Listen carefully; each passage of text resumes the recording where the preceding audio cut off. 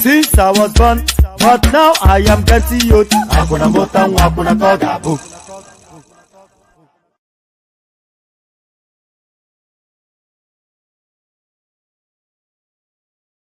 Release President Buzum. Release President Buzum. So either he goes to President Bongo in Gabon, or he goes to Morocco or to Algeria.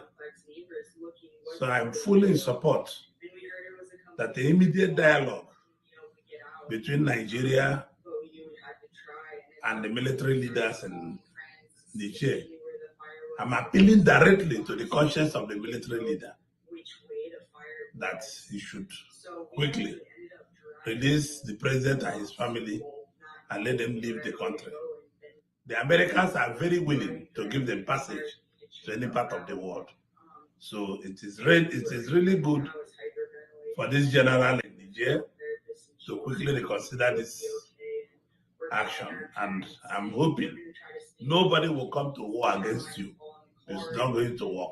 As long as you release the former president and his children and give them a safe passage out of the country.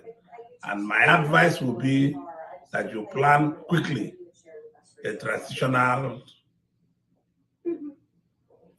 program to civilian rule as soon as possible, so that Niger will restore to civil instead of military rule. I hope we'll be wise to play together. In as much we don't want any military attack, we should also do what is right by releasing the former Nigerian president to have a right of passage into any of the country, please. Thank you very much.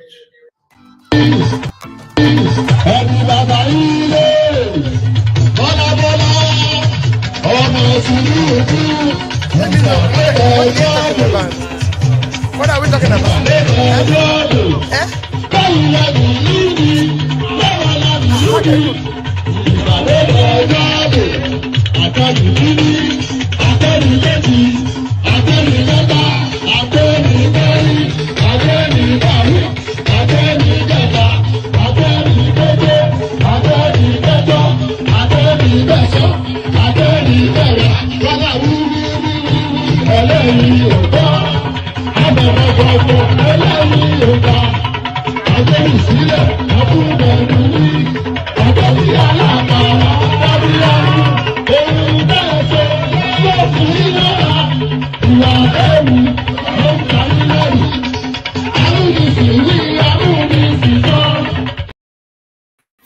And there it is, ding dong. So there it is, ding dong. And here we are. Here we go again. Here we go again. So here we go again. So we're now in the full throes of the weekend. A Saturday here where I am. Would you believe that it's a Sunday already in some places of this world? Probably even a Monday somewhere. But good day to you wherever you are. Good to have you here. Good to be in your company. And how are you? So how are you? I hope you had a wonderful day. I've been eating a little bit of suya, you know, so that always cheers me up. What cheers you up? What's your comfort food? What's your go-to food? I bet you people have been abroad so long, you always go to chocolate. No, I go to traditional Nigerian food. So good to see you, good to have you here, and how are you? So here we go again. Another God knows however long in each other's company. So lean back, kick back, take it easy, relax into it. Do this. Put your hands up like I'm doing now, and then surrender yourself to the space for however long the session lasts. So just surrender.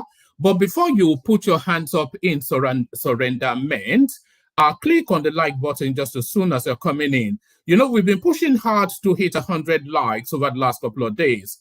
We've been a hop, skip, and a jump away from it. 90-something thereabout, but we're determined to cross that threshold today. So set us on our way to that at least a minimum of 100 likes. So set us on our way by clicking on the like button. So do that immediately and right now. So click on like and click on subscribe as well if you haven't done that. So we're really pushing hard on the algorithm just so that we can be presented more to more faces. So click on like, click on subscribe. And then you see that hyperlink that says StreamYard. That's your invitation to come and join us on the screen. So if you feel inclined to come and share your thoughts, then just do that. Click on that hyperlink that says StreamYard. It brings you into a studio space. Soon as I finish reading out the body of the talking points, I'll let you onto the screen and the conversation ensues. There's nothing more to it than that. It's not complicated or complex. It's not hard maths. It's not physics. It's just talking. So if you can formulate thoughts in your head and you can vocalize it in an utterance, then you have all that is needed to be on the screen. We're forever canvassing for new dynamic voices to add different dimensions to what we do. So come add your dimension to the conversation because we're always on a talent spot.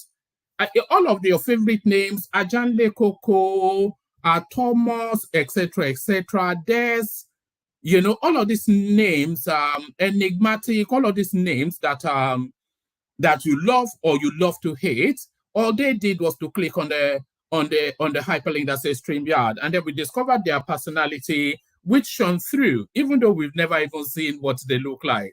Maybe I should start insisting that people switch on their cameras, but no, click on that hyperlink that says StreamYard. Come join us on the screen. So come join us on the screen. So there's three things you're doing. You're clicking on the like button. That is compulsory. You categorically must do that. So click on like. Then click on subscribe. So you only have to click on subscribe once. If it's showing red on your screen, then you've not fulfilled all righteousness yet. So fulfill all righteousness by graying out the subscription button on your screen. So click on like and subscribe. And then the hyperlink that says StreamYard, especially if you've not been on the screen before, we're looking to hear from you. So do all those. But what are we talking about today? The same topic still seizes the top ends of the news cycle. So here we go. But a new inflection on patriotic Nigerians calling on us to overthrow Tinubu. So this is the military now. You know, this is the military now, and all of the heady mix that is usually mixed into that portion of a military coup are there in play now. So the whole of that sub-region is going through a wave of a coup after coup after coup, and that's always the backdrop to a coup in Nigeria. So in the course of that wave, we often instances have a coup in Nigeria. So that's one. And then there is agitation in the land, especially the disquiet of people who have lost an election and threatening the state of the country. So that's two. But then more potently, what more than anything else can lead to the possibility of what more than anything else can lead to the possibility of a military coup in Nigeria is Tinubu threatening the traditional spaces of corruption. So the round tripping of our hard currency, he's closed that down, and then the free looting in the subsidy, he's closed that down. So those two spaces, more than anything else, brings about a real possibility. I can't speak, you know. Those more than anything else, those two spaces, more than anything else, brings about a real possibility of the prospects of a military coup, to the point that the armed forces are under pressure and they are crying out to the country. Unpatriotic Nigerians calling on us to overthrow Tinubu, and this is the military speaking. So it'll be quite a spectacle if that actually happens, but it'll be a spectacle, but it will not be an unknown thing. That's just the thing. Actually, before I go on to the next talking point, I am a bit conflated if I want to see a military coup in Nigeria or not. You know, the one thing I don't want to see is a bloody military coup. But then the second thing I don't want to see is the truncation of a democratic dispensation. But then what I want to see more than anything else is the jettisoning of that constitution that vests our looting opportunities on no less than 1,000 people to continue to kill and rob us for decades and decades. So if we had a military coup and that constitution is jetted, anyway, we'll have all of that in the conversations to come. But I am a bit conflated. I'm not sure if I'm averse to it or not. I'm not sure if I am averse to it or not. So I'm not sure if I am adverse to it or not. On to the next headline. Ministers, how power play gang up forced El-Rufai out. So El-Rufai now, it is never over till the fat lady sings, but the prospect of El-Rufai being a participant in this particular administration is looking further and further remote. But what has led to the machinations? Because really, when they say that somebody was served up, you know, that metaphor, this is a good example that exemplifies that metaphor. If they say somebody was served up. So now, El-Rufai helped to bring about Tinubu. He at least a good 5 to 7 to 10%, if not 15%, of what has brought about the Tinubu administration. So he's a significant player in the birthing, in the bringing about of the Tinubu administration. So that's one. But then in the course of all of that, he said he was a bit fed up with governance, that he's 63, and he gets to a point where you have to take a step back.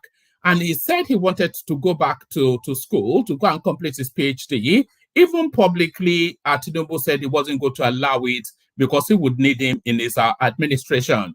So Tinubu courted this guy publicly, even though this guy was a bit reticent to be yet in another administration, Tinubu courted him publicly.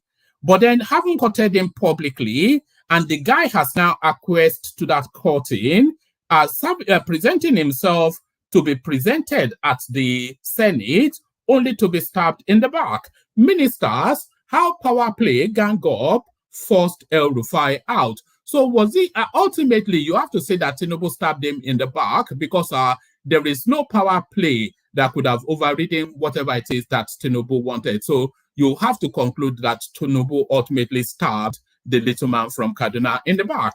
Niger coup.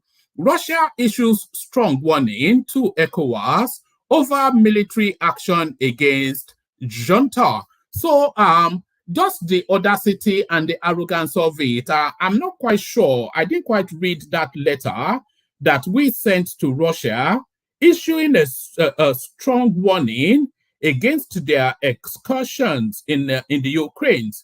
So you have to remind me if we sent that letter.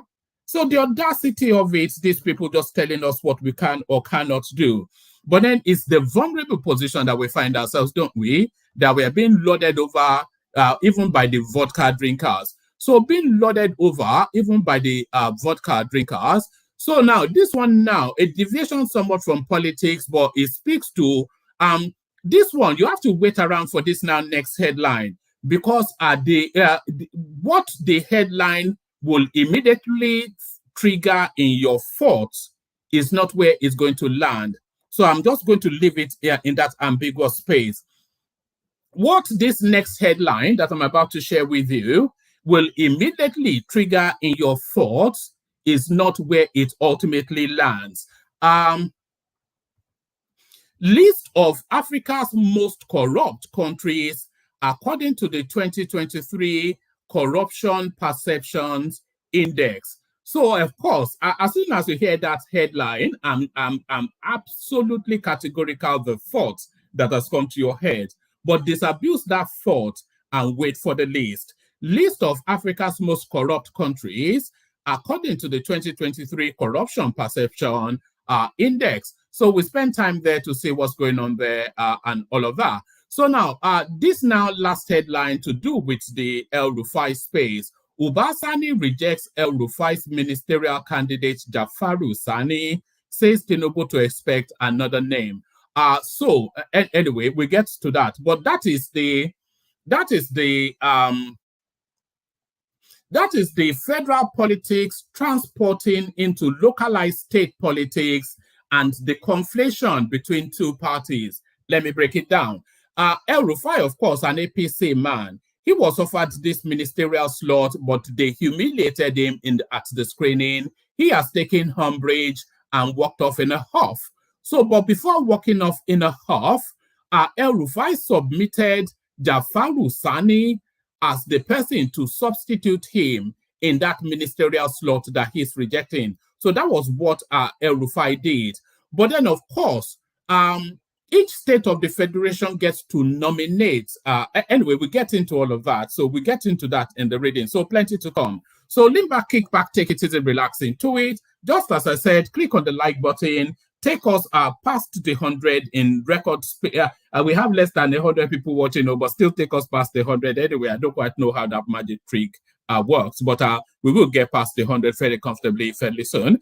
But click on the like button just as soon as you're coming in. Subscribe if you haven't done that already. Hyperlink that says StreamYard, your invitation to come and join me on the screen. And I'm not even mentioning the coffee anymore because you guys have absolutely abandoned it. But let me go to the K guides just to catch a micro break. Water, only water, only water, where they see ma. Water, only water, where they see ma.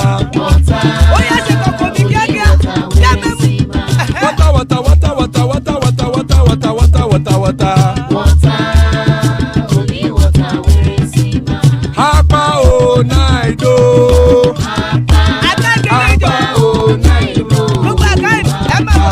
Hapa you don't come o.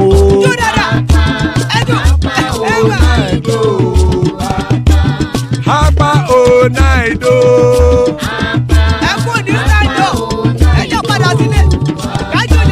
Oro keke elemu ye o. Oro keke Master kẹ̀kẹ́rẹ́ lẹ́mùrẹ́ o. Chief Wáìlà tí kẹ̀kẹ́rẹ́ lẹ́mùrẹ́ o. Eruku lẹ̀lẹ̀ ẹlẹ́mùdé. Eruku lẹ̀lẹ̀ ẹgbẹ́ ẹlẹ́mùdóde ojàre o. Eruku lẹ̀lẹ̀ Ghana ti dé ẹgbẹ́ bọ́dì o. Ọmọ ẹlẹ́yẹ ẹyẹ o ó dilé o. Odúyẹ̀lá ẹyẹ o ó dilé o. Petrosonama ẹyẹ o ó dilé o. Petrosodúnkẹ́ ẹyẹ rẹ̀ ó dilé o. Ẹlẹ́kọ̀ ọ̀run mú ìní o.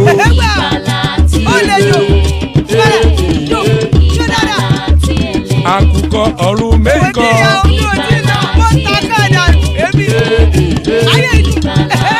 Ikú kò ní rí wà gbéṣe o.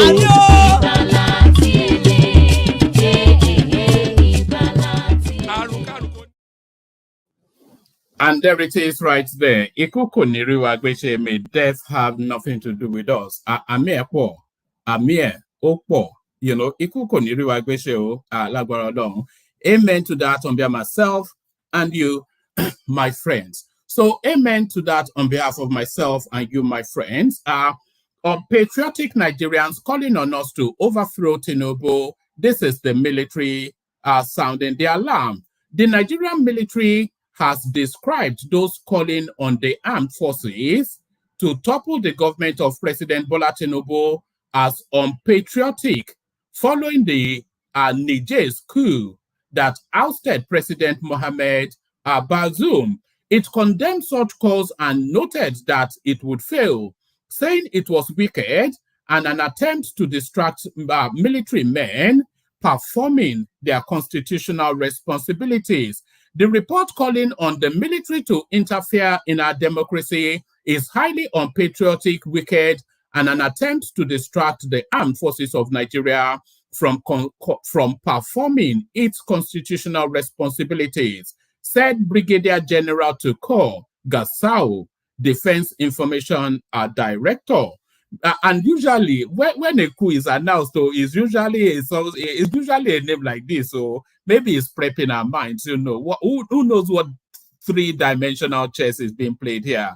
But often instances when you hear "I Brigadier General" is usually followed by a name like this, Tukur Gusau. So yes, the report calling on the military to interfere in our democracy is highly unpatriotic, wicked, and an attempt to distract the armed forces of Nigeria from performing its constitutional responsibilities, said Brigadier General Tukur Gusau, Defense Information Director.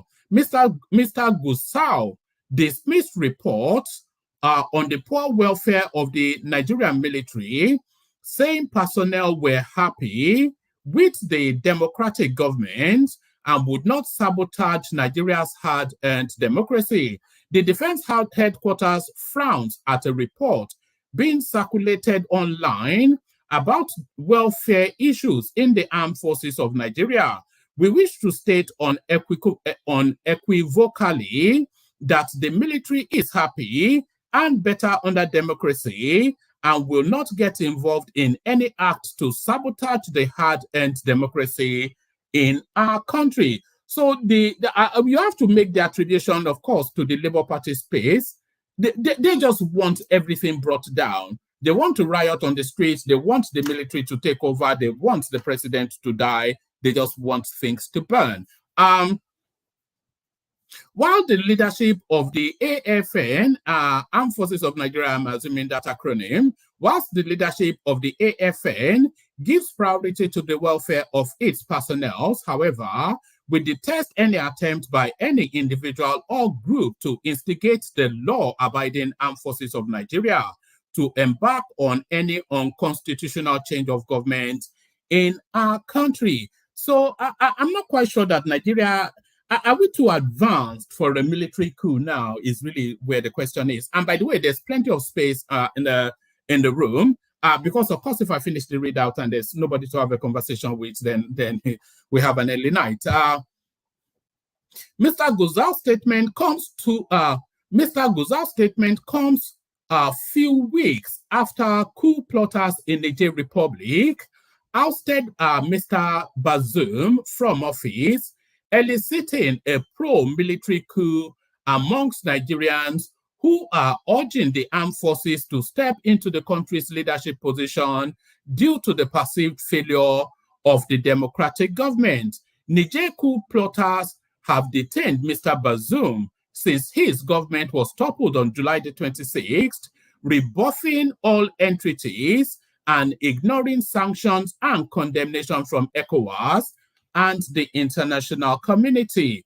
ECOWAS leaders had charged the regional body's standby force to restore constitutional order in Niger at the second extraordinary summit on the socio-political situation in Niger in Abuja on Thursday. This came after Niger's military junta announced a new government, naming Ali Mahaman, something or the other, prime minister, to lead 21 other new ministers forming the new government. So there it is right there. They call for a military coup in Nigeria. So they call for a military. Like I said, I am a bit conflicted on that. I would not, I abhor military administration, but the sort of governance that we have at the moment is just not fit for purpose. The way that constitution was written, it was written to keep the Nigerian person in perpetual servitude to Nigerian governors. It was written to keep the Nigerian person, and it's upside down. Because the government should be in servitude to the people, not the other way around. So long as we have that constitution that we're operating, that country will never make progress. And if they want to change the constitution, it's such a slow and laborious process that it could take 100 years just to make any meaningful movement, just drip by drip by drip. So, but if you had a military incursion, that completely abandons that constitution and a totally new one can be rewritten. But do we want to subsist under a military dispensation? So that is where the conflation is. Jump on board. Come share thoughts about that with me. Jump on board. Come share thoughts about that with me. And it looks as though that military dispensation has certainly settled in Niger Republic, whether you like it or not. And it looks as though now they have powerful backers. Niger coup, Russia issues strong warning to ECOWAS over military action against junta. Russia has sent strong warning to West African leaders under the Economic Community of West African States. Recall that the leaders of ECOWAS member states met in Abuja on Thursday, August the 10th, and resolved to activate a military standby force in a bid to restore constitutional democracy to Niger and reinstate ousted President Mohamed Bazoum. ECOWAS chairman and Nigeria's President Bola Ahmed Tinubu had maintained during the meeting that no option is off the table, including the use of force as a last resort. Reacting, President Vladimir, we all know his name, I don't quite know why I can't pronounce it. Reacting, President Vladimir Putin, reacting, President Putin-led government warned that military intervention in Niger could lead to a protracted confrontation after regional bloc ECOWAS said it will assemble a standby force, a BBC News report. Such an intervention would destabilize the Sahel region as a whole, the Russian foreign minister said. Meanwhile, the report further indicated that Russia does not formally back the coup. So, there are two standards to this. this may well be just a general warning of caution, because it goes on to learn that Russia does not formally back the coup, or this could also be a potent warning to the ECOWAS sub-region that, look, don't go there, otherwise we'll destroy you. And the possibility, you know, it's not so much going in and kicking these boys out that the problem is going in, kicking those boys out, and then getting locked in there in some protracted, never-ending for years and decades sort of occupation. That is what it is. Because if these people are able to radicalize their people against you, and they're not going to radicalize their people against ECOWAS, by the way, they're going to radicalize their people against Nigeria, because Nigeria is the arrowhead of this narrative that is going on now. So if these people are able to radicalize their people against the Nigerian state, they will wipe us out, because they don't care for life. They will just throw guns and rifles in the arms of everybody and say, cross the border and wipe them out. So I think that might well be what the Russians are warning about. Niger coup supporters rally, but the United States, which backs efforts to restore the post leader, Mohamed Bazoum, says its Wagner group is taking advantage of the instability. Thousands of people gathered in Niger's capital on Friday, August the 11th, to demonstrate in favor of last month's coup, as regional leaders were considering military intervention to restore civilian rule. Reuters report. The coup supporters, some waving Russian flags, protested at a French military base near the capital, Niamey, chanting "Down with France, down with ECOWAS." Nigerian military, so that's that space. So that's the warning from the Russians. Don't go in, or we may just be forced to wipe you out. So this now next headline is a bit of a cleaning up exercise, really just to debunk fake news. Coup d'etat, Nigerian embassy in Niger Republic set on fire. So this is a fact check. So because there was that video circulating just all over social media, but let's now see just what they have to say. It says, so this is the official statement from Ministry of Foreign Affairs.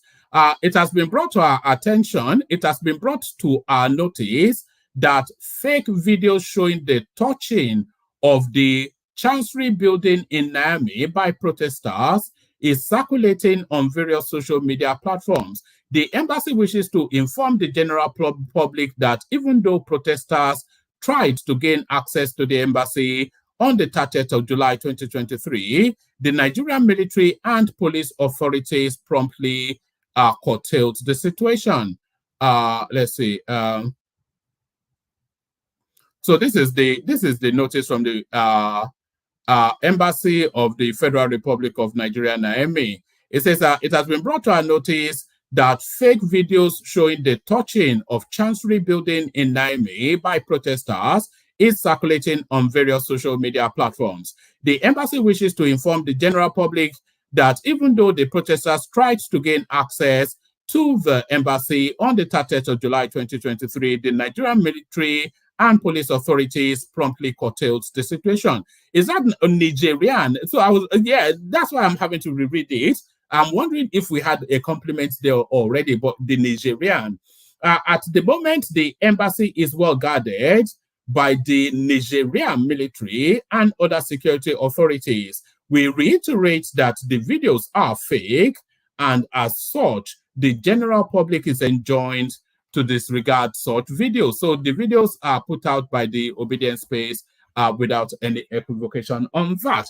No equivocation on that, but equivocate this. Ministers, how power play gang up forced El-Rufai out. So the little man, Little Finger, as we like to call him, from Kaduna. Do you remember Little Finger from Game of Thrones? This is what this guy puts me in mind of. The Little Finger from Kaduna. A former governor of Kaduna State, Malam Nasir El-Rufai, took many by surprise when he withdrew his ministerial nomination before President Bola Ahmed Tinubu and soon after jetted out of the country. The former governor and one-time minister of the Federal Capital Territory, FCT, was one of the 48 persons nominated by President Tinubu as ministers in July. El-Rufai's name had emerged in the first batch of 28 nominees forwarded to the National Assembly for approval on July the 27th.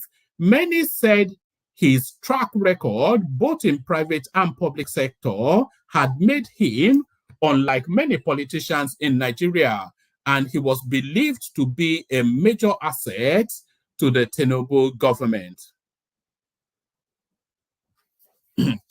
Sources said this was why President Tinubu included his name as the one to drive what was to become a new Ministry of Power and Energy.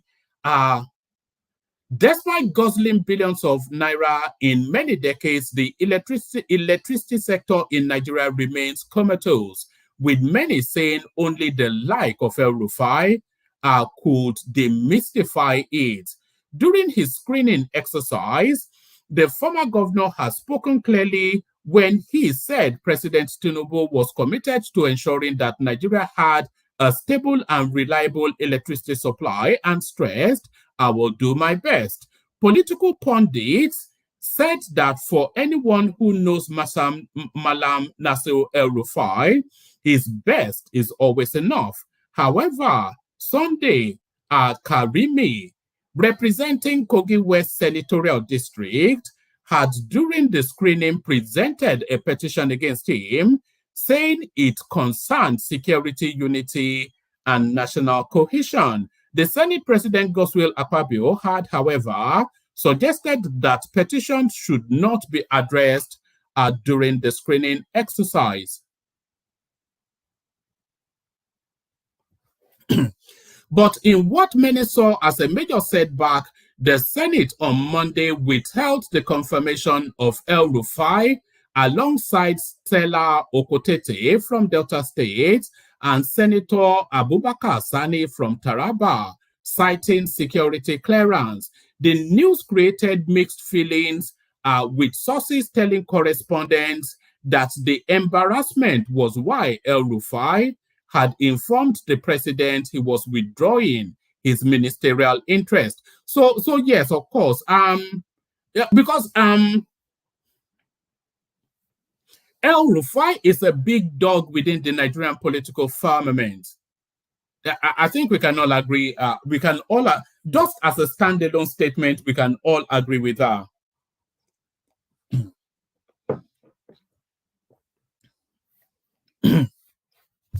El-Rufai is a big dog within the Nigerian political firmament. We can all agree with that. But what sort of a dog? Is it a Labrador or a poodle? Is this the thing? It's not a poodle anyway, because a poodle is not a big dog. But you know the metaphor that I'm laboring. El-Rufai is an entity within the Nigerian political space. So what sort of entity you are attributing him to depends on your own political inflection. But you cannot say that he's not an entity. He is an entity. So that's one. But him not being able to clear security is a political move. There's no... El-Rufai has been in the public glare for, what, is it 30 years? He came in with Obasanjo, and he has not been out of government ever since, more or less. You know, so, I mean, what security clearance could impede somebody like that? Because his quantity is known for the last 30 years. So what security clearance could be an impediment to his confirmation? So that is to tell you that it is really politics that is at play here. But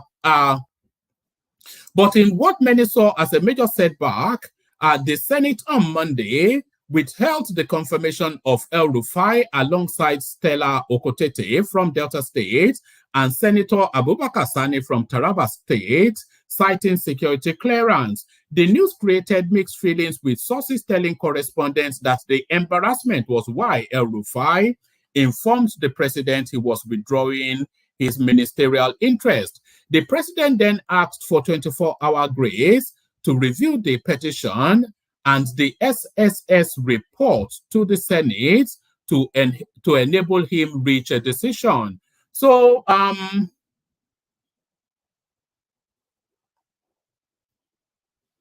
it's a funny situation because it is my instinct that Tinubu wants El-Rufai in his government.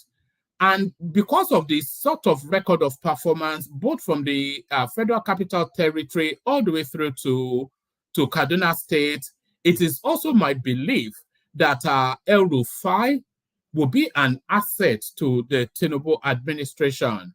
And if they are going to create that sort of synergized electricity energy portfolio and have him oversight it, it is my belief that that will be a perfect fit. So all of that works. But what triggered this is really where the question is, because they must have seen something significant enough for Tinubu to pause for thought. It cannot just be politics. So what is in that security report? It is really the question. The president then asked for 24-hour grace to review the petitions and the SSS report to the Senate to enable him reach a decision. As at Friday, correspondents learned that the former governor had left the country for Egypt after making his position clear to President Tinubu. Despite his withdrawal, he had met with stakeholders from the power and energy sector, where he urged them to support whoever will be the next Minister of Power and Energy. Even after he made the decision to withdraw, he held meetings with local meter manufacturers and other stakeholders in the power and energy sector, where he urged them to work with whoever would come in as minister, sources inform. So he's already even attributed the portfolio to himself. However, fresh facts emerged Friday on why El-Rufai, known for his track record of getting the job done, will be shut down by a mere petition. Sources said the power play and gang up against El-Rufai came from various angles, including the presidency. The petition and alleged security concerns, correspondents gathered, were mere ruse cooked up by some powerful persons to frustrate the former governor's chances. Some very powerful Nigerians, it appears, are not comfortable with the kind of reforms El-Rufai was bringing to the power and energy sector. A source who asked for anonymity said, every reform attracts some form of resistance, and so what El-Rufai did as the Minister of the Federal Capital Territory was possibly because he had the tenacity to do it, but also because he had the support of his principal, former President Olusegun Obasanjo. People still tried to stand in the way of the reforms, but because there was political will, it was done. Other sources told correspondents that El-Rufai's decision to withdraw his ministerial appointment was as a result of the president's body language, which the former minister was disappointed with. Yes, you can already say that, and just as early as yesterday's session, we were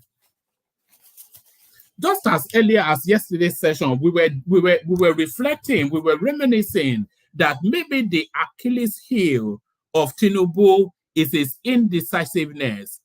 That might well be his Achilles heel. That might well be that one fault line in his character makeup that might ultimately prove to be an undoing. And because if he's made the decision to have El-Rufai, he would just tell Akpabio to clear him, because that was why he fought so hard to put Akpabio in that seat. So he would have just told Akpabio to clear him. He would have told Nuru Dibado to clear him, and he would have celebrated him as his golden boy. And that was the expectation of El-Rufai. But because Tinubu is somewhat dilly-dallying. El-Rufai, who is a man of straightforward, straight shooting, he may well even be starting to lose confidence somewhat that even if I get on this ministerial thing, if I make a decision, will it be overturned when they go to this guy? So he's just saying, damn you all, and is stormed off to Egypt to go and hang out with his fundamentalist friends there. Other sources told correspondents that El-Rufai's decision to withdraw his ministerial appointment was as a result of the president's body language, which the former minister was disappointed with. Correspondents gathered that the former governor of Kaduna State, who returned to the country from London on Monday, had met with Tinubu on Tuesday. He was said to have led some members of the team he had assembled to the villa on Wednesday, where they made a presentation. However, a source close to the former minister told correspondents that El-Rufai had made his decision to withdraw his ministerial appointment even before meeting with the president. What happened on Monday? What happened on Monday could not have happened except there was some kind of nod and wink from the place where the nomination came from, said a source referring to the body language of President Bola Tinubu. He said for someone who never asked for an appointment, El-Rufai was unfairly treated. He never begged for it. In fact, he was begged to come and work for them. And when he finally agreed, they subjected him to what happened on Monday. Some very powerful people are not comfortable with him, and the president is now part of it. Why will the State Security Service, SSS, clear people with corruption cases, some nationally and even internationally, and then fail to clear El-Rufai? It is political. And it is unfortunate that the president would allow himself to be part of this. Another source said, maybe this Tinubu is not turning out to be who we anticipated he was. Please continue to push up the like button. Push up the like button. Let the like button at all times reflect at least halfway the viewership, if not more. Correspondents gathered that El-Rufai was actually working on his doctoral field work at the time of his nomination. Those close to him said he would carry on with his studies. If you nominate someone and you later change your mind, you decide that kind of things. If you nominate someone and you later change your mind, you decide that the kind of things he is likely to do, you may not be able to support him, then you should invite him and say, look, I think we should find a different way of working together. Maybe he should not take a full-time role, a source said. So this is actually strike two on that ministerial journey by Tinubu. Remember, of course, that Shetima girl that was dressed up to the nines with the dark shades and everything, all designered up, to land at the Senate, only to be turned back that her name had been withdrawn. So this sort of amateurish sort of thing is not at all the expectation.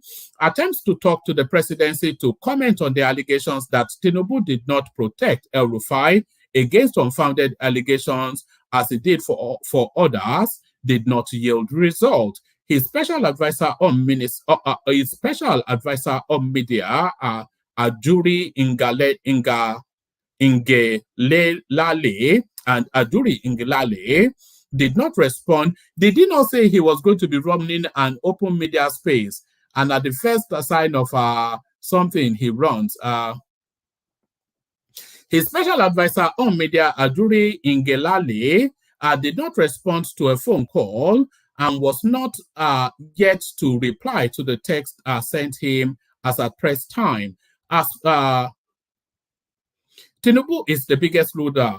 Speaking on the development, an associate professor of political sociology from the University of Abuja, Abubakar Kari, said El-Rufai was caught in the labyrinth of intricate power play and machinations by his political adversaries and those afraid of his rising profile, which they feared could be enhanced by another stint as a minister.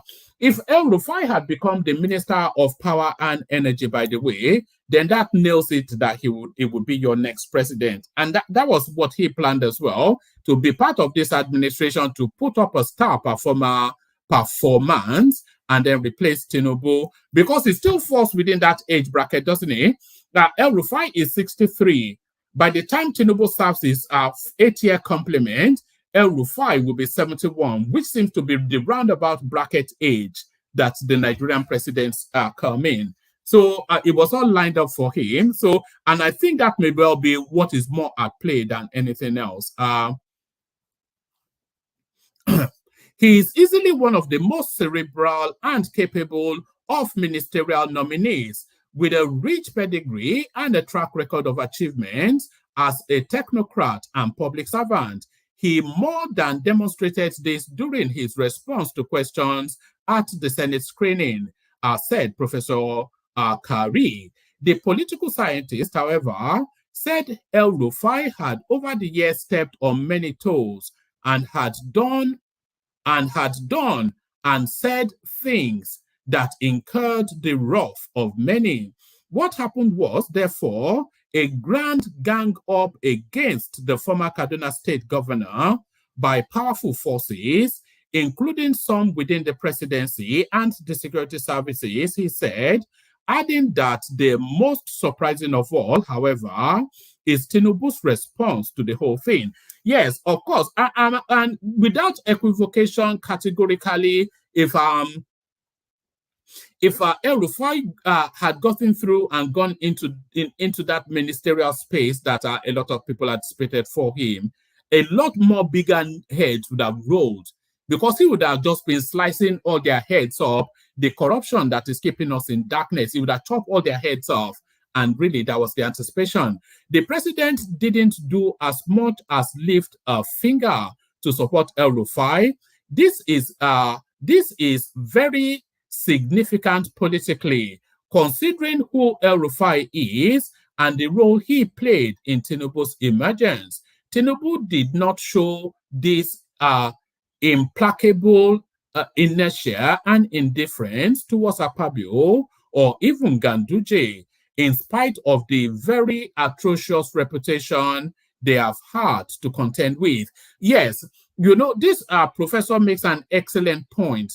If Tinubu can fight, and we saw him fought tooth and nail to install Akpabio, one of the most corrupt elements known in Nigeria, and Ganduje, who the whole world saw pocketing millions of dollars in his babariga, if he can force them through into positions that he feels they can be of service, then some security report by some senator from Kogi West, how can that be an impediment to El-Rufai being a minister? And if he did not want El-Rufai as a minister at all, why set him up in this way? That is really where the mystery is. Kari stressed that the greatest loser in the end was the Tinubu administration, as well as those who believe that El-Rufai has the capacity and competence to make real difference. He said such power play in the Tinubu administration may damage or at least negatively impact on the administration. A lot of energy, time, and resources will be dissipated in infighting by desperate and feuding groups within the government. The notorious phenomenon of Aso Rock cabal that has bogged down administrations in recent past is gradually emerging. So the Tinubu cabal taking shape, in fact, the Tinubu cabal is already in play, and at the head of that cabal, so we can already start to identify. But the only thing that about the Tinubu cabal is that it is not an ethnicized cabal, but the Tinubu cabal is certainly already taking shape. Ganduje is part of that cabal without equivocation.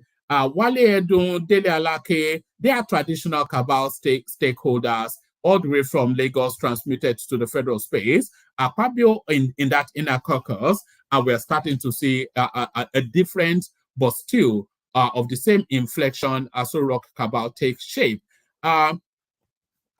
The notorious phenomenon of Asorok Cabal that has bogged down administrations in recent past is gradually emerging. The administration may also be deprived of the quality and competent individuals who would be sacrificed or dispensed with at the altar of intrigue, he said. The special advisor to the president on media and publicity, Ajuri Ngelale, is yet to reply, so he's hiding away inside his phone. So there it is. The text message sent to get reaction to the allegations from sources around Malam Nasir El-Rufai that his ministerial confirmation faced hitches because the presidency did not push enough for it, as some nominees screened and cleared by the Senate had more serious issues than the former governor of Kaduna State. So that was the text that they sent to Ajuri, but he's gone away to hide inside his phone. So he's gone away to hide inside his phone. Let's go on. So those are the intricate intrigues that are, we have to look forward to.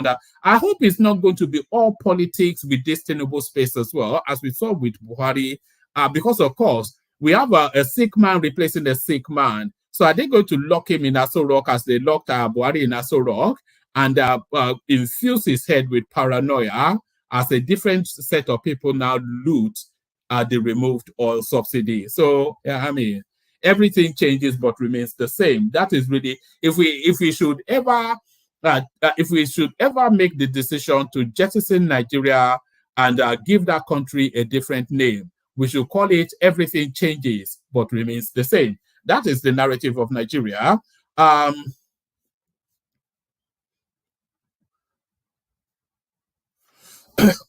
right. Let me give you a couple more, and then we come into the room. As I said, the room is not especially populated, so we'll see how that goes. If you want to join, hop on. Let me give you this. Protesters hit Kano Street to kick against ECOWAS planned military intervention in Niger. So yes, this is not really what the read. You already know what's going on there. But let me take you now to this space, which is what the read. So I did tell you to wait in anticipation of this. So now, it's not as you imagine. That's just all I'm saying. List of Africa's most corrupt countries according to the 2023 Corruption Perception Index. So let's see. Certainly, the person you are expecting at the top is not there. So I can give you that as a first disappointment.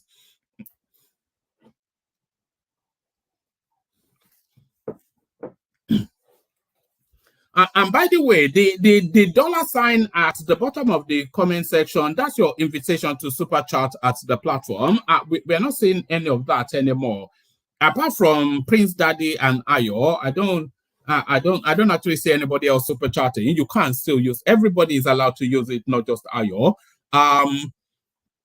In the realm of global economics and political landscapes, the issue of corruption remains a pressing concern. The recently released 2023 Corruption Perception Index sheds light on the state of corruption in African countries. Drawing from this index, we present a list of the most corrupt countries in Africa based on their scores. It is essential to acknowledge that these rankings serve as a reflection of perceived corruption level and may not necessarily represent the full extent of corruption within these countries. So this is a perception list, by the way. This is not condensed statistical table. So let me put it that way. So perception. So Somalia tops that list. Topping the list is Somalia, etc., etc. South Sudan. I'm not quite sure there's even money in South Sudan for anybody to participate in corruption. Plagued with conflict and limited resources, South Sudan's governance struggles have led to high corruption perception. Libya, political turmoil, Equatorial Guinea, So these are all the coup spaces. Despite its oil wealth, I didn't know they had oil in Equatorial Guinea. Equatorial Guinea faces allegations of widespread corruption and lack of transparency. Burundi, Comoros, Chad. So that Chad is number 7. Democratic Republic of Congo. So that should really be the wealthiest country. There's no desired or sought after mineral on this planet that is not available in abundant quantity in the Congo. There's a particular component that is an essential component of all of the phones that you're all carrying. Somebody will remind me the name of it. 90% of it they get from the Congo, but it's still poverty reading. So that's number 8 on the corruption index. Guinea-Bissau, and you may very quickly start to form the conclusion that these are all francophone countries. Actually, let's do a francophone count of it, and then let's do it rather on francophone, anglophone. Somalia, I'm not sure who colonized Somalia. I think that may well be the Italians. So South Sudan, I think that's the French, certainly. Libya, certainly the Italians. Equatorial Guinea, the French. Burundi, I'm not sure. Comoros, I'm not sure. Chad, certainly the French. So that's 3 French now. The Democratic Republic of Congo now, of course, French. Guinea-Bissau, that's number 6. French.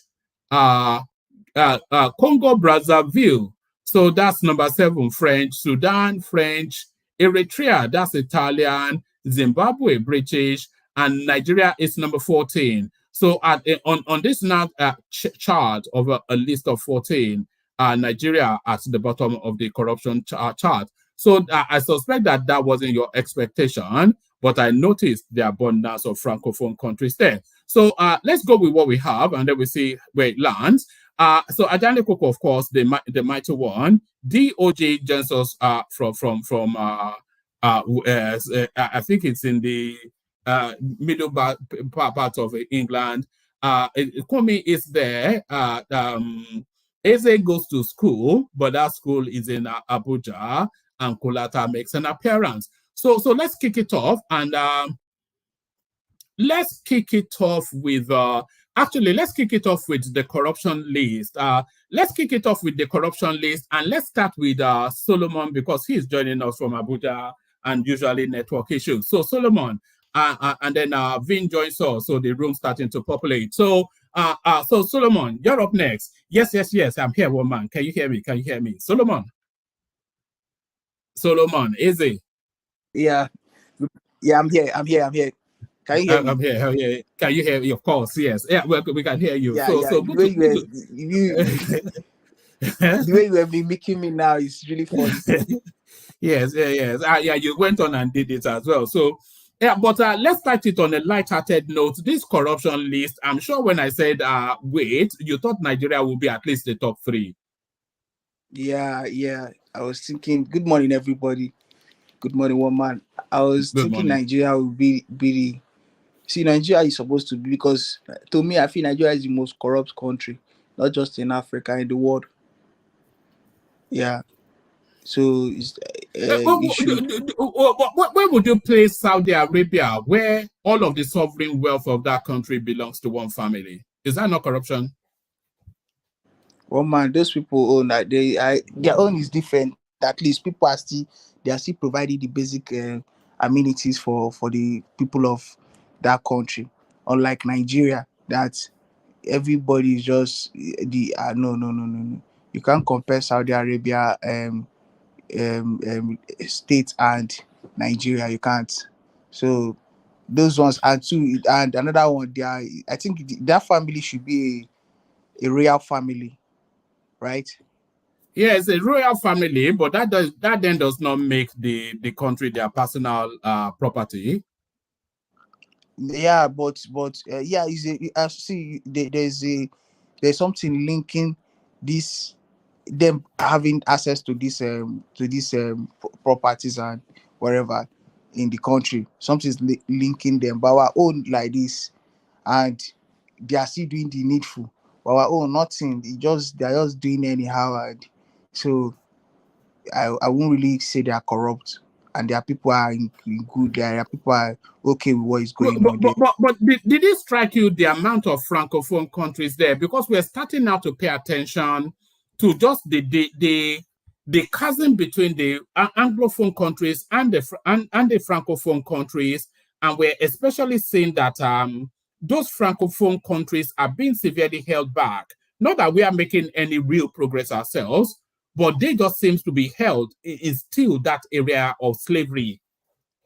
Yeah, that direct rule that they used in the colonial days, that thing really, that was what even made the foundation of the French people's foundation to be very strong, firm in these francophone territories. Sorry, because of how, that their direct direct rule.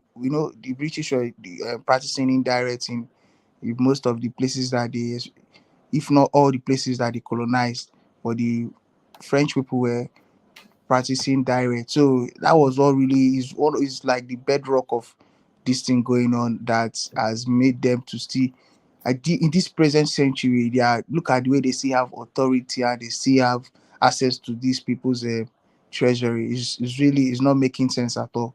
So it's good that Yeah, no, land that thought, yeah. yeah, it's good that the people are resisting now. But one thing again I feel now is like we should not. We are like, especially in this Tinubu's involvement in this ECOWAS and the Niger stuff. I think we should be diplomatic and we should be reasonable in terms of taking decision or making decision, because these people are our fellow black people. This is their own liberation they are fighting for.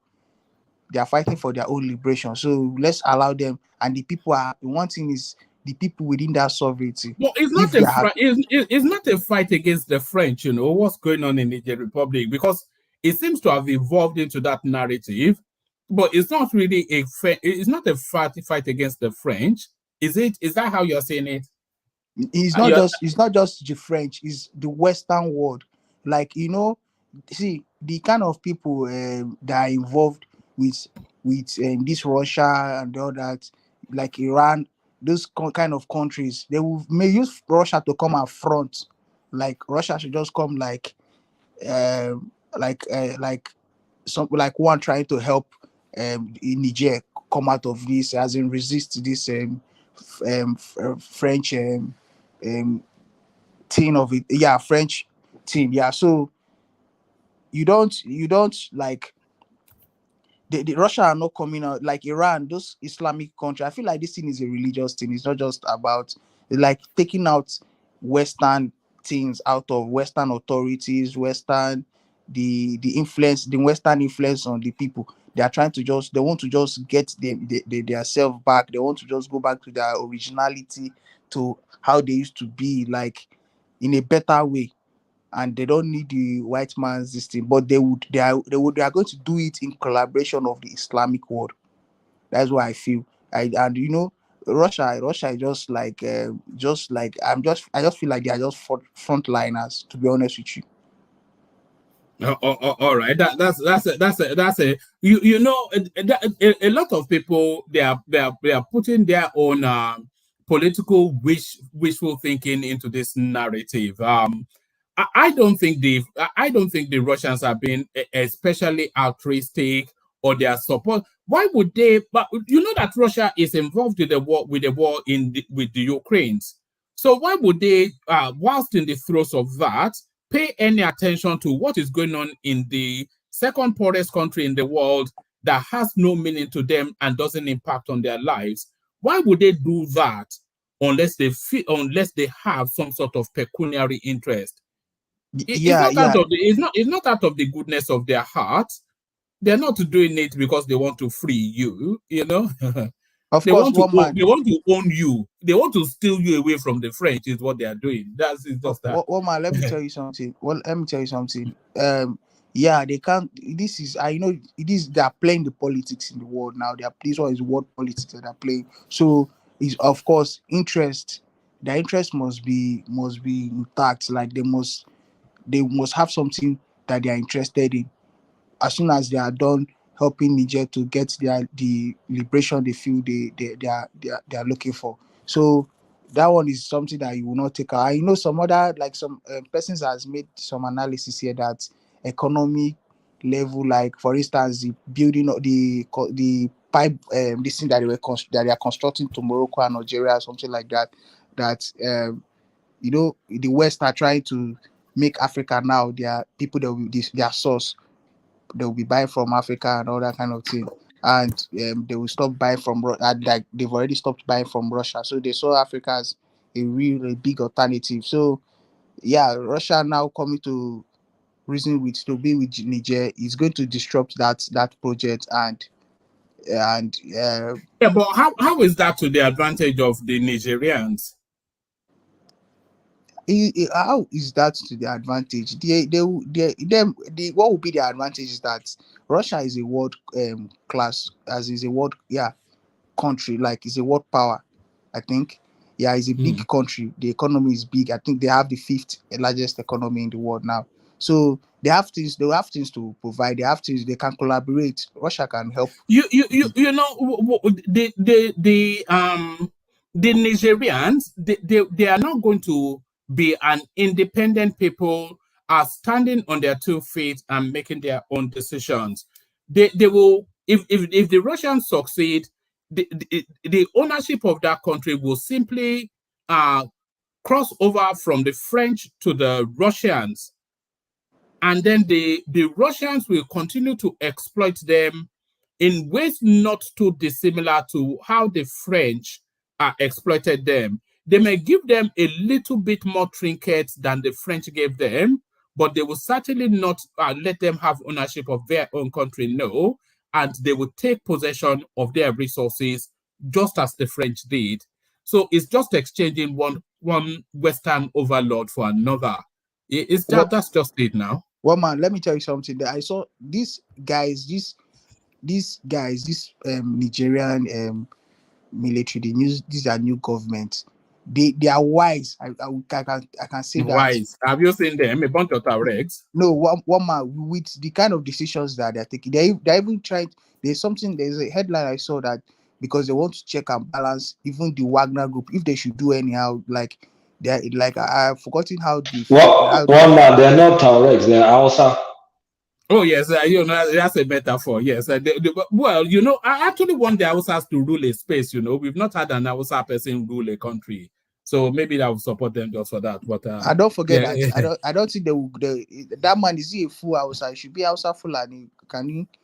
No, it looks more Hausa actually. It's full Hausa.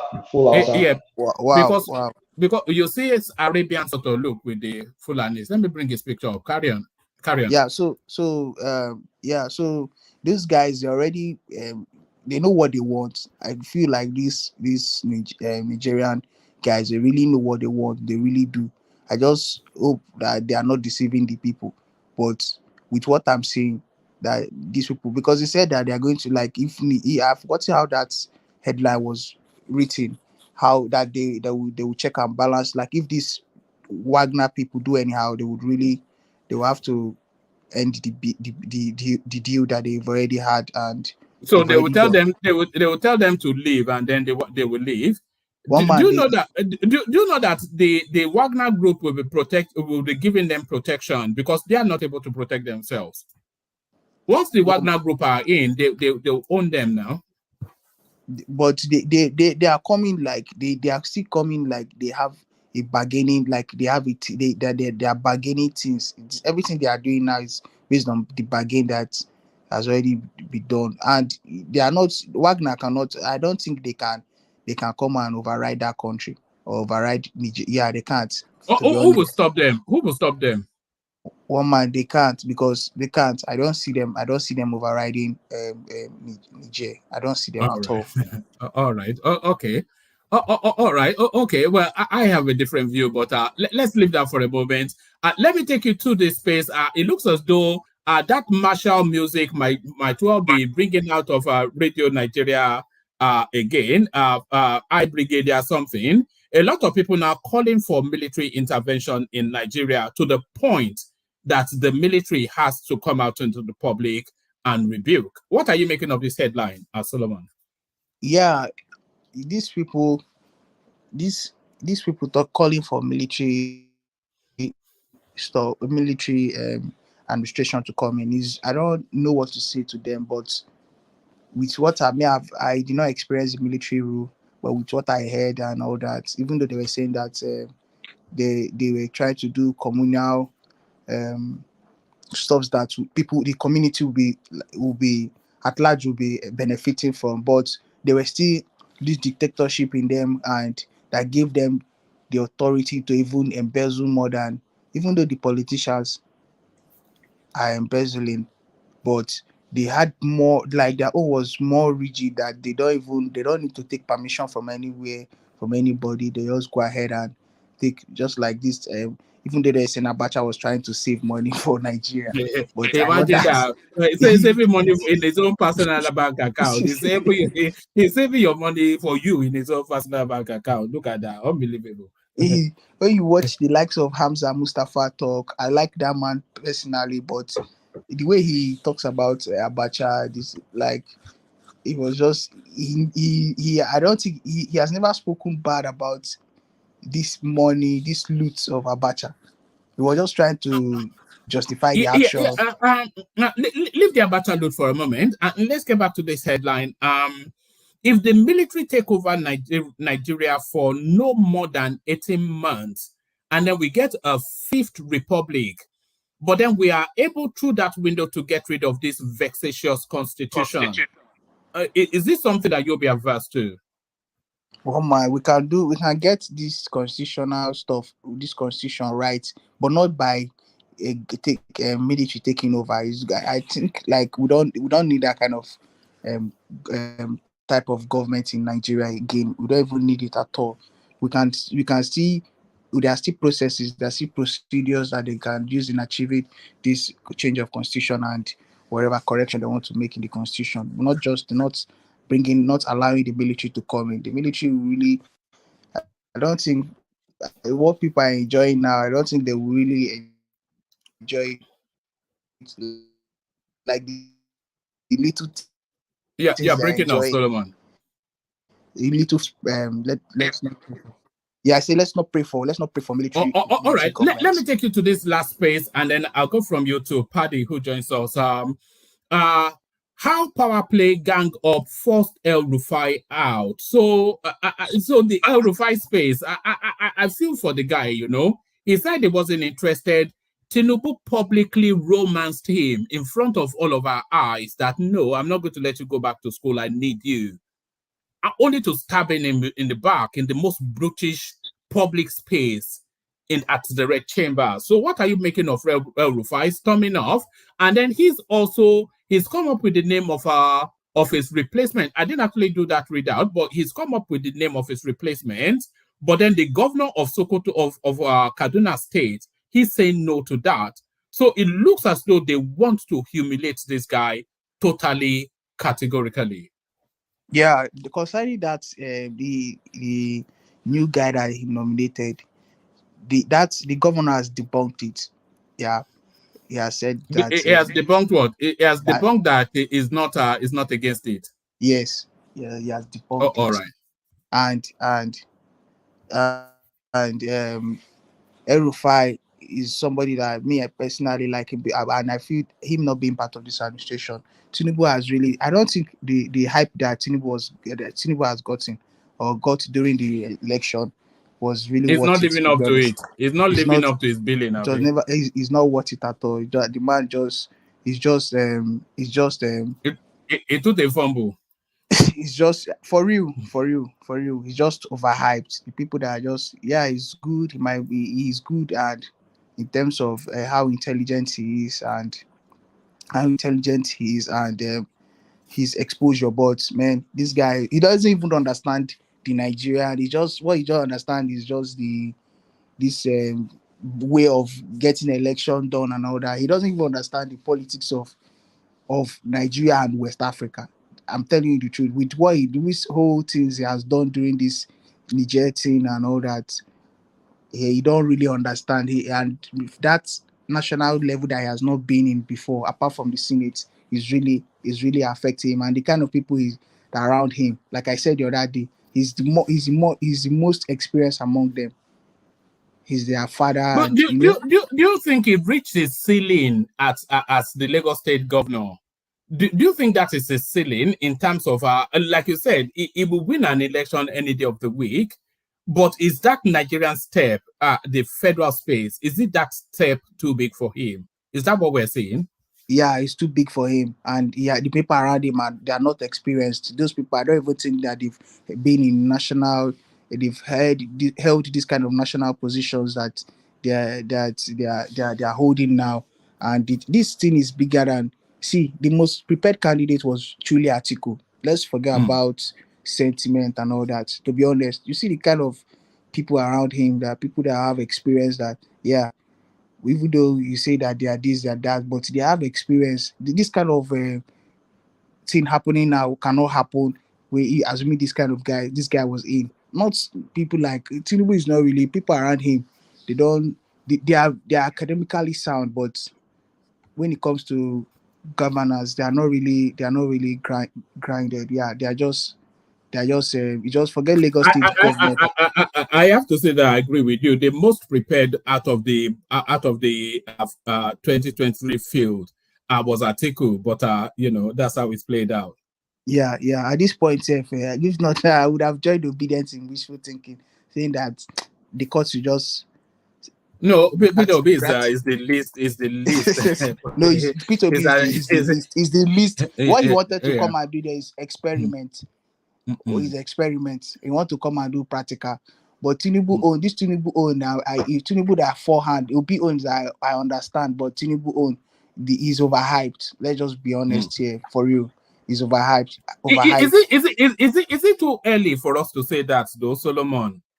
He's only in his third month. Just are we not giving him a settling in period?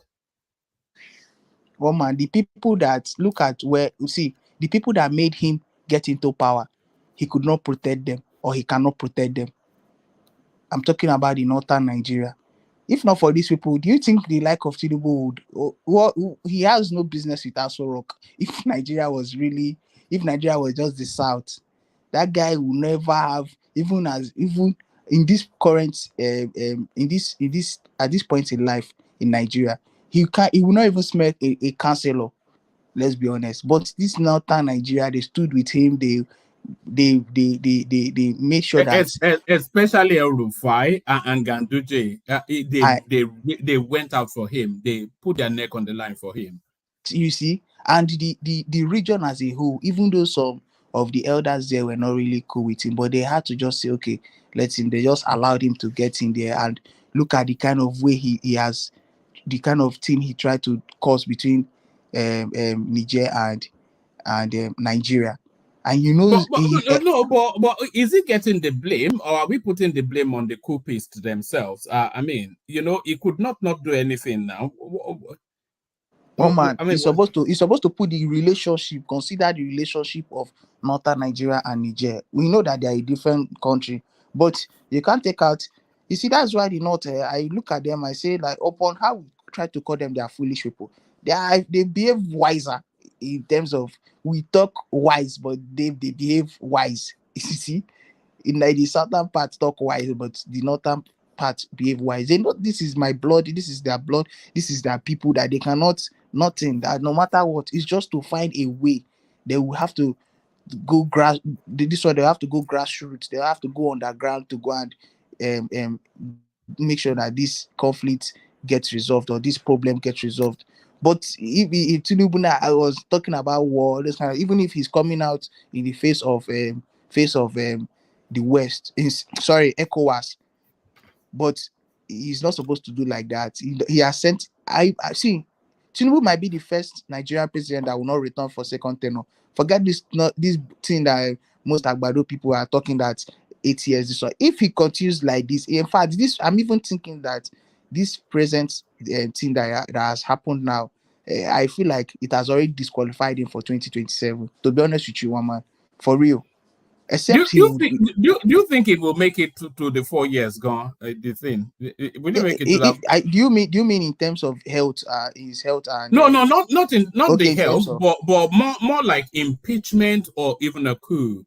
I think Akpabio will try and protect him as much as he can, but the highest number of compliments is from the north in the parliament, and if so in terms of impeachment or a coup, even do you think he will make it to the to 2027? Yeah, he can he can make it. He can make it to 2027. He can make it to see for coup.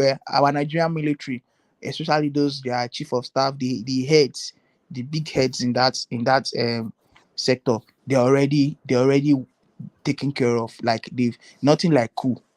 I don't see anything like coup happening. They are taking care of those people well. Like they are really taking care of them. So nothing like for coup. No, for impeachment, I don't think. I mean, even this court case now, safe. This court case now was I think they might use this court case against him. yeah. You know, Is they this might court case use that I feel like they may use against him? Not they can't use impeachment. And is this court case that they can use against him? This court Sorry. case. So I mean, sorry to interject, but I think the way Tinubu is going, I think he wants to lose the next election. The way he's just going likely about going it. to lose it. He's likely going to, if he continues this way he's going to lose it. Like he's just like, let me say, biting the hand that fed him. To be honest with you. The stance against Niger plus the treatment of El-Rufai is highly revered in the north. Not to the level of Buhari, but certainly not higher than most of them. They respect him more than names like Ganduje, etc. Is probably at the level of Kwakwanso, if not higher, the way they revere him in the north. And then you just humiliate him in public like that. I mean, yeah, and we also have what he did for him during the election, though. of course, like you even I know that El-Rufai, somebody that came out 2 days, straight 2 days, he was boiling, like shouting on national TV, like why would they do this, do that, this Naira crunch or whatever, like the way he was went to court. He went to court now, and he gathered. It was always, oh God. He's let me tell you something. He's those northern conservative elites will tell him, we told you this. They would they would laugh at him, like in a way that, you see what we told you. You know, they were really against Tinubu's presidency. So and somebody like him, Ganduje, they placed their dignity and everything for Tinubu, that Tinubu will do this. Tinubu now Ganduje has no dignity now. The one dignity that was El-Rufai. Ganduje is just a joker man. I believe that Ganduje does. He doesn't have dignity, because for him to even settle for a party chairman, I know it's a big position, but at his level, that he should not have even just accepted that seat. Maybe he would just have his own people put into. It's not like it's a good thing, but in a match as a politician, he would have played smart than falling his hand. And well, that is how. And I just learned he's up to 80 years. You see, very corrupt man. So when you say he doesn't have dignity, I agree with you 100%. So this El-Rufai's stuff, like it's not really making sense the way they just made this man not to get this. Now him leaving Nigeria, even though he might be for holiday or something else. But and this guy is somebody that can still bring votes for Tinubu in the next election. That can still, if this guy should go against Tinubu now to start criticizing him, Tinubu is gone in the north totally. If not, as in, let me not say totally, but like 80-something% or 70-something%, Tinubu you should forget about the north. The last person he wants to make an enemy of is El-Rufai. That's the last person. If El-Rufai goes against him, like you said, he can forget 2020. And if El-Rufai is for him, he will get 2 terms. Yeah, if El-Rufai is still with him, he will get 2 terms. Yeah, but if he just take this thing personal, and there was this propaganda of El-Rufai, like Tinubu getting back at him concerning something that happened before and something. This our internet thing again is one of the reasons why at times I feel like they should regulate this internet and they should monitor what is going on, because some kind of news that they bring out will just be giving you different narratives. So, but Tinubu should make sure he it's not like you should lick the ass of the North, but take care of these people, take care of Nigerians, take care of the whole region, but don't still forget your politics. The northern Nigeria, they are ready to break Tinubu. And I pity if they should go into that war. The people I pity is the Southwesterners. I'm telling you, they will collect to be honest. So it should be reasonable and diplomatic, and everything should be good. Just leave the international space, and they should go down grassroots and talk about this thing, address these whole issues. Yeah, thank God for the Northern elders. They are real elders. I keep telling you here that the only elder forum, traditional forum that I give big respect to is Ariwa conservative, whatever they call them, forum. So they've already come out now. They are addressing issues and trying to make sure that there is no war, because they can't afford. They have their people everywhere, especially in these Sahel regions, that they can't afford to go into war with Niger. They're their own brother, very reasonable people, and I applaud them for that. All right. Thank you for kicking it off. Let me go from you to Kulata. But Kulata, let me kick you off with this clip because I think this clip might be. I want to take you to the El-Rufai space and just this public. You know, they pulled his trousers down and administered correctional kaboko. But was it to do with this? Is really. Let me play you this. No, there is no dispute between me and anyone in the APC. The APC is one family. I don't dispute with people in my own party. They may dispute with me, but I don't. I made comments in Lagos about how to retire godfathers. It's a template that we have used in Kaduna. It has worked. If anybody thinks he's a godfather, the template may apply to me. But I'm not in dispute with anyone. And I express my views firmly and very clearly. There is no human being that I'm afraid to express my views on. And when I'm ready to express my views specifically on a particularly named individual, I will do so, but I haven't. I made a general statement, but people have gone into overdrive, creating fake news, abusing me, and so on.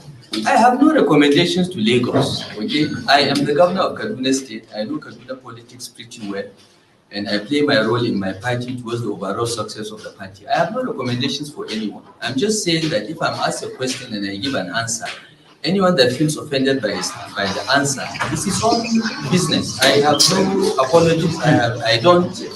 I don't apologize for my views. My views are thought out and I put them there, and I don't have to explain anything to anyone. This is a democracy, and in a democratic space, there must be room for people to express their views. Let's start now. All right. No, there is no. All right. Let me leave it on that image. So Kulata. So there it is. A lot of people actually feel that because that was from 4 years ago, by the way. I'm sure you recall. A lot of people feel that what is happening to El-Rufai started from that space. Your thoughts on the treatment of El-Rufai, the public humiliation? I mean, what is doing to El-Rufai makes no political sense. It doesn't make sense, because even like bystanders like me, like it's hard to decipher like what is he trying to achieve by blocking him. You courted this guy publicly. The guy defended you publicly twice. During the primaries, he stood up in front of TV for you. During the time that they did the cash stuff, he was in front of TV fighting very hard. So, I mean, how do you now treat the guy this way? So even for casual observers, it does reek of like, it's disappointing. It reeks of like a bad, it just leaves, it's treachery, it's treacherous. It leaves a bitter taste in the mouth. Even if we don't understand the whatever political intrigues, you should not let things play out like this, because the guy already gave you an opening and said he wanted to do his PhD. Then why push him now? Say, okay, come and take a role, and just to allow them to humiliate him, and then you say you are waiting 24 hours. It doesn't make any sense. Like, if you want to castrate him, don't do it like this. I mean, you should not have nominated him for ministry and taken him up on his word when he said he doesn't want to do the thing in the first place. You should have just taken him on his word. And I mean, even if he was bluffing. So it's what do you think is behind this? Because if you look at the trajectory, he gave that window. Fashola gave the same window, and they let him go. So he gave that same window that, look, I'm tired. I want to go and relax in some university. And I think he meant that at that time as well. So why didn't they take that window? Why persuade him so publicly, set him up and line him up, and then some guy from Kogi State says he has a petition, and then you toss him up in the air in public? Why? I don't know. I really don't know. It beats me because it's not necessary. Like I said, I mean, the guy said he didn't want it in the first place. And you can see that El-Rufai had already stood up a group made up some smart guys, one of them from Bain Consulting, that they've been looking at, okay, how they're going to synergize gas and power. And in 7 years, Nigeria will not have blackouts anymore. He's already put in work. And they've been reading Tinubu reports. So, like, honestly, I don't know. Something is up with Tinubu's decision making. Something is really, really off. Something is off. And if we're not saying it, I mean, people are being sycophants. This is not normal. It's not normal. Who are the people surrounding the president that is influencing this kind of terrible decision? The famous words of Aisha Buhari, some unelected people have taken hold of my husband's administration. Is this rinse and repeat? Is this are we being caballed again? Are we being caballed? I mean, it's either we're being caballed or Tinubu is just, I mean, or we've had the wrong impression. Yeah, is it that we've overrated him, or is past his sell by date? Is past his expiry date? Because I mean, this is one blunder upon the other, and it's simply one thing: decision making. I mean, the first one was that young fine girl that I'm going to take as my third wife. What's her name? Shemariam. Colata, you senior that woman. I don't even understand why they call her small girl. Now, small girl now. You know, 40 something. I still senior am, even if not 40 something. She's 30 something, by the way. But I mean, it started with that one. I mean, you could have said, okay, she's a low level person, but the decision making, that one you can finger Ganduje. Now, should we now start really be questioning that Ganduje is a bad influence on Tinubu? Like, at least we can see Ganduje's hands in that one. Is Ganduje's hands in the El-Rufai? Or another thing I'm also questioning, the Gbajabe Amila that's with Tinubu, I don't think that guy is a good influence because he's a yes man. I think when we were analyzing it, was one of the things that we said that perhaps is his weakness. If Fashola was in the Gbajabe Amila role, will El-Rufai be going through this? I don't think so. I don't know Fashola like that, but I want to believe that he won't do that because I want to think Fashola is a strong person, is a person with strong character that will be able to tell the president his mouth is smelling or the president has body odor when he can perceive an odor. This Gbajabe Amila doesn't look like that person. I don't think he's the right guy because look at all this foolish stuff happening. These are juvenile mistakes. One juvenile mistake upon the other. I mean, from that Shetty to the El-Rufai to even that Delta State person. Why would you even nominate that kind of person in the first place? I mean, it's honestly, I can't hide my irritation with a lot of what is going on. Walked out about this thing, Kulata. I mean, why not? Rational mind, Farabale. Let me talk first. No Farabale. No joke was it become. Kilo Nshele. God. I am honestly speaking, I've been irritated now for days because I'm just seeing it's like, I mean, okay, maybe fine. You've never been to Aso Rock. I mean, it was a Lagos state governor. Maybe Abuja is overwhelming. Maybe it needs to take. But come on, dude. Like, how you messed up the ministerial stuff. You messed up the Niger decision. Who starts putting you first put you put your threat first. It's Lenny Clear all your cards, and then you now start working it back. What sort of foolishness is that? Done. One man, you remember here that we don't need somebody to come and learn on the job. You remember you were castigating Obi sometime back. Look, and I know Obi is not the president. Please let's not. It's not a missed opportunity. Even it would have been worse. Let's not be bringing all this Obi nonsense. Obi is past. No need to cry over spilt milk. We're not crying. No, we are not don't bring Obi. Don't irritate me further, please. Obi is gone. Hold on, I'm just saying that in passing. But now, you guys are now, you the Agbadorians now, you're now faced with the reality now. You're overhyped. Rational mind.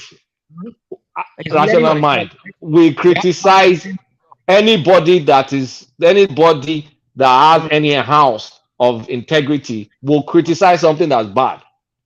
No, you people never criticize because so rational mind can continue later.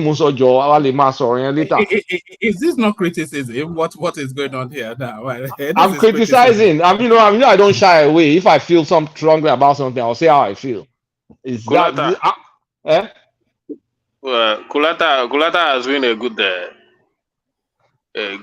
He responds to issues the way I want him to say, even though he's an APC member. Sometimes he speaks my mind.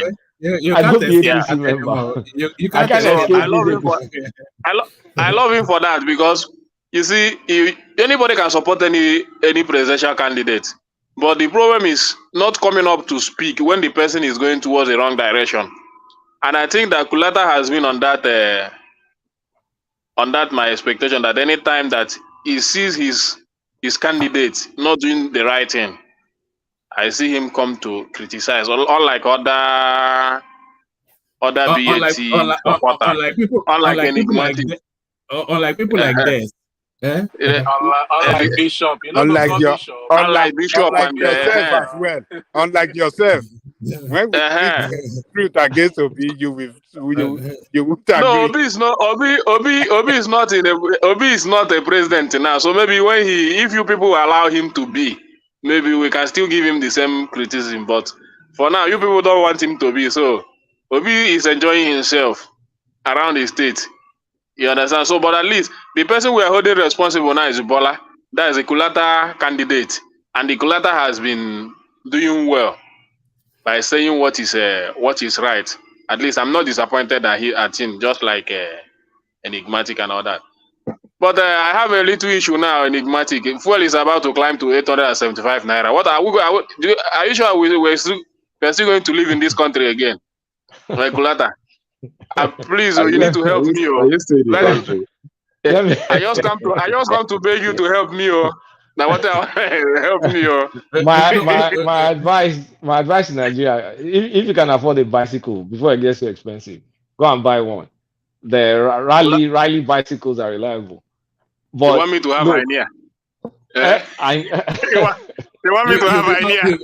You become fit and you save your wallet as well. So yeah, you become fit and save your wallet.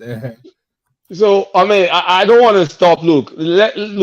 Let's be honest with ourselves. Initially Tinubu started well, bold decisions and all, and then he walked everything back. Tinubu that I'm seeing now, he has been demystified. The guy, too much sycophants surrounding that guy. That's just the truth. I'm not so sure he has people giving him the hard truth, the way it should be, the unvarnished truth. Is it beginning to look like a Buhari Mark II, a cabal? I swear to God, one man. Sometimes, when they say things and it's more like, oh shoot, like how do you say that this guy is not looking like his predecessor now with this and that? Like it's really to some extent looking like that. It's still there's still time. The good thing is there's still time to course correct. But if he continues, look, if that guy goes for election right now, it's going to lose badly. It's going to lose badly. Lose to Peter Obi, it will come fourth. You know, I mean, he's going to struggle with Omoyele and what's the name of our friend that comes here? The Prince. You say he has to course correct. Is that correcting of course? Is that the getting rid immediately and right now of Gbadabiamila and Ganduje, and then put real people?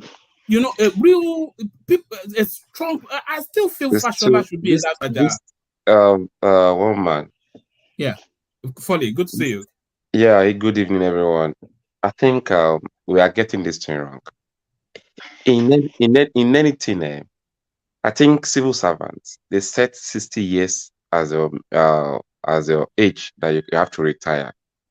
Actually, they believe that is something that these people say that made them believe that when you are getting to that age, your brain cannot work the same way it used to work again. Okay, I think these are the area that we need to work on when we are selecting our leaders.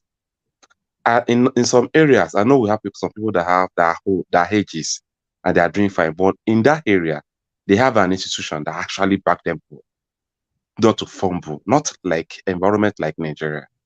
We need a very vibrant and youthful person to lead this country. I think we should stop complaining after the election. We should be seeing all these things before we elect them to the position. All this thing we are discussing here today, I think we have been saying it before the election, but people don't listen to us. We are saying this that is going to happen. It's only you are still a victim in the same system we are trying to correct. We fought to that victim as well. The people that did the campaign for Tinubu and us that we didn't campaign for him, we are facing it together today. And these are the areas I think all of us to see that we need more than what we are doing here. Like, what do we even need? How do we even drive our country? How do we put things together to make sure we get it right once? Not because you fall in love with somebody. You are not even looking at the outcome of what we are doing at that particular period. Okay, I think we should be talking about how do we get this country from all these people. But Tinubu have lost it from day one. The day Tinubu announced us oil subsidy to remove them, that was the first. Okay, Foley, you are taking us to where I don't want to go. I want to continue. Sorry. Okay. I mean, look, too many missteps, too many blunders, unnecessary creation of enemies. The El-Rufai, think about it. Is it necessary? It's the worst enemy to have. I just sat down to think, can this be avoided? That's the first thing you think. Of course it can be avoided by just not simply nominating him, by taking him on his word. Why push him publicly to say I want him, take him to Chatham House, say walk beside him, like this is the guy who's going to help me do this, and then you now take him through this humiliation. If you don't even like the guy, a casual political observer can look at what kind of treacherous human being are you. It's just not right. And you can have said, okay, if it ended with that. It goes back to that decision making, isn't it? It's the decision making. That's why I'm like worried about. He has surrounded himself with the bad people. I mean, you should still have some truth. Kulata, can I put an hypothetical situation to you? I just want to see how you're going to react to this situation. Let's assume he didn't make any blunder from the first day, like you said, maybe because of too much of wise decision that he has taken. Let's say maybe the fuel subsidy wasn't an issue, even though he announced it or he did not announce it. And maybe this Naira arbitrage did not backfire the way it backfired. Let's say everything was okay, everything is cool. Now, this issue of El-Rufai, because I have another angle to this, maybe when it goes to my turn. I just want to see your view. Would you have complained like this, the way you are lamenting right now? Would you have seen this as a problem? El-Rufai, hold on. That El-Rufai was not included that Nuye was not included, would you have been lamenting the way you are lamenting now? That's the question.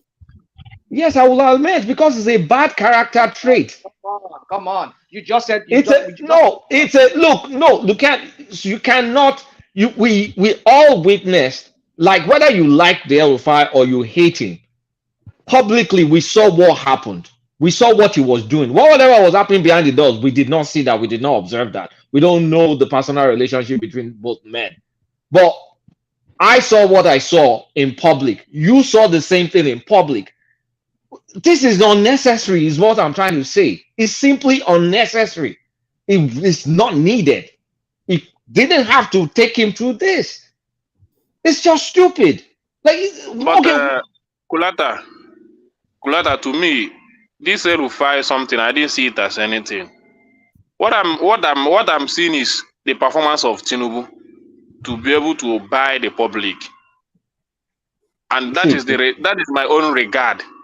I'm going to address that too. I'm going to address that. See, yeah, the moves he made, the subsidy has to go. I support subsidy going from now till tomorrow. What's it called? The forex that has to go too. But that one required some more, like, kind of know how we are. Now that they started auditing CBN, now that CBN finally released part of their books, we found out CBN borrowed, is it $6 billion or something from Goldman Sachs or something? They borrowed money from Goldman Sachs plus another bank.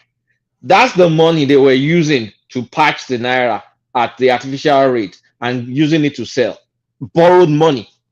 So that our so-called reserves that Buhari said is a reverse is really not. It's borrowed money because they opened the books. Now, NNPC hasn't. Let carry on. Yeah. So that money was borrowed, and then we know for a fact that NNPC still holds those guys doing swapping. They still owe them like $3 billion. NNPC has not been remitting dollars into the coffers. So first of all, from a balance of trade perspective, Naira can defend itself. Next thing is there's high inflation. The interest rate we have is not high enough to attract people that want to invest in Naira because it's still too risky, because they can see that the Naira is getting swarmed by inflation, but you don't have, as bad as our interest rate is high enough, it's still not high enough to make people say that, okay, I will forego investing in China or investing in America, I'll just go and take my money to Nigeria, because at the end of the day, last, my bond returns will be high because the interest rate is very, very, very high. It's not. So we're hit with a double whammy. No balance of trade, interest rates not attractive enough. And so we can't, CBN doesn't have enough tools to defend the Naira. So a lot of that, like a lot of those kind of work has not been done. So as it is right now, the global economy, oil prices is going up. Everybody knows that. It's still going up. It's inching up. So that means petrol in Naira, it's gonna go way up. And not just that, the fact that petrol alone the crude is going up by itself. Our own forex too is getting worse by itself too. Arbitrage has also opened up again. So we're going to be hit with a double whammy. So that one, I'm not going to blame him totally for that, because that's a Buhari, that's a inherited mess. But they could have maybe handled it better, done the remove the subsidy first, and try maybe maybe a better preparation could have gone into it. Kulata, the headline on the screen now is this the solution, or is it even a possibility? No, this is cartoonish. This is just cartoonish nonsense. Like, you don't see it. It's rubbish. Like military, on what we're talking about now. The military are reacting to it now, so that tells you then that they are under pressure. to play martial music. Nigeria has passed all that stage. We're not a ragtag country. We passed all this. We're mature past all this now. Our democracy is now embedded into our culture. Of course, I'm sharing my opinion. I'm not sharing yours. I'm sharing my opinion. So I think we've moved past all these militaries. Those are for basic countries like Niger, Burkina Faso, like all these struggling, all these struggling countries. Nigeria is way past all that. Like we can't be taken back into martial era. That some crude guy. Some good guy will wake up and will be listening to martial music. All that is way past. But here's the thing now is this is 3 months. Initially, last time I was here. Hold on. If it happened, would you welcome it? In terms of why will I welcome military? Like, come on now. Let's not talk about nonsense. Military is nonsense. For just 18 months. It's rubbish. I can't. No. Let's not even. No, don't even entertain that thought. Like, not for a second will I entertain that thought. Military for what? Do we want to go backwards? No way. Like, then we'll now start going through sanctions. Come on, man. No, I'm not even going to entertain that. We're way past this stage. So what we, I'm aware that Goldman Sachs, Chase Bank, their deficit of about $3 billion or $30 billion. Are you aware of that? What deficit of what? $3 billion. That who? So it's in the news today. Just Google it. Goldman Sachs did what? Like, sorry. No, Chase Bank. That's to Nigeria or what? I don't know. Their account balance here in America. They just short of $3 billion, something like that. I've not really read news. I just got back in town, so I've been very busy. So this borrowing that they borrowed under Buhari is going to be an issue. They want to balance their ledger, and then they are having. They have. Are they one of the lenders to Nigeria? Did they lend us money? That's what I'm trying to find out.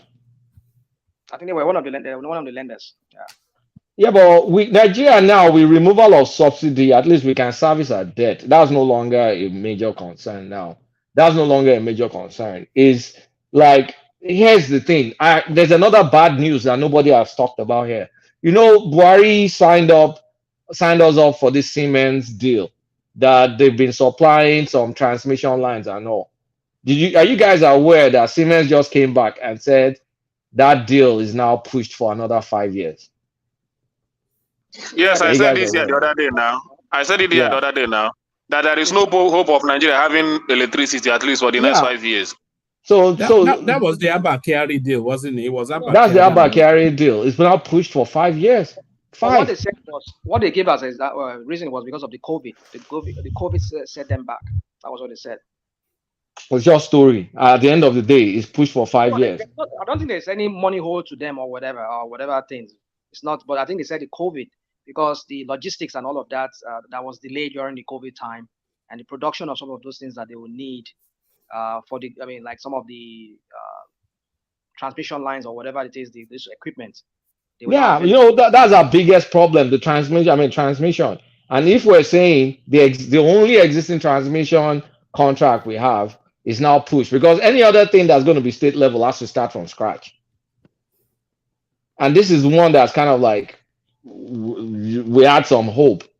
Otherwise, it's just going to be, AKK power, AKK gas pipeline that they built up north now. At least they're releasing one project that Tinubu went to commission.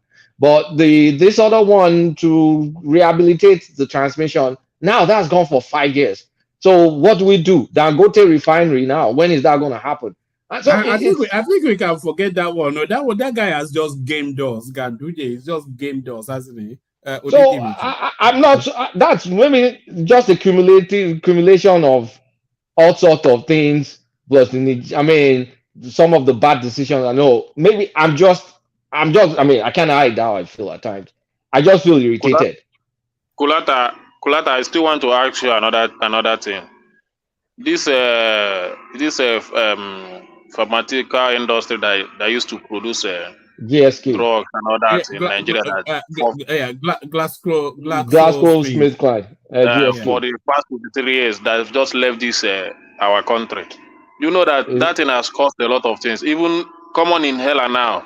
You know the cost of inhaler in Nigeria now. That the thing is even so. It's very costly now. Let's be careful. GSK did not only leave Nigeria. GSK also left Kenya. I shouldn't be talking of like this, but GSK is not doing well financially.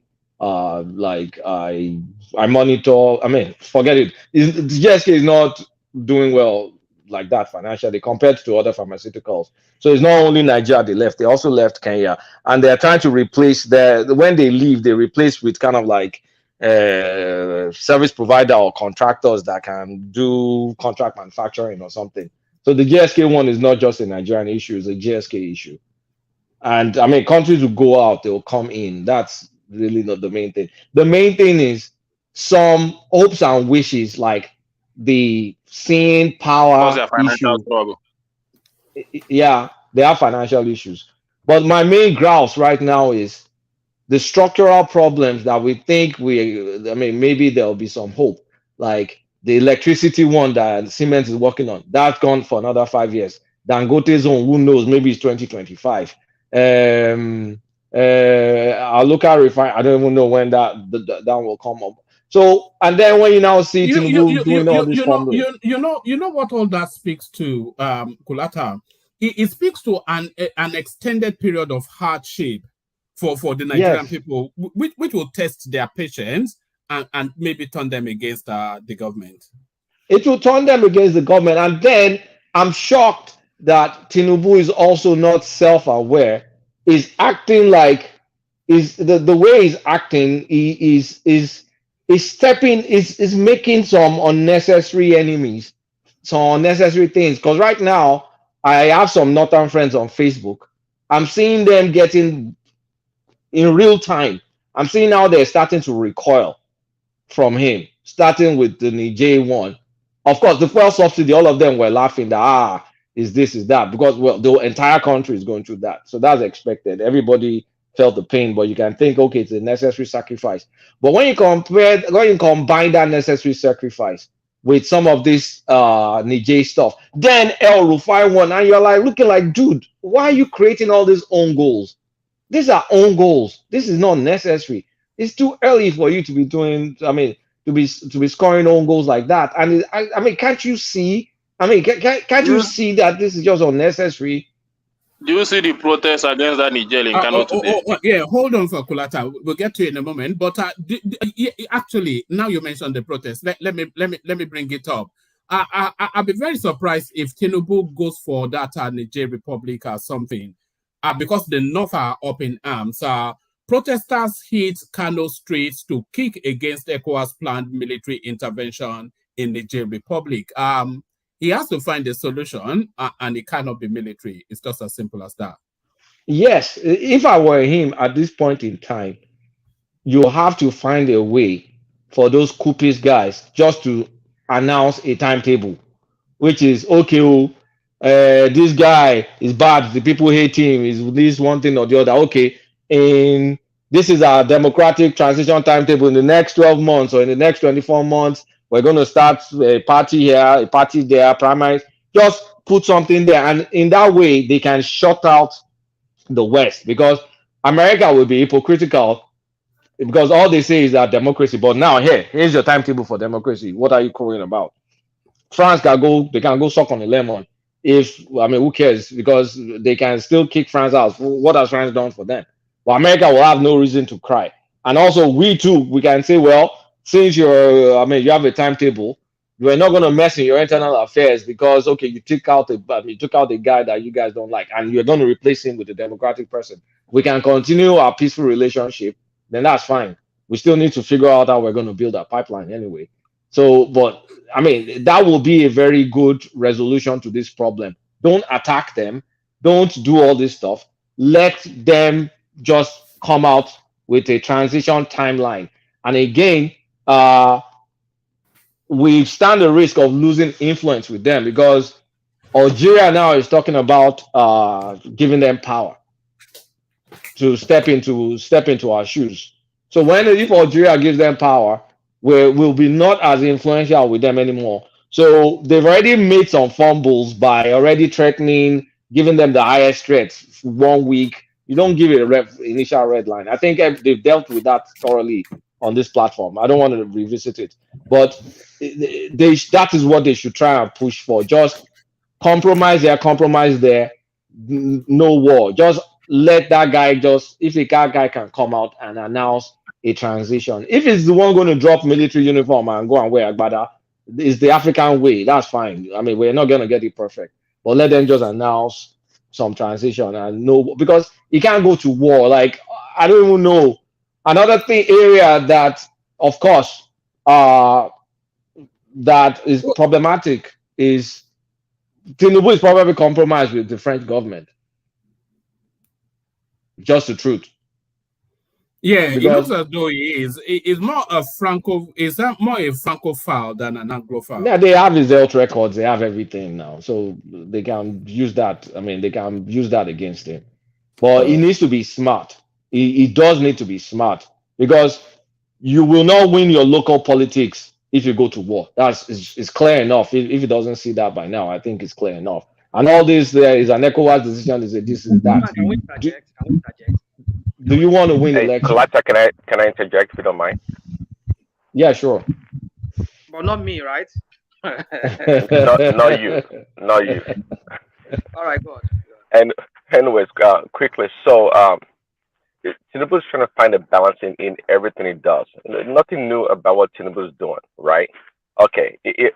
No matter how bad we talk about the French or the Americans, they still have a big role to play in our economy and everything else we do.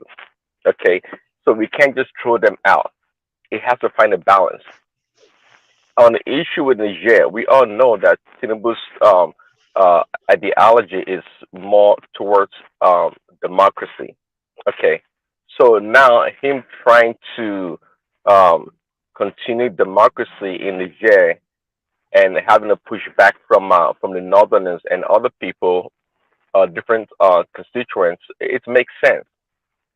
I'm not sure why people are panicking. This is quite emblematic of a relationship when people have, a misaligned interest or expectation of the other partner. I don't know why people are panicking about Tinubu. I know people like Rational Mind and many other people. It kind of sounds like one man also beginning to align with obedience. I mean, always like talking like, you guys want Tinubu to fail. This is Christmas for Rational Mind. It's Christmas time for Rational Mind. Is jizzing in his pants right now. Yeah, and they can't wait. I mean, say the expectation of Tinubu actually is right. It tells me that you guys think so much of him, so greatly, almost perhaps equate him to the point of a god.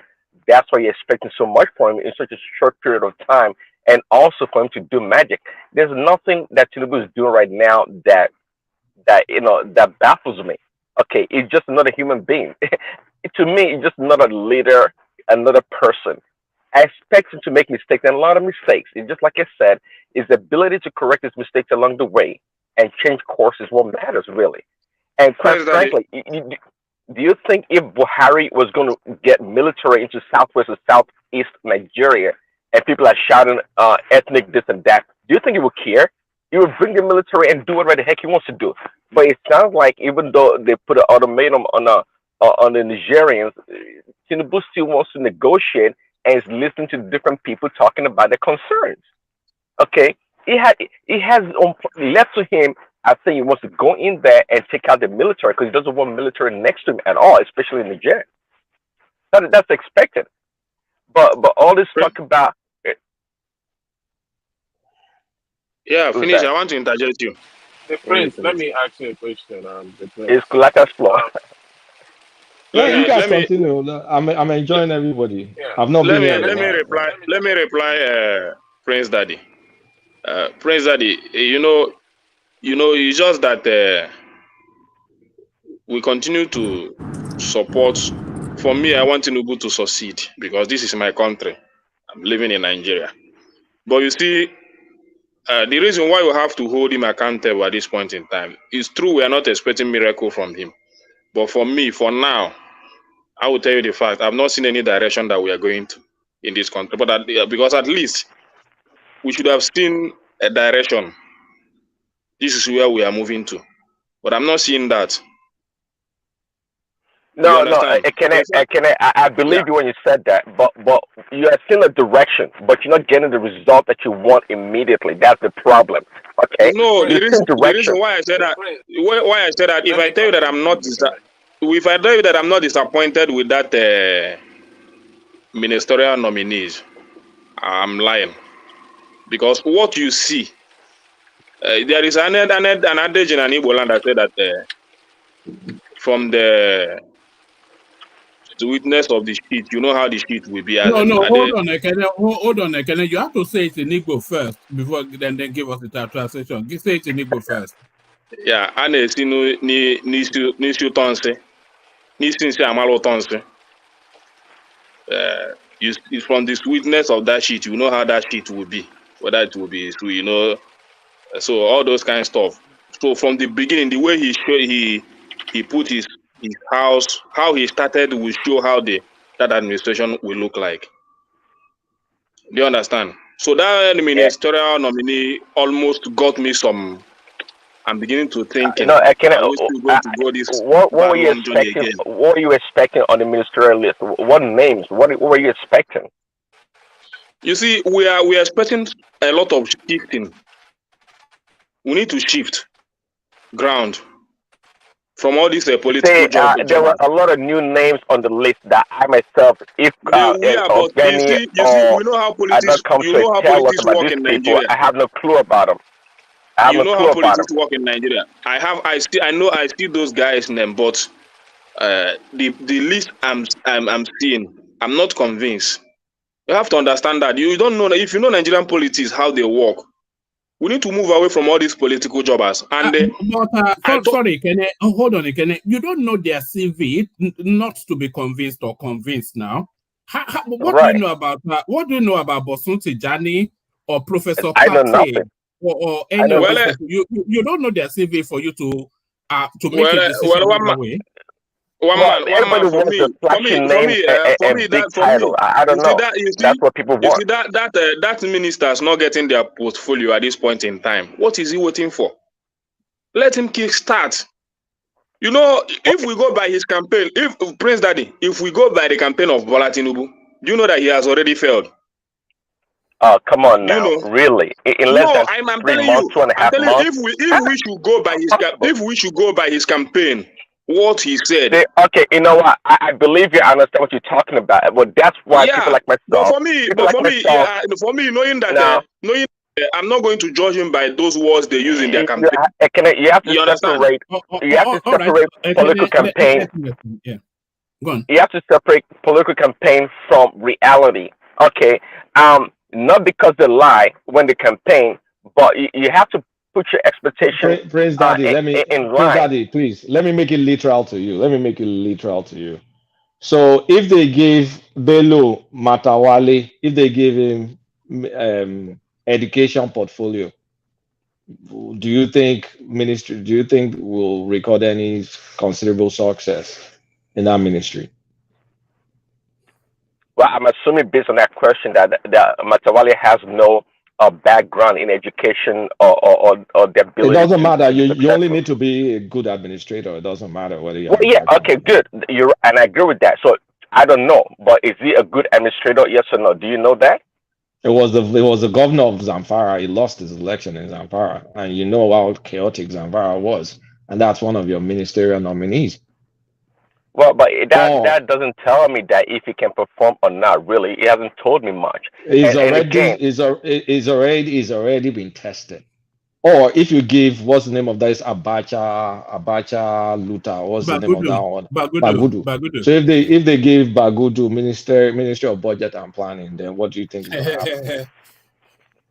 I get your point, but the reality is that. Yeah, so when we know what we know, and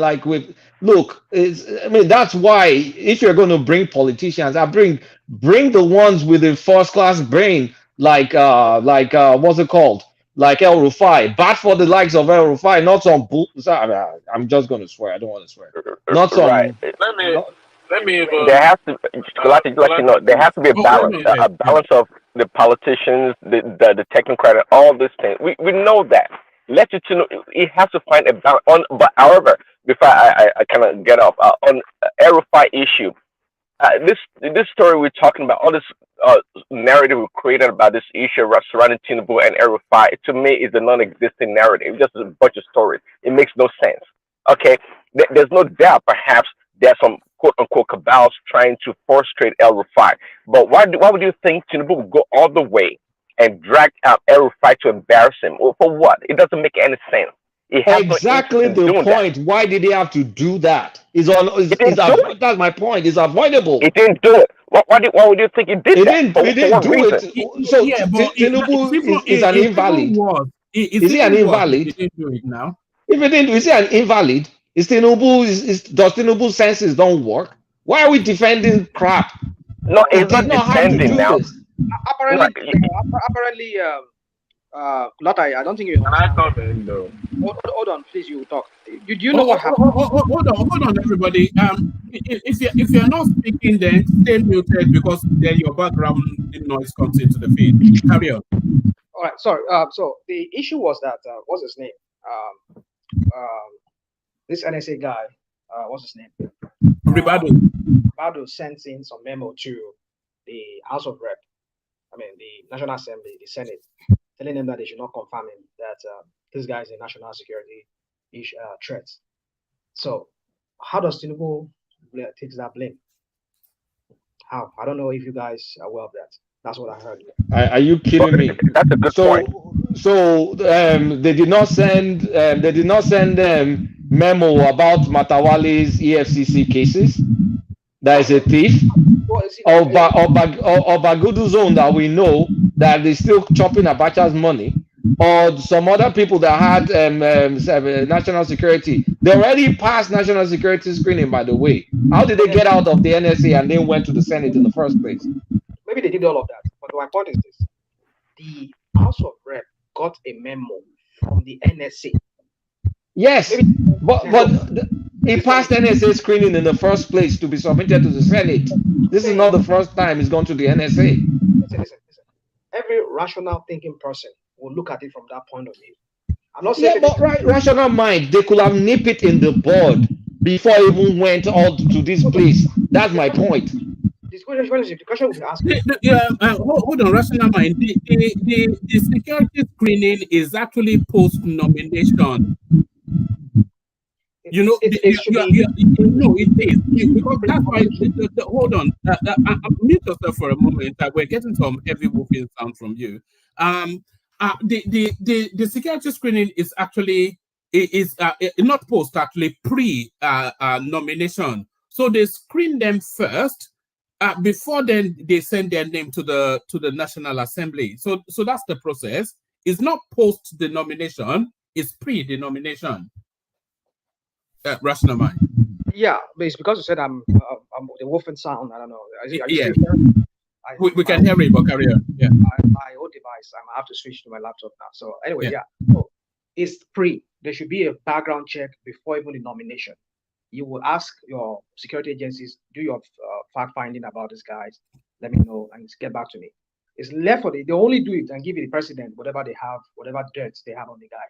Now it's now left for Tinubu to say, no, I don't want this guy. What all these things I have here.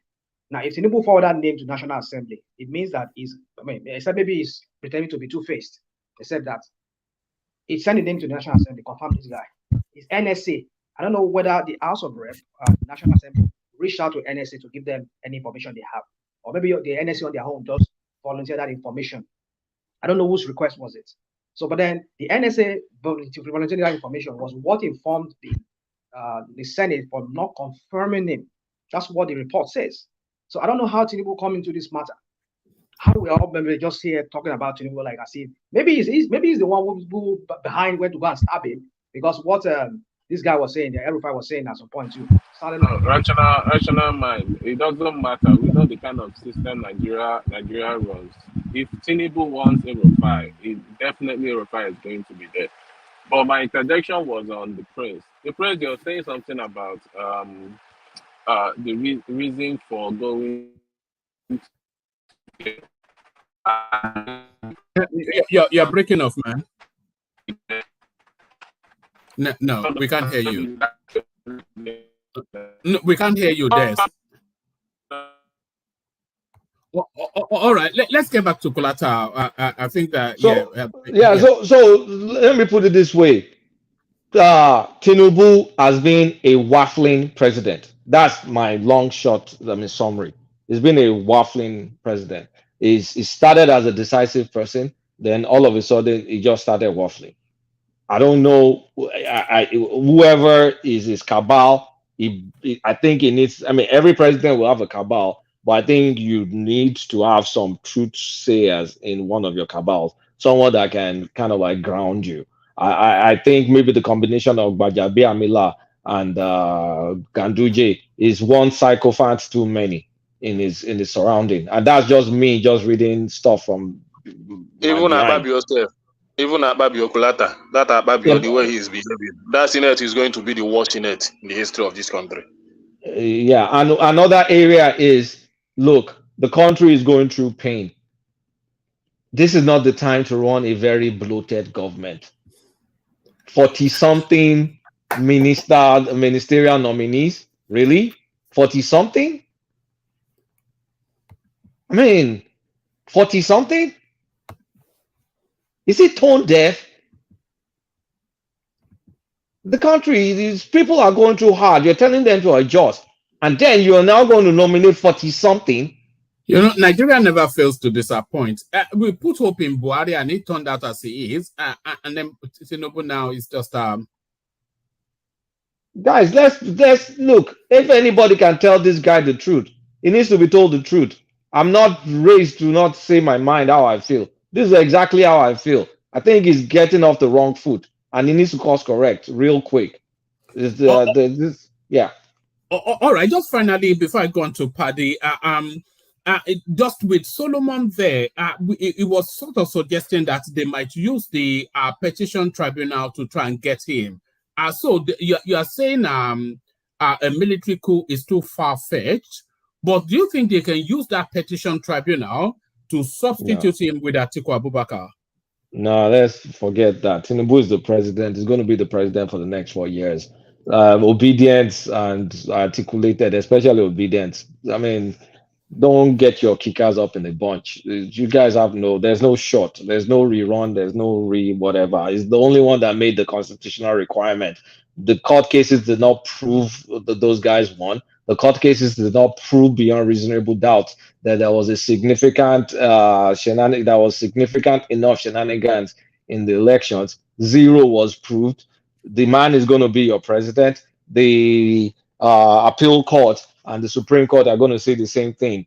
There's nothing wrong. He's duly elected. But please, guys, criticize him when he's not doing right. It will benefit all of us. All right, Brendan. Are you sure you like it? Are you sure? Oh my, I don't know if you can hear me now. Yeah, we can hear you now. Yeah. Yeah. The prince was talking about reason for going to Niger. And I made this statement yesterday, and I think one man was just trying to, do his not usual. Reason for going to war, the prince, is more fundamental than the war itself. The reason is that if Russia is going to war against Ukraine, to me, there's more reason for Russia to go to that war, because we're talking about NATO, trying to encroach towards Russia, the border. Now there is even more reason for that war. But this particular war, there is no visible reason that I can actually see, other than people saying that you want to install democracy in another country. It is not enough reason for your soldiers. Just take Afghanistan, for example, when the United States was there. There are some soldiers there that's actually gone rogue, because the reason wasn't actually good enough for them to risk their life, and they got court-martialed. So why I'm saying this, that you might actually go to that war, and on the other hand, you have some people that are not actually invested emotionally in that war, which will in turn elongate that war.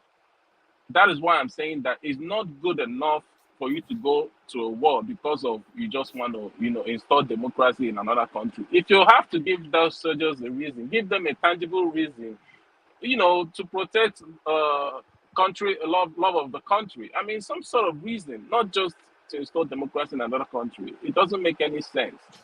All right, brilliant. Brilliant, thank you. Let's come from Kulata to Paddy. Paddy, what seems to be agitating people is the treatment of El-Rufai, who a lot of people feel he was served up publicly for humiliation. People are going back to 4 years when this guy was threatening Tinubu's hold on Lagos State, and they're saying it's payback time. But that seems somewhat petty for somebody that has now gotten his lifetime ambition, and the man that helped him get there now being publicly humiliated like this. What are you then attributing to this public shaming of the little man from Kaduna? Paddy. Hello, one man, and Rotimi, good, yeah. Well, yeah. Personally, I actually think that I very much align with Kulata's stance on on the show of shame that did happen to. But I actually think that what it kind of like showed to me is the weakness that Tinubu has somewhat garnered for himself within the last in the last weeks. And Rufai's we all know about his his current security concerns, and nominating him, Tinubu should have spoken with the win-win, even at all with the Senate, to ensure that he can at least somehow circumvent the process. But having that show of shame, it's something that he actually shouldn't have allowed. I don't think it was part of that pettiness that happened 4 years ago. I think Tinubu about that. There's one person that I know that he doesn't hold a grudge for long. Tinubu has probably proven to be that person who doesn't hold long grudges. He understands my.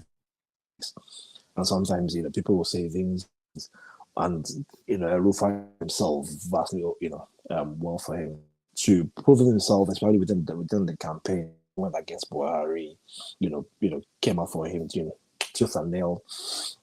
But what Tinubu should have done right is either not make him minister, and then whatever is happening now happen. Look, you know what?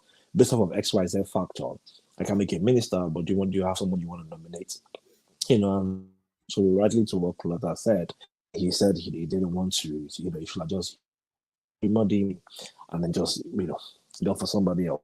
I think Tinubu understood clearly what it was that he was trying to achieve. First off, he owed El-Rufai, based on his efforts. Number one. Number two, he also understands El-Rufai on his campaign, gives him that acceptance that he so much needs, and we can already start seeing what's happening now. And the spillover is this Niger Republic issue. After the junta and everything going on, and El-Rufai would have person who would have been able to speak to nothing and let them understand that, look, we are not against our cousins, up north in Niger, to ensure that the government goes back where it used to be. But those people who would openly have gone to speak for him or speak to the locals for him are no longer there. And that's why we are seeing protests, even all them being sponsored already happening with them. And that's my opinion anyway as regards the sponsorship of that protest. Your connection is somewhat choppy. Can you hear me, Rotimi? The connection is a little bit choppy. Yes, I can. Your connection is a bit choppy. It must be an American thing. That third world system you have in America, I'm not quite sure. Maybe we should send the globe to America. Let's send globe to America to go and sort you out. But where I was going to push you to is that Do you think the Tinubu administration is starting to wear the coloration of being somewhat anti-North? Because if you think of the North, you think of El-Rufai. If you think of the North, you think of their relationship with Niger Republic, places like Chad, etc. You know, are they starting to... Do you see where I'm going to with that? Yes, I do. And I mean, to my opinion, I don't think it's anti-enough. I think it's probably he's just falling into that box where he's nothing opposition now have something to use against him. You know, I think for the most part of his campaign, he's been dealing with the Southern opposition, you know, all through, you know, through his campaign period and now. I mean, up until this very moment, and he's kind of somewhat positioned himself to no longer have Northern allies who are now there to back him up in times like this where he's you know he's very much needing them.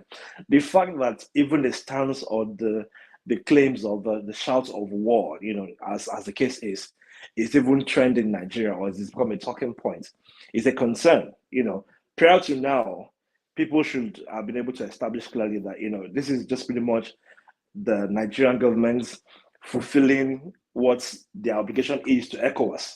You know, in Niger, even if this coup had probably happened in maybe Benin Republic or something, the Nigerian army would have joined Nigeria, other ECOWAS country to do the same thing in Benin Republic.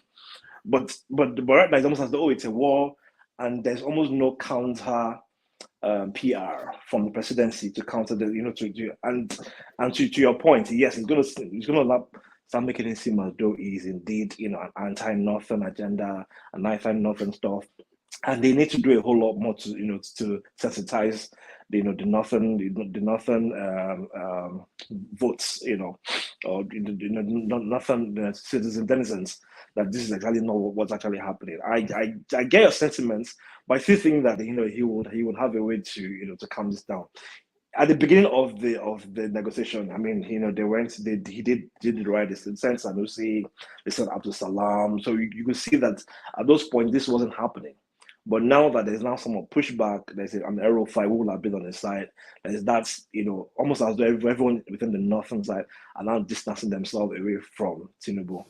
And that's a very bad flag. It's, you know, it's a red flag. It's something that he needs to find a way to ensure that he gets them back.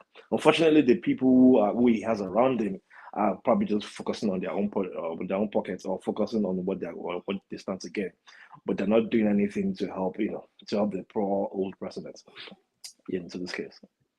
And the military feeling the need to come out to give the reassurance on patriotic Nigerians calling on us to overthrow Tinubu. So if you heard that martial music on Radio Nigeria, how would you respond to that? Would you welcome it? Do you think a military intervention for a short period of time to recalibrate the country, do you think that might be a direction of travel? Oh no! I mean, I agree with sentiment that we as a country, or Nigeria as a particular, we have vastly gone past that junta era. We can't. I mean, no. The last ones we had in '66, we can see where we're still living off that peace. You know, our constitution got changed. You know, I mean, part of the resentments that we even have amongst each other, tribal wise, is based off of that particular you know, coup. So we don't want to relive that, even though people are demanding for it. We don't want to. I mean, we will lose everything. We will lose every progress that we've made. I don't think. I mean, and Nigerians are vastly vested globally. We've become somewhat a global citizen, you know, because we have very many of us making very loud presence in very many places. We can't deal with the sanctions. We can't deal with the involvement. We are, you know, I mean, we all know what Nigeria is like. There are too many of us who are already everywhere, you know, in the world. We have too many vested interest in us as a country. We can't afford to go through such. I think I'm just probably where I got curious was why the military felt the need to even bring that out. You know, I thought that kind of thing was beneath them. Maybe it probably should have been like a DSS kind of thing. So even if the military were getting such, they probably should have committed to DSS, and then DSS should have been the ones who were going to. Do you think they are testing the waters to see how people will respond to it? I mean, technically, ideally, I should have said so, but I think they probably did that to prove some sort of quasi loyalty, no matter how, or maybe a full loyalty. Look, this is happening, but I guess they needed that to show that they are, they're in support of democracy. Look, so, and that's why they had to use the word like unpatriotic Nigerians actually asking, because in this instance, patriotism is the key. I also think that Tinubu has done what an ambassador has done, also did in terms of as regards reducing the influence of the people who he thinks could have planned this coup and kept his own allies there. I don't think so. I don't see it happening anytime soon. And I think even if that was going to happen, this is why many West African countries, the ones who have not been overthrown by military, need to do what they're doing. I'm very much in support of it. I mean, I understand the sentiments that are that are out there, but I believe that ECOWAS needs to prove that they are indeed ECOWAS. Otherwise, no one's going to take them serious. They already give it 1 week stance that and that they have to follow it up. ECOWAS is doing what ECOWAS signed up to do. However it is that people are trying to make it seem like it's a Nigerian thing and all that. I think what Nigeria needs to do is to emphasize the need that, look, these people, this thing that we are doing is to protect us as Nigerians. And there are too many. I mean, Clotta raised the point, which I was hoping to just touch a little bit on, is the fact that Algeria are now wanting to provide part to Niger, and all those things are actually adding up now. There's almost a very strong pushback on Nigeria having our gas pipeline to Europe.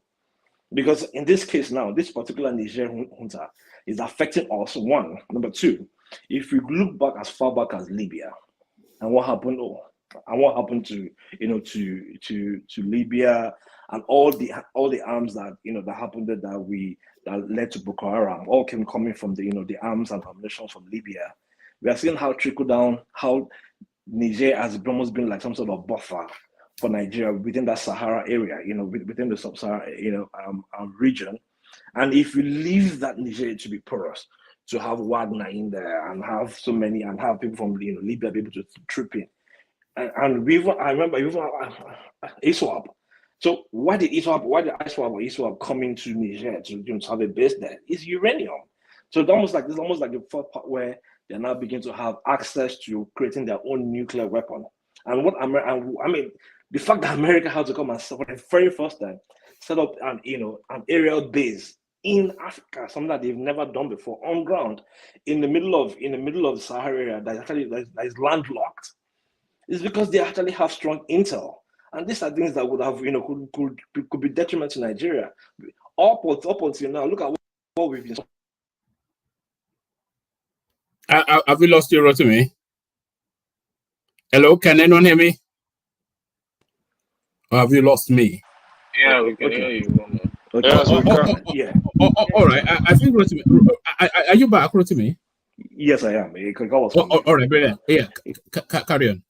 Yeah, I kept my phone on do not disturb. Yeah, so I'll say, yeah. So if we saw what happened, in that bay, it's needed for US to come in and set their intel there. We can't afford to have to allow the access to uranium to be able to create nuclear weapons, and that's what we're going to leave loose, to them. And it's a case I don't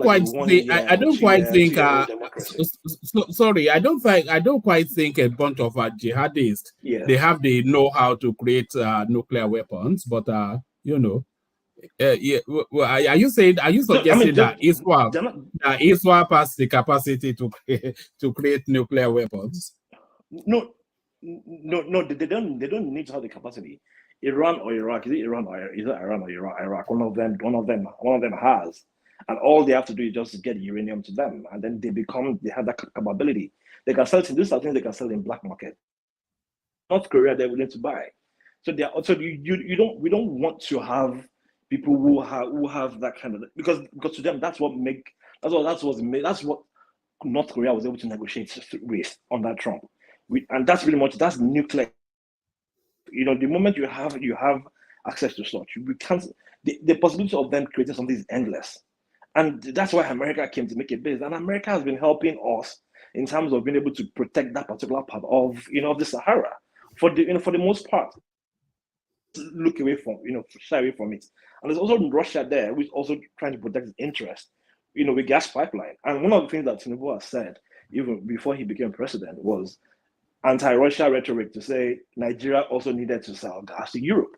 And our fastest route to selling gas to Europe is through Niger and Algeria. And now, going through which will have taken us probably in 3 years' time, will have been done. Chevron has invested so much money in that bid already. America, so there are people who are ready to trade. But now Algeria doesn't want us to, it won't favor Algeria if you pass through there. It will have favored Niger, but not from the catch point in terms of huge revenue. It will just be, okay, we'll give you gas as well too. So it'll have been an easier trade. But we need that. In fact, the success of Tinubu's government, as far as I'm concerned, is largely based on if we're able to send gas to Europe. In 2-3 years' time, that pipeline, that pathway will have been giving Nigeria tremendous revenue compared to the 8 years one, or how many years one, if you have to go through the coastal route. So that now is the goal, or the things he was looking forward to achieving as a president are almost being shortchanged now because of this particular thing. And for those who are supporting the entire program, and I'm wondering, I think, have they forgotten what Wagner has been doing in the Congo area, or have they even forgotten what Wagner did in Russia itself? How much more places like in Nigeria? We don't want such thing there. And the first thing that a president must do is to protect its border and also protect the treaty that Nigeria has with ECOWAS. We can't keep giving this military and dictators chance to feel like, why would we even think that the same military guy who was part of this, the previous government and the previous government before that, vested interest, enjoying their wealth, being part of all looting stuff from France, suddenly are now the ones who now want to redeem the country? No, they did it for their own primary selfish reasons. And if you're not thinking that, because it appears to us as though it's anti-France or it's anti-Western trading, then suddenly it's fine. We can't afford to do. We can't afford to do. To do. The people are asking for foreign influence, military to take over, cannot stand it. In fact, most of them, they will be the ones who will get affected the most, because all these are public opinions that they think they have. They won't have those things anymore. You won't be able to criticize the government.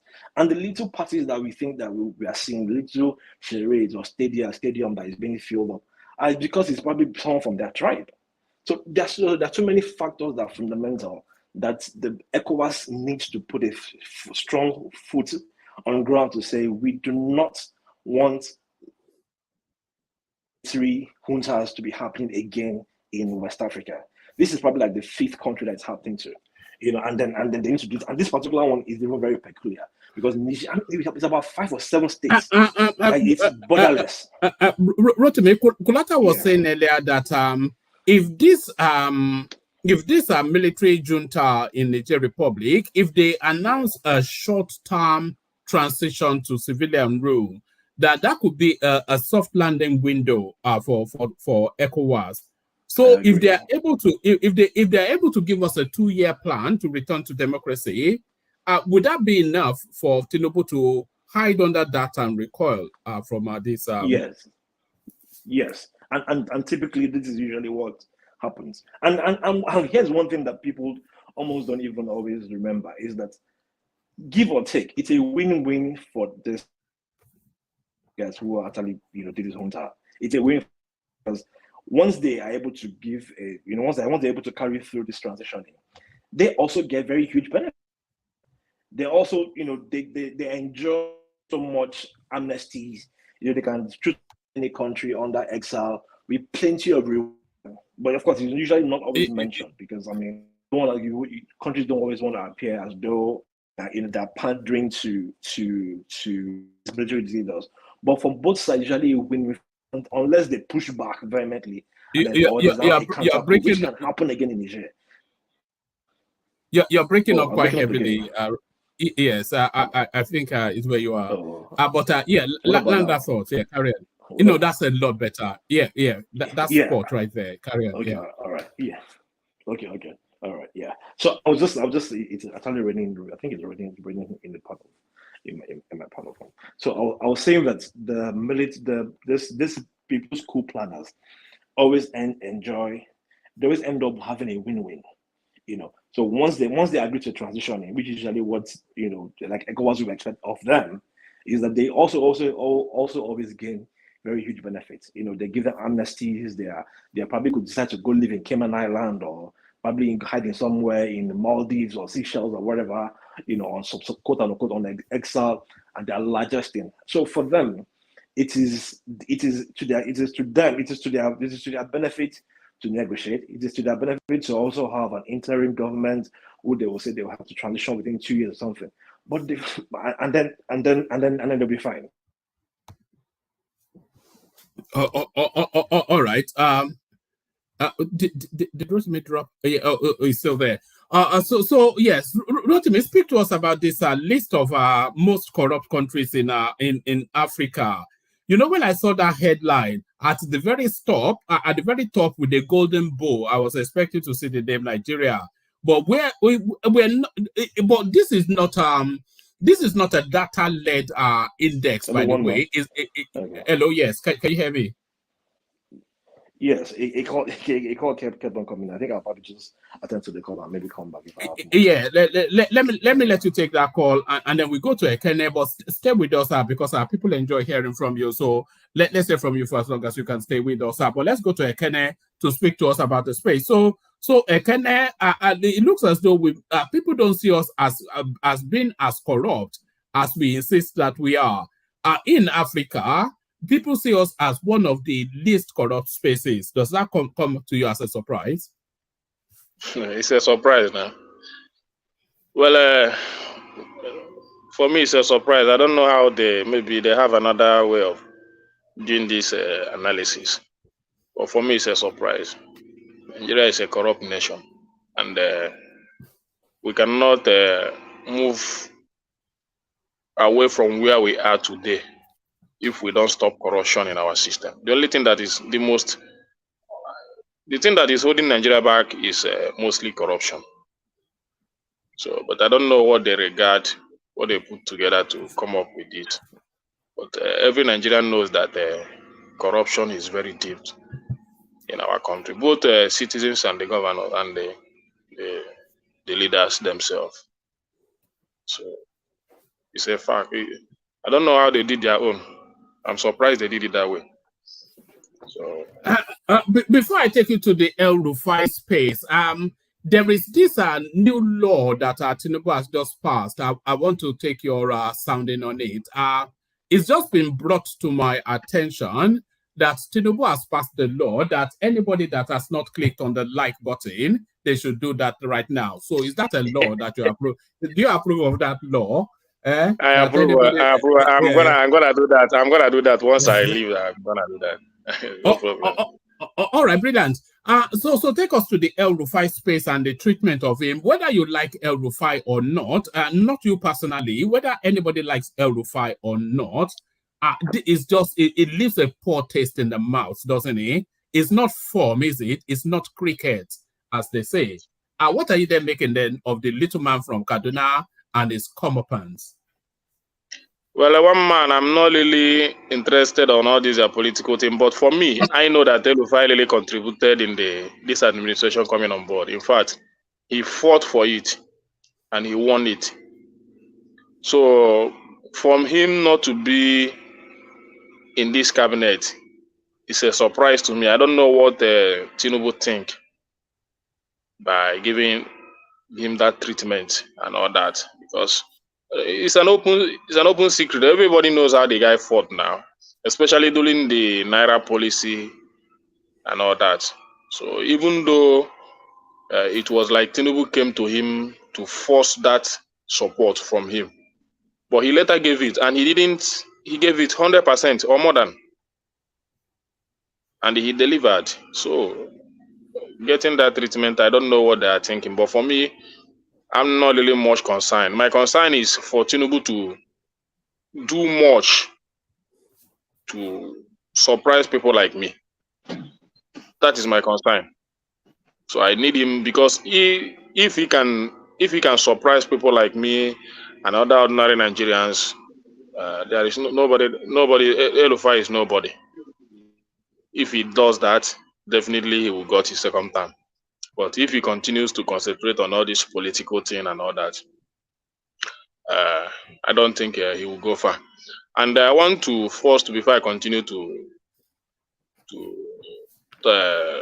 congratulate somebody like Kulata on this platform, because I like people that speak facts, no matter your party affiliation and all that. People that wants to say what it is, not using English to cover sense and all that. You understand? So people like Kulata. Will you encourage people like Rational Minds to be more like people like Kulata, to be balanced in their views? Well, even if you are obedient, you still need to be like Kulata.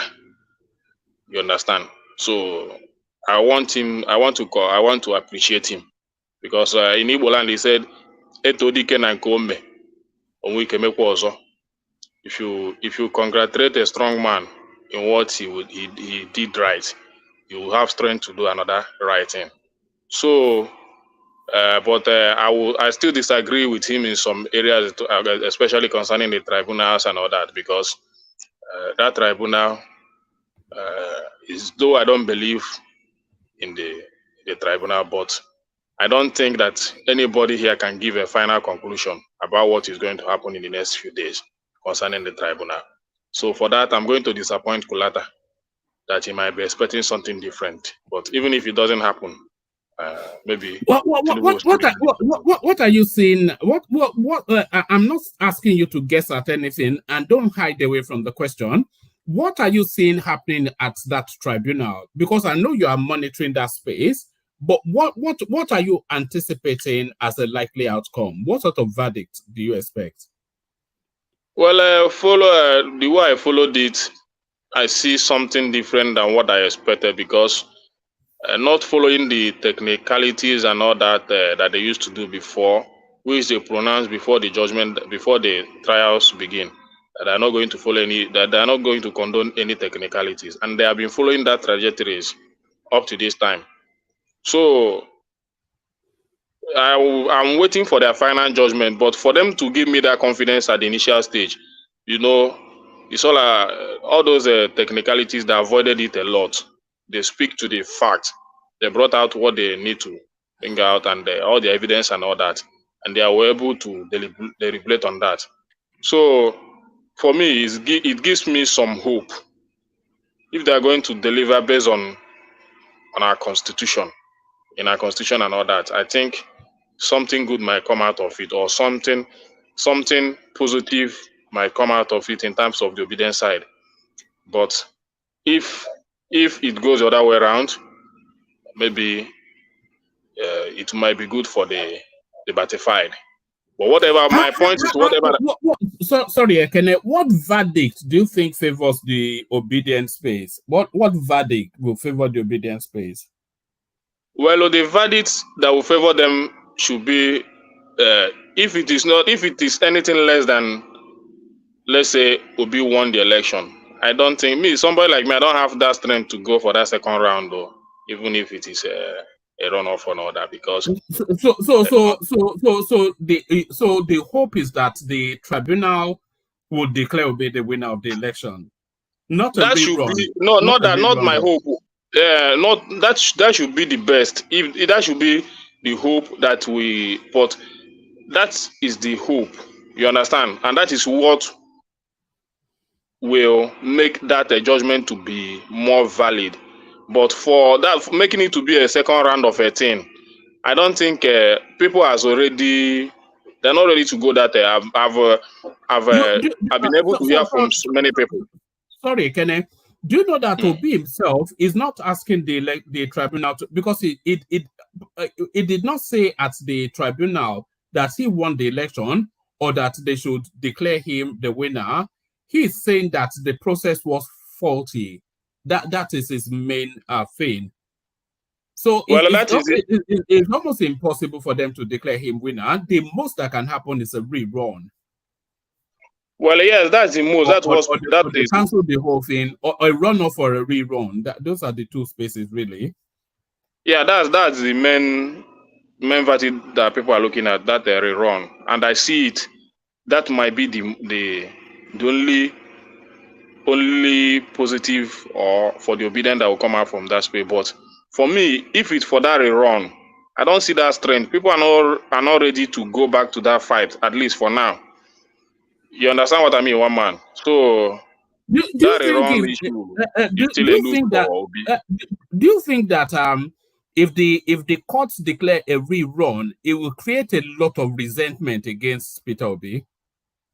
Sure.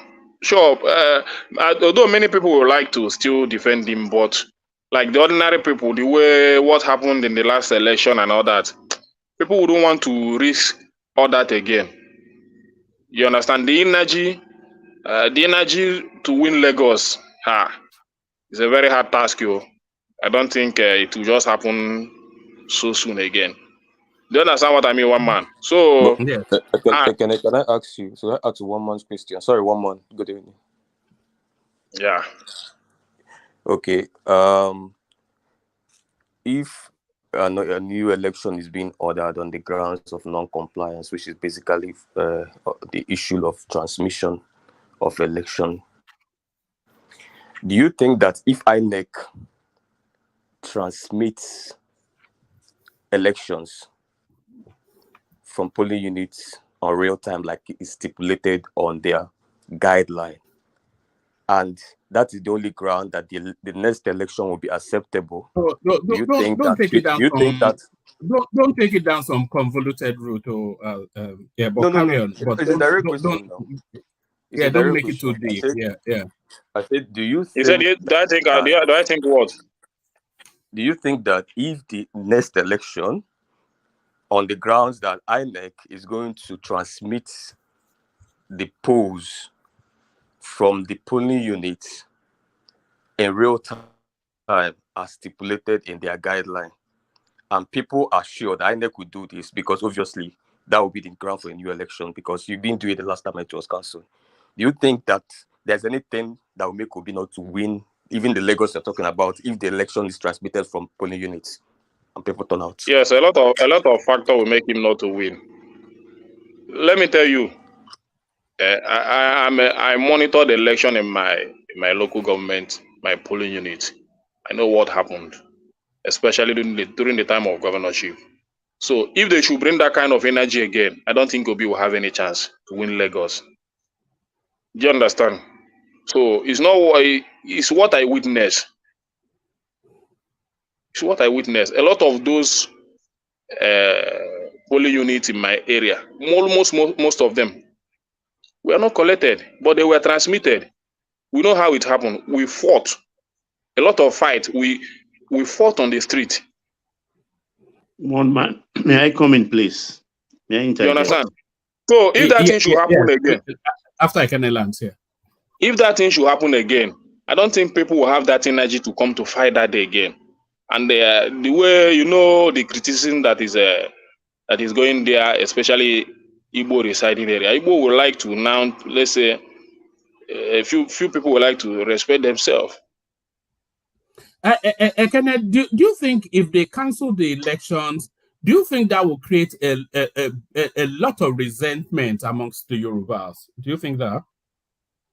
Well, I think no. For now, it might not create, because everybody is feeling something. You don't think the Yorubas will resent it? Unless the politicians. That will be pushed it to that point. One man, let's look at it this way.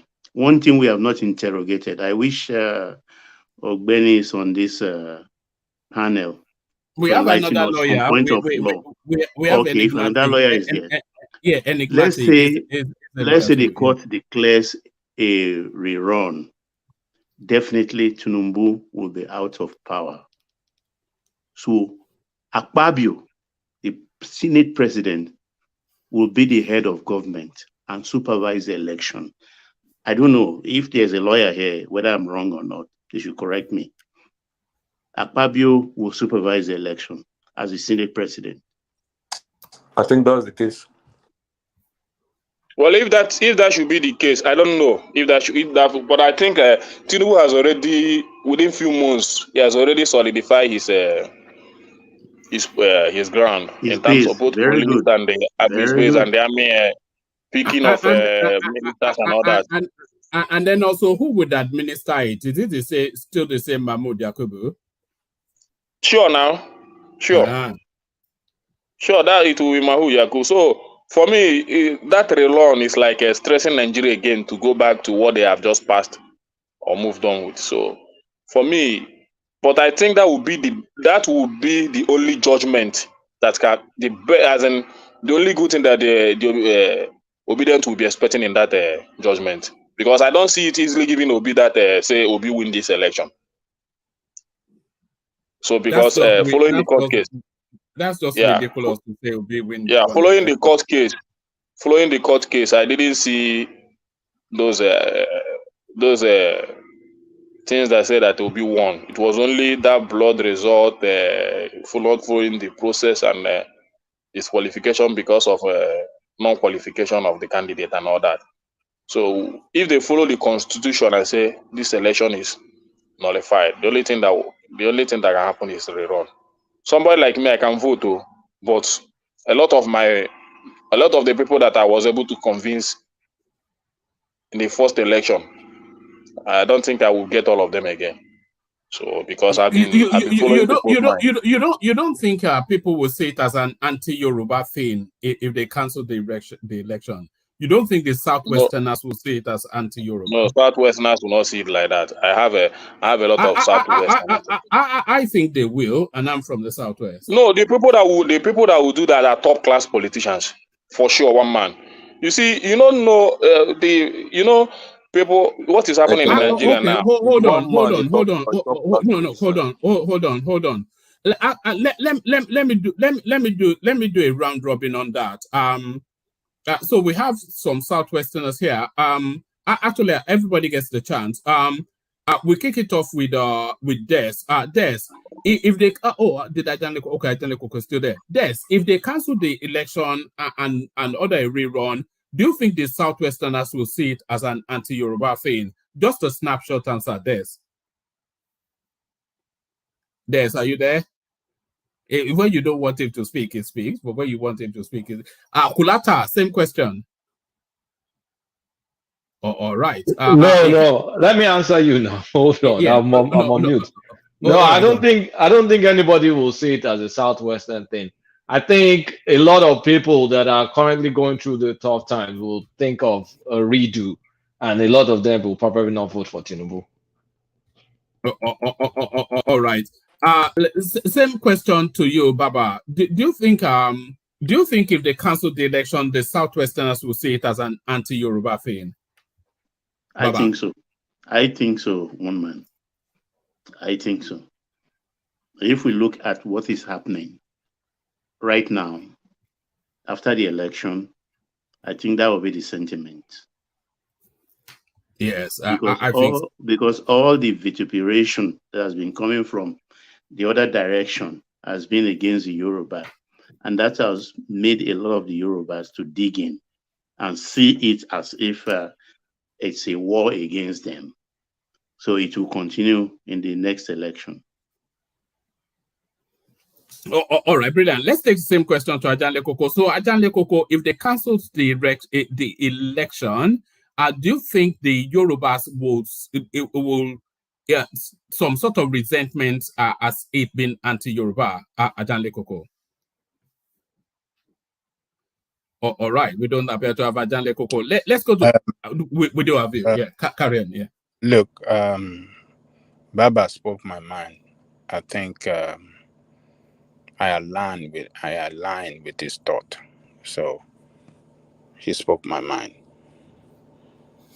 All right, brilliant. Same question to you, Folly B. Folly B, if they cancel the election, do you think the Yorubas will see it as an anti-Yoruba move? Folly B. All right, uptown. We can already guess what you'd say, but uptown. Actually, you can't guess what I would say. Actually, one man. But for me, I think I'm gonna go with what Kulata said. I think if you hear the what's going on now, when people, especially Northerners, that are saying that Tinubu's appointing people, that most of the people that are strong he appointed was on Southwest, and he's just appointing, and now this El-Rufai thing, the only one person that is capable from their region is also out, and all that. That's going to affect his votes in the North.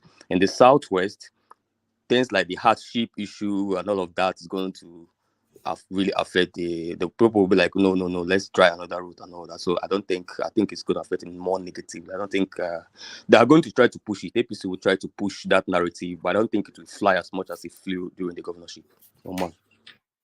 Oh, all right, brilliant. Same question, Enigmatic. Hondi. Enigmatic. Yeah, I'm here. Thank you, Oman. I align with Baba, so that's the sentiment, because post-election, the narratives and of course, let me use this language, the vituperation and the unpatriotic stance of certain elements, you can point to where it's coming from and then where they are directing it to. So basically, just picking Baba's mind. And then beyond that, probably when I have time to talk a little bit, it will just a very big, short answer to address that tribunal and just leave it. But that's my point. Basically, I align with Baba with this point. All right, brilliant. Same question to you, Akim. Akim, good to see you, Akim. Akim usually comes here to just to go to bed. I think he's probably asleep already. All right, Akim, not so back to you. Can I round off your thoughts, and then we go to Baba, and then to Folibis. Can I round off your thoughts? Okay. Anyway, that tribunal still hold my reservation and all that. So what the issue of is it Russia? Actually, hold on, Ekene. Let me play you a clip as we go into the Russian stance on the ECOWAS space. Let me play you a 40-minute clip.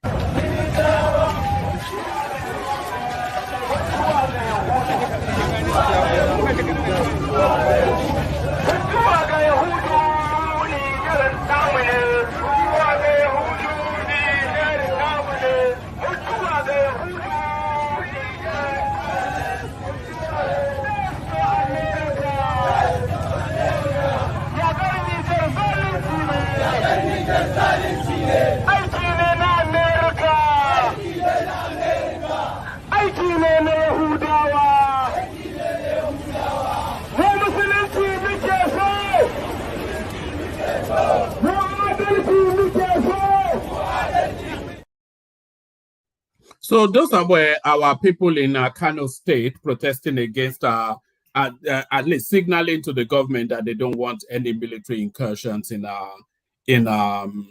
Niger Republic, and the Russians warning against it as well. Ikene. That is why I said that earlier at this stage of this Niger of a stuff, that Tinubu would have focused more on governing this country called Nigeria because of the problem we are facing. This is not the only. There was one man that is called Shehu, this thing, Madi Shehu or something like that. The man really, the way he spoke against Tinubu on the national TV, that the war against Niger is the war against the North and all that. And you think that these people are not buying this sentiment? You see, I don't want to believe that like the way people are seeing it, that the France are using Tinubu to want to achieve something from the Niger issue, and he shouldn't allow himself, if that is really a fact, to be involved. He has to make his opinion though, but not the way they're taking it too far. You understand? So, and because for me, this Niger stuff, we don't really have anything to do with them. If the people say they are okay with it, leave them, let them continue with it. Just solidify your space. A lot of people are expecting something positive from you. You need to please a lot of people. You need to make your government so attractive that people begin to buy to your ideas and all that. So I said it and I continue to say it. We have spent almost close to 1 month talking about Niger, and we leave the issue that is going on in our economy and all that. You see, so for me, it's a big blow. It's a big blow. I didn't like it at all. Let them handle their issue. Because those guys you see in the north, they're your supporters, definitely. And I think Kano is one of the places he got some of the highest vote that made them declare him the winner of the election. So he shouldn't do anything to make people to begin to see him as an enemy of the north, because it will play a very wrong blow in his next election, which I know that he will want to win the second term. So he's answerable to us, not Nigerians, not even ECOWAS. Tinubu is answerable to the citizens of this country who elected them, people that elected him to govern this space. So people that didn't support him, his work should be to do everything possible to buy their mind. That is giving them good governance, which I'm still expecting that. I'm still expecting that. For me, I'm very still disappointed that for now we are not seeing our ministers with their portfolios trying to carry out some activities in our nation and all that. We are still talking about Niger. It's a big blow. So I saw that that protest today, and I don't know what to say. It's left for him to do the right thing. It's left for him. The only thing I know is that I want this country to move forward. I want this country to. I'm living in Nigeria. You people live abroad, but somebody like me that live in Nigeria that knows where the thing is paining me or paining everybody. Don't worry, you can Japa come to the UK. I have some place that I run for as Airbnb. You can I'll put you up there. Yeah. I literally talked about this some few days ago, but one man I'm not going to. I let her. But what about what? Not for you now, for the children. Do you want them to grow up in that sort of environment? No. They can maybe I can plan for them if things continue to go in this direction. But okay, you send them away, but you continue to yes. rough it out. Yeah, but okay. for me, I don't think I need it. So I know that I will surely overcome. The only problem we're having is this inflation of a thing, because that inflation, if you don't know how that thing affects business, then you are not really a good businessman. So buying something, maybe 1 naira, selling 2 naira, going to buy it 3 naira, it's a very big loss for a business. So if you don't have a very good strategic planning and all that, you lose your capital.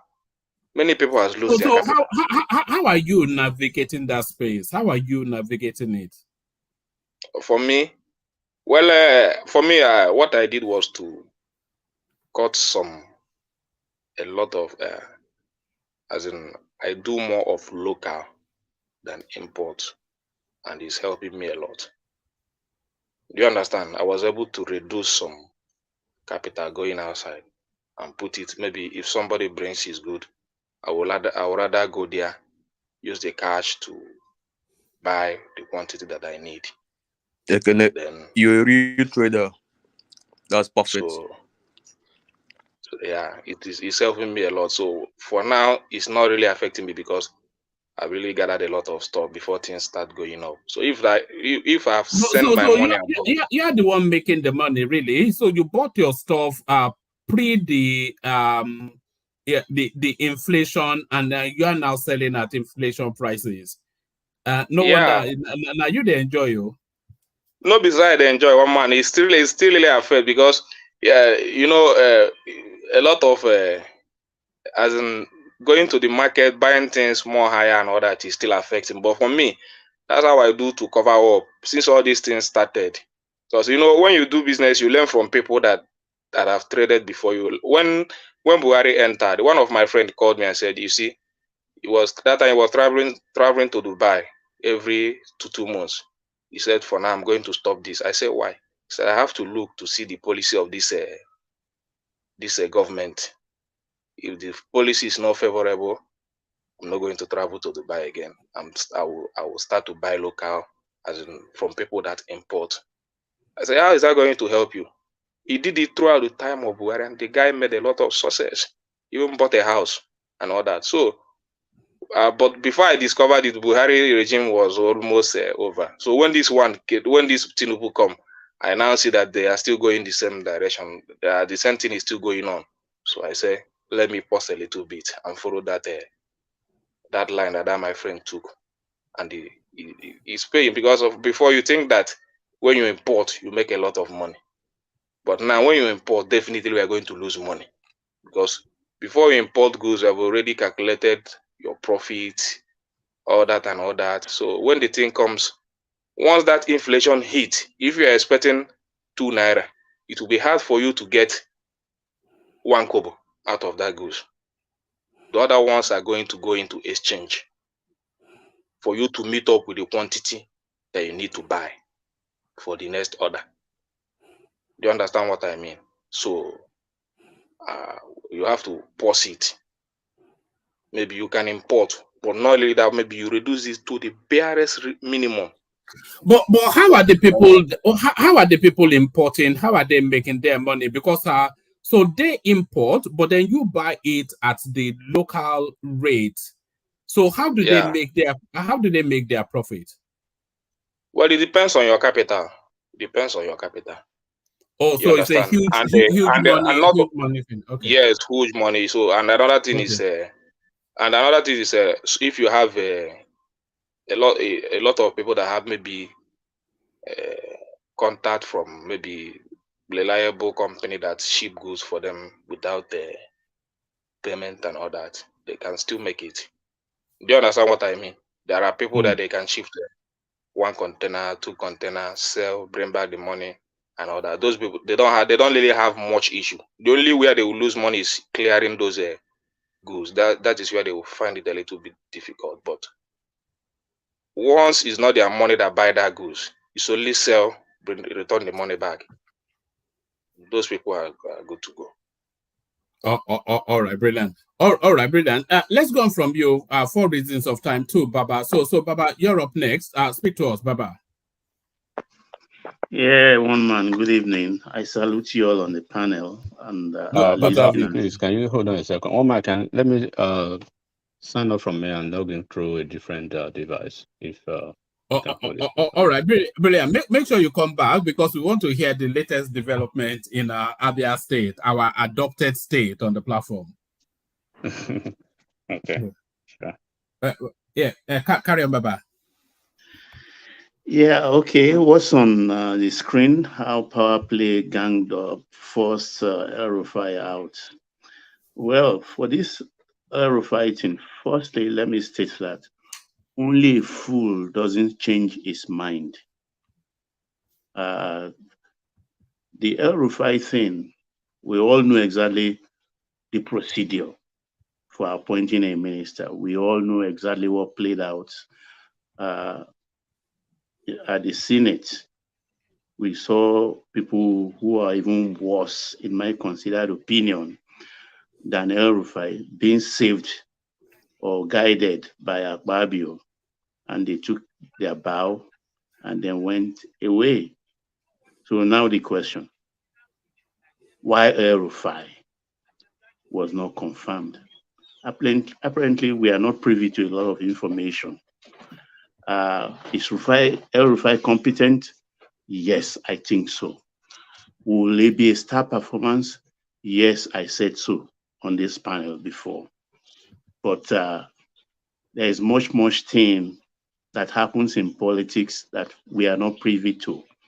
Those who really want to yank him off the list, they are not stupid people.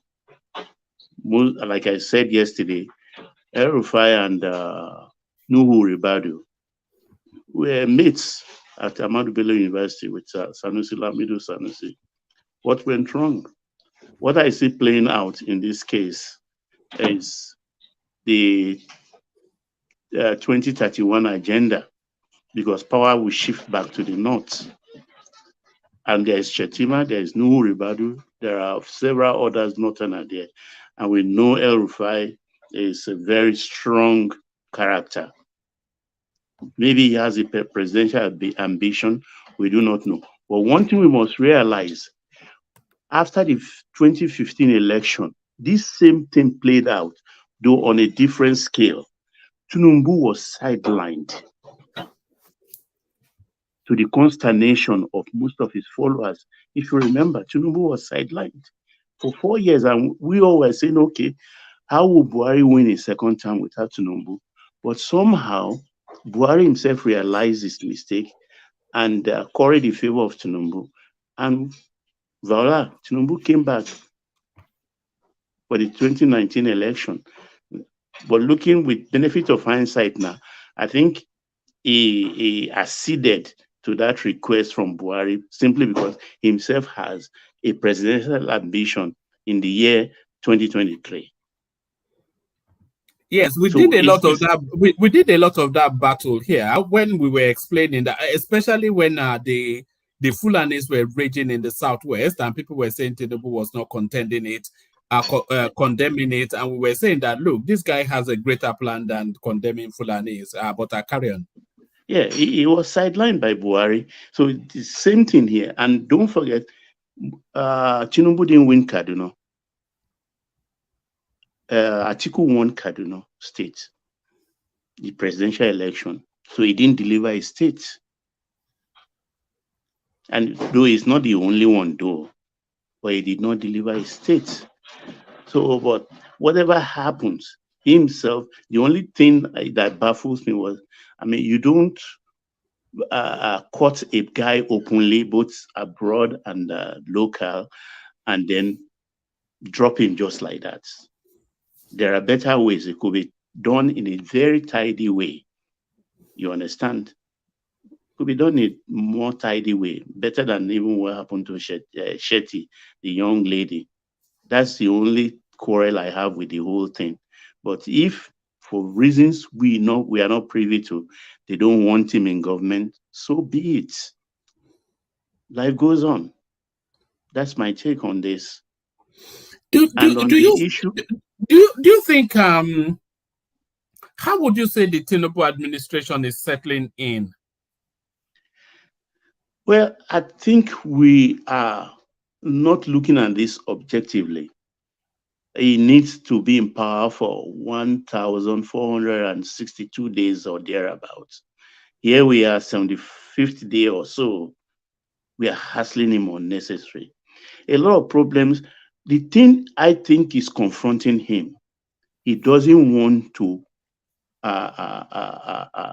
remove the gap from the masquerade. APC is still ruling. He inherited his government from an APC government, from Buhari. There is nothing he cannot escape that. There is nothing he can do that will not affect Buhari. So far, he's trying so hard not to go that route or route. You understand? He's trying very hard not to go that route. But in order for him to apologies that I keep cutting into you, but do you think it's a fight that he ultimately has to turn? Yes, he has to. That's the only way we will understand what is happening. Let's take the issue of Emefiele and the arbitrage issue. 40% of our foreign reserve is about $35 billion. 40% of it, you understand, has been used as collateral for money borrowed from Chase and the other bank. What's the other bank now? You understand? And they are demanding their money. They are calling in for it. What did Emefiele do with his money? We don't need to rack our brain. We know most of that funds went to a certain person for certain industry that is not serving us right now, which we need, but we can't get the services. Most of those money at 400 and something.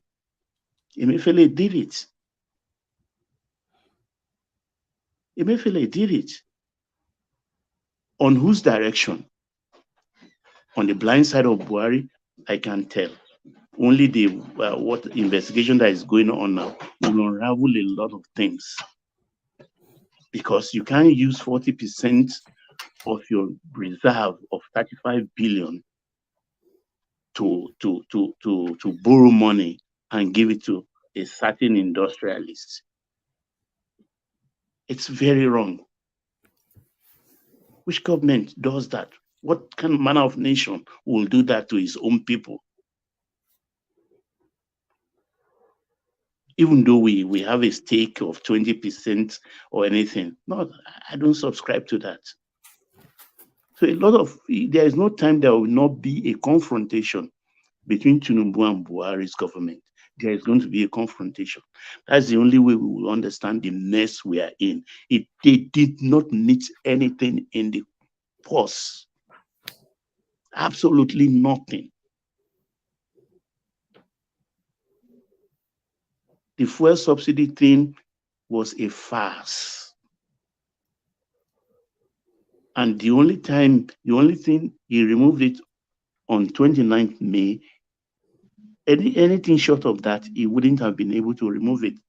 Jonathan wanted a debate. We railroaded him. He didn't succeed. Same thing did Yaradua. Obasanjo couldn't do it. So if he had failed that day, the primordial evil machinations will come to play, and he wouldn't be able to do it because we are a very funny people in Nigeria. Look at NLC, the same NLC that forced Yaradua to return the check of Dangote after he has purchased the 4 refineries. Now they are crying, do the refinery, wake up the refinery. What difference will that make? Other than maybe freight charges, because we will not be paying freight anymore. But the petrol subsidies, since it has been removed, we cannot subsidize it. It will still be almost the same thing. NLC is now saying something they've spent in the last 10 years or so. We spend almost 15 billion for repairs. And as we speak, there are Pegasan, the union of, that's what the union who works in the 4 refineries, that's the union they belong to. They are still working. They are being paid salary because NLC refused that we cannot sack them. Is that the refinery they want us to wake up? It's like waking up a dead horse. I still reiterate, we have to sell those refineries and use the money. You know that was Atiku's plan. In fact, that was one of the reasons why I supported that. Of course, Atiku is right. He wanted to sell it off. Yeah. He will sell the refinery. One, the technology is even going obsolete. So to wake it up, I mean, you need to refit it. And people are stealing parts of that refinery and selling it. So it's like an empty shell. It's like a Ferrari without a Ferrari engine. So we cannot put good money on bad money projects. No, we've gone past that. But there's going to be a clash between Tinubu and the Buhari's government. And we are starting with Emefiele before we go to Kiari, NLCP. You know where that flash, you know what will ignite that clash is when, and he has to do this, by the way, is when he goes after Abubakar Malami, which he necessarily has to do. And then that is where then Buhari will want to step up to him. Yeah, because he just allowed these people to fleece the government. When we talk about judgment debt, the court has ruled, so up to Supreme Court, they fight all judgment debts. They say, okay, they are owing you, let the government pay you. Malami cornered the whole thing and said, no, You have to bring it to the AG office for us to now to look into it and sign into it before the chief accountant to the nation can pay your money. And what does it do when you present your claim, which Supreme Court has approved? You know, they now do their own negotiation. So what kind of thing is that? Pure corruption. And these are the people he has to drag into the net. It's going at it slowly. It's going to unravel.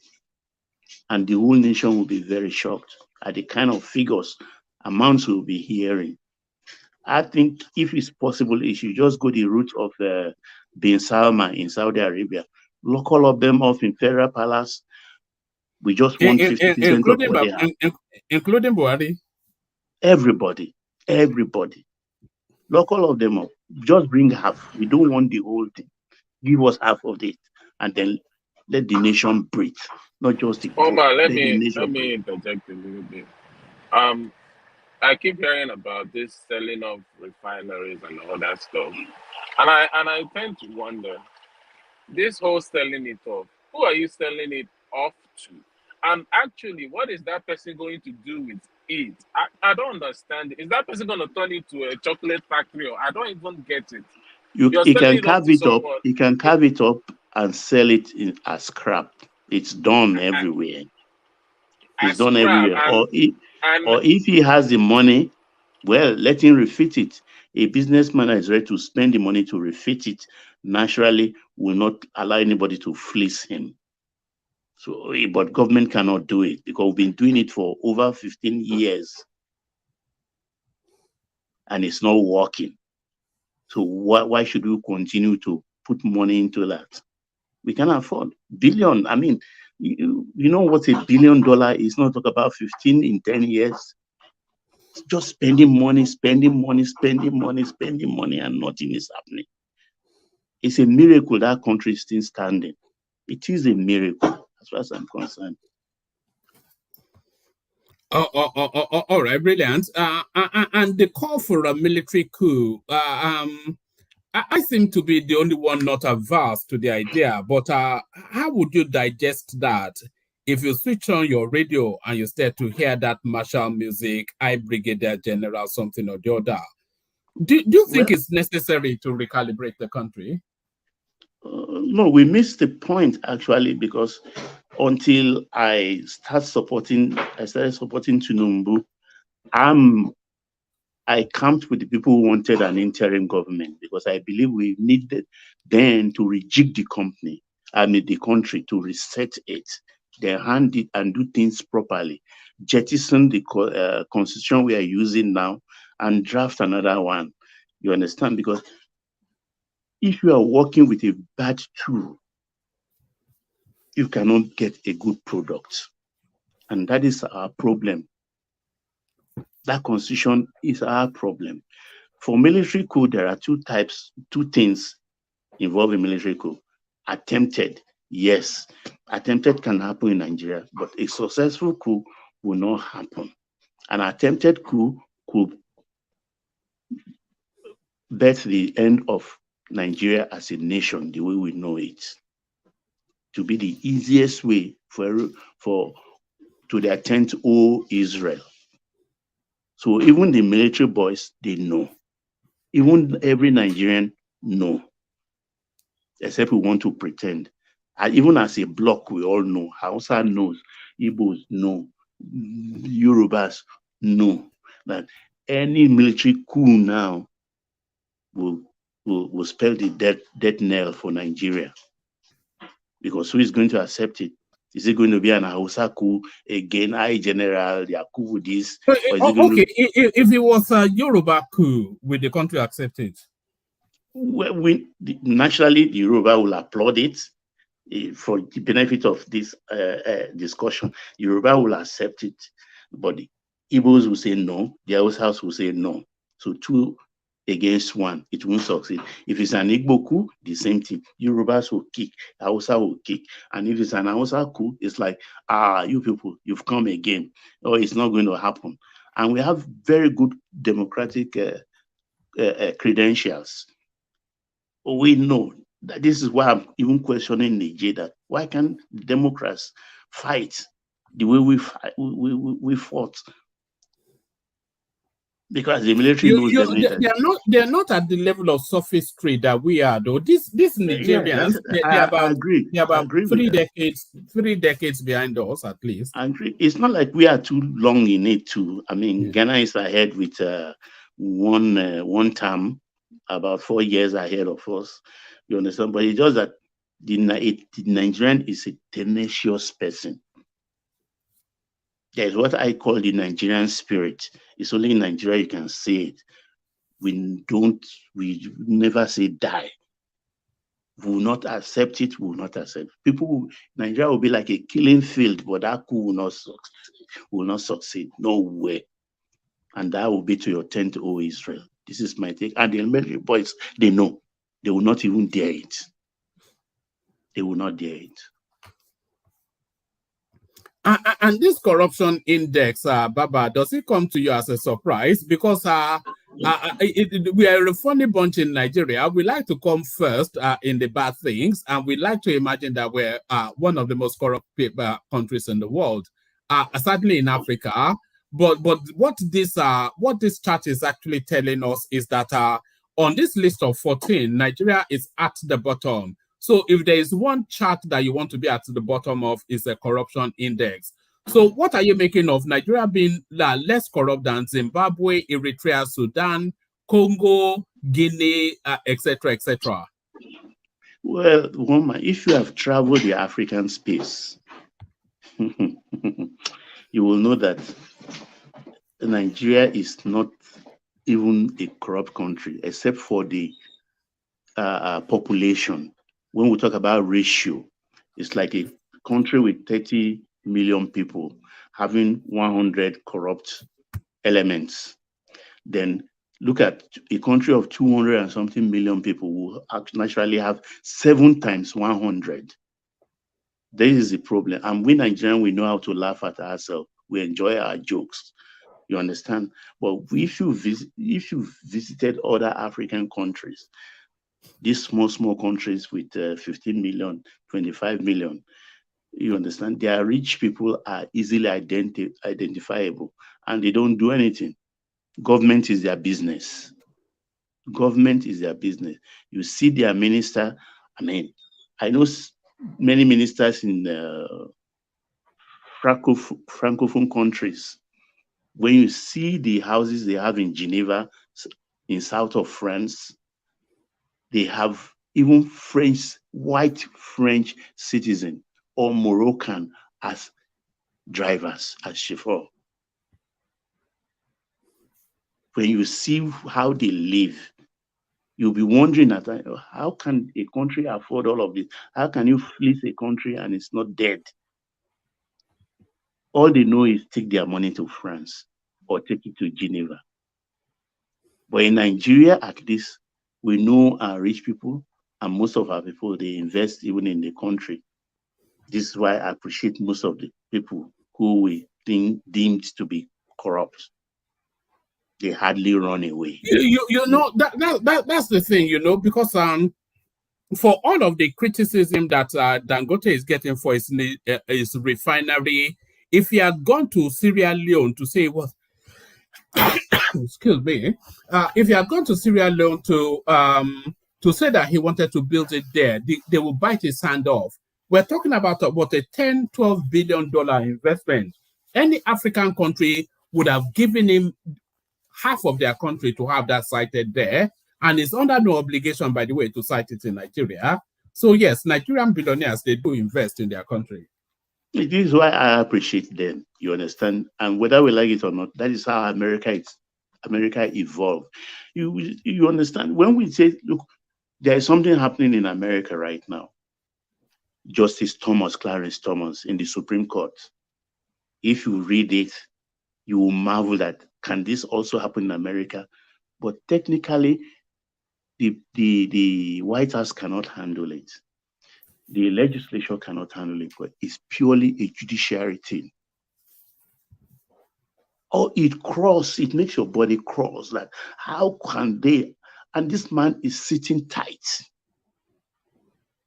and other Supreme Court judges have one thing or the other. And I look at in my own space, my country, Nigeria, for instance, if half of this happen, nobody's going to breathe, both on the internet, on radio, TV, newspaper. It's going to be an everyday thing. Baba, just to give you another leadway, if you try to read about Justice Alito's mind-boggling. Yeah, I read it. And then the other one, Kavanaugh. Kavanaugh. Yeah, That's why I say all of them, not just Clarence Thomas. It's only Clarence Thomas' own that like makes my body crawl, my skin. And that is the heart of America's. That is the heart, and they can't do them anything because there is separation of power. It's like Akpabio released that money to these people. We forget that it's purely a legislative thing. They have their own budget. It's their money they are spending. It is when they bring supplementary bill, then we can start to cry that, oh, when you lavish your money and start buying, going on holidays with 2 million, why are you bringing supplementary bill? But this is their money. We voted for them. Let them enjoy it. I'm not quarreling with Akpabio. I'm only waiting whether they will bring supplementary bill at the end of the day after lavishing their money. Separation of power. Because I look at the American on the judiciary, all the Supreme Court judges, 9 or 10 of them, they are sitting tight. They are not even, they just say, okay, they can only, it's they themselves that can. The Supreme Court is weighted in favor of the Republicans at the moment, isn't it? All those appointments made by Trump. Yes, but even they don't even have rules in place to mitigate against the corruption. They are enmeshed in. They don't have rules. Ethics. Ethics rule. Yeah, so who is going to give them that ethics rule? Is it the legislature? But even the legislature, they are mooting that idea now. But you see the reservation against it through the reservation because it's not within their purview. Exactly. We are just too hard on ourselves. I was talking yesterday about Senator Remi Tinubu going to Buhari, and someone said, "Oh, as policy become that cheap," but they forget that as far back as Eleanor Roosevelt, as far back as Nancy Reagan, Rosalind was this Georgia man's name? They were all involved. First ladies don't sit tight. That's how government works. There are backdoor channels, invisible roads, corridors that leads to one another's offices. So a lot of things, we are just too hard on ourselves in our country. Honestly, we just have to slow down and open our eyes well. That's my take on the military one man. All right, brilliant. Excellently put by Baba. We must hear more from Baba because he presents so excellently. Let's see if Foley is with us, Baba. Go from you to Foley. I think he may have dropped. So let's go to Enigmatic Hondi, who our roving correspondent now is monitoring Abia State all the way from America. That is the power of the man. Enigmatic Hondi. Let's hear from you. Latest developments first in the federal space and then cap it off with Abia State. Enigmatic. Good to have you. Thank you, Woman. I think Baba said a lot. I heard Kulata briefly while he was speaking. I mean, I've heard a couple of the panelists while they were speaking. Diverse opinions, and then they all have right to their different ideas of how Nigeria should be, and then what the expectations should be of the politicians, steering the affairs of the country. So I'll start from the Niger or whatever. So those, like I said earlier, we understand the sentiment from the north about Niger situation. Countless time we've said Niger situation is not Nigeria's problem. It's not Tinubu's you know, mandate or problem. This is ECOWAS issue. But because it basically is turned more or less like they've turned it to a political, you know, jamboree now. So those who are praying for war in Nigeria, if I say, probably God will answer their prayers and they will see the war, because we've tried to let them understand, but they don't want to understand it. If you want war, then so shall it be. And if you want a coup too, if they don't actually play to your politics, then God will grant you that your prayers. That's the best. I will tell them they actually want the war for the country, to burn it down, and then to, you know, eviscerate all that matters because of politics. So shall it be to all of them. So I don't think I have any admonition for them. They want to be the lovers of Niger, or probably because of the politics they don't like, and they want to wish every evil on their country. It's all on them. So they actually want the worst. So shall it be for them? I'll leave it at that. So on the other hand, the issues are happening with El-Rufai. It's like I said earlier too.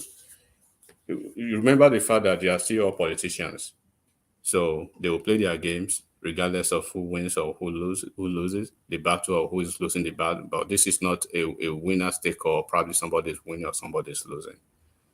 El-Rufai is having a lot of issues that he's dealing with among the political class, the political elites from the north, top-notch elite from the north, and a lot of people from Kaduna State. Kaduna politics is involved, especially from people who are really aggrieved with his style of governance, and then, you know, his brutish nature too. You can't keep him quiet, and it's not the man that you tell him to shut up, you know. And then of course, from the southeast, he has a lot of enemies from that place. And then obedient, basically, they don't want to hear anything about El-Rufai. So God will help him out if they see him fit to. There are 1 million of El-Rufais, so don't get it twisted. There's nothing El-Rufai can bring to the table that other Nigerians cannot bring to the table. There's no one who is so special in Nigeria that no one cannot replace. Nobody is, you know, that special, you know, that we won't find a replacement. But of course, if they want to turn it to another political issue, El-Rufai has done everything in his life that anybody could have been proud of. As a governor, he left his mark. As minister, he did same. As DG of a commission or a parastatal, he did the same. So regardless of people's reservation against him, or probably their hatred, it's not still going to stop El-Rufai from being who he is, or being El-Rufai. So hatred doesn't stop God's shine or glory. So take it or leave it. If he becomes minister, good for the nation. If he doesn't, nobody's going to lose. So that's on El-Rufai. So what other topic are we talking about again? We were talking about the possibility of a military coup in Nigeria, to the point that the military themselves, they've come to speak about it in the public space. Yeah, people have been begging them to come. And if it happens, would you welcome it? First of all, it's a non-starter for me. Okay, I mean, some people really want it because they do not have their wish. A lot of people went for the election, even people who we consider that they never had a chance. You know, ab initio, like Omoyele Sowore. As bombastic as he is, you will never see such a person calling for a coup in Nigeria, or probably mobilizing his base or his, you know, errant, you know, supporters going as far as to the defense headquarters, kneeling down, begging them to come and overthrow a democratically elected government. Omoyele Sowore wouldn't do that, or any patriot wouldn't do that. But of course, amongst us, we know those who are not patriotic, and we can't question their level of, you know, relevance to Nigeria's democracy. Like I say, I do not support it. The worst of democracy is better than the best of any military regime. But if people are rationalizing why military should be better than democracy, then you already have a definition of who they are. You know, sore losers, bad losers will always find a way to derail, democratic rules. Trump tried it over here in the U.S. It basically almost rubbished the entire fabric of America's, institutional politics. Almost everything that makes America number one or the great country in the world, the greatest, if I have to say. Trump almost, brought it to its knees, and we are still dealing with it in the U.S. over here, right? In the ranks and file of the U.S. military, a lot of things are happening. When you notice that when Biden came into office, they had to do, multi-layer clearance all over again for all the guys around him. So they had to weed a lot of people out. I know of a lot of majors, captain, officers in the rank and file. There are so many policies that have changed even in the U.S. military now, because there are so many of those people, they call themselves patriots, right, that belongs to the MAGA that they need to weed out. And a couple of things happening institutionally and even in some government parastatals at the highest level in the U.S. here. So, except probably you have an ulterior motive for your country if you actually belong to that country. Of course, we know people. There are occupiers of Nigeria now that they are not really Nigerians. We know them, and they will not wish to see Nigeria survive. I wish Nigeria. I wish whoever is president.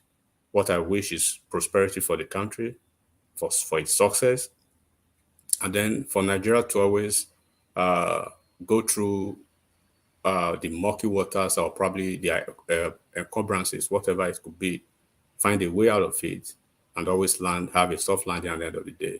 Do you think the North are starting to turn against Tinubu? If they start to turn against him, it's part of politics. Tinubu is not a neophyte politically. It's not a Lilliputian politically. He knows what to do at the right time, and he knows how to navigate the murky waters of Nigeria politics. So he's a Agbawo in political matters. So he knows when to pull the trigger, and he knows how to. It's a carrot and stick approach. Of course, he has his base, he has his people. Even while he was a member of a political party and a government that he helped, into the presidency, he was basically almost 100% shut out in the first 4 years, and in the twilight of the first 4 years, he was brought in back for purposes of election, and shortly after the election, he was shut out again. But he still found a way around it to still have, his way, and then coalesce with his northern friends and colleagues to see it through. So if a man out of power could muster the courage to see himself into power, and then we can just imagine what he could do when he's in power already. So people can speak, and of course, but you have to understand this is politics, one man. This is highfalutin politics now, and they do not forget that we do have a lot of the apostate guillotine machine out there now that will try to tailor several events beyond the purpose of it, or probably blow it beyond the reasonability of it, right? So when you are looking at people... hold on, Enigmatic, let me play you this clip. A war that Tinubu cannot afford. Physically, psychologically, intellectually, militarily, the capacity is not there. I think he is using this war as an alibi. As what? As a cover. To do what? To ensure the war comes between Nigeria, ECOWAS, and Niger, and then that will make him invoke a constitutional provision for emergency rule. That will not happen. Nigerians are much, much wiser. We have seen in other military, just like you said, in other military, and other countries where military are, they are stable. They have no business going to Niger. If the choice of Nigerian people to assert for their own frustration is a military rule, and they have welcomed it, so be it. Where was ECOWAS when other countries were being taken over by military? Where was America? Where the UK? Where are all these pretenders of democracy? Where were they? If military rule is an option to irresponsible leadership, to fraud in governance, to betrayal of trust, to cherry pick of enemies, so be it. Mr. If Shehu. civilian president don't like coup, if civilian president don't like coup, they should be democratic, they should be responsible, and they should be answerable. Short of that, coup will always be an option for people who are aggrieved. If Tinubu decide to go and invade, along with ECOWAS, to invade Niger, he will lose more than ECOWAS, because definitely we are going to the polls anytime, any day, anytime soon. We will go back to the votes. We will go back to the polling stations. And that is when Nigerians will realize that they have been called upon in the past. Be wary, be careful, beware of a Tinubu presidency. They didn't hear. Now we are seeing the manifestation of absolute failure and incapacity, inability, and lack of experience. Only an inexperienced president, barely 3 months in an office, can begin to think of war. This is Comrade Mohammed Ali Ranger. I want to say this very I've seen this immense woman. to congratulate members of the Let me react to that. It's just really those are the voices that we're hearing from the north. Enigmatic, please so, give me 30 seconds to address that man who just spoke now in white cap. Just give me 30 seconds, please. Yes, just give me 30 seconds, please. Did you notice the irony in the voice? We will vote when Tinubu term is over. So he is a Democrat at heart. He didn't say military will come and remove Tinubu, but we will vote him out. Why is he denying Niger Republic of the same privilege to vote Bazoum out after 4 or 5 years of his term? That's the irony I see in that statement. You are saying you are going to vote Tinubu out in the next election. But I think you are not trying to be objective. What he's saying is that the use of force should not be on the table at all. That diplomacy should be the only option to get solution to this problem. So don't try to misinterpret. No, Baba Jan, what I'm saying is that a military government is a change of government, isn't it? A takeover from the military is a change of government, the complex of the government. Am I correct? Yes, but it's not supporting military. It's not military. It's not. Yeah, it's not. But what I'm saying is, it's not in support because he's a Democrat. He's saying he's going to vote his own government out. Yes. Yeah. So what I'm telling you is what Baba is saying is why is he not calling for a military coup in Nigeria? If he's happy to have it in Niger Republic, and exactly, you got it. It's not happy. Guys are misinterpreting. Is how do I describe it? It's not happy with military takeover.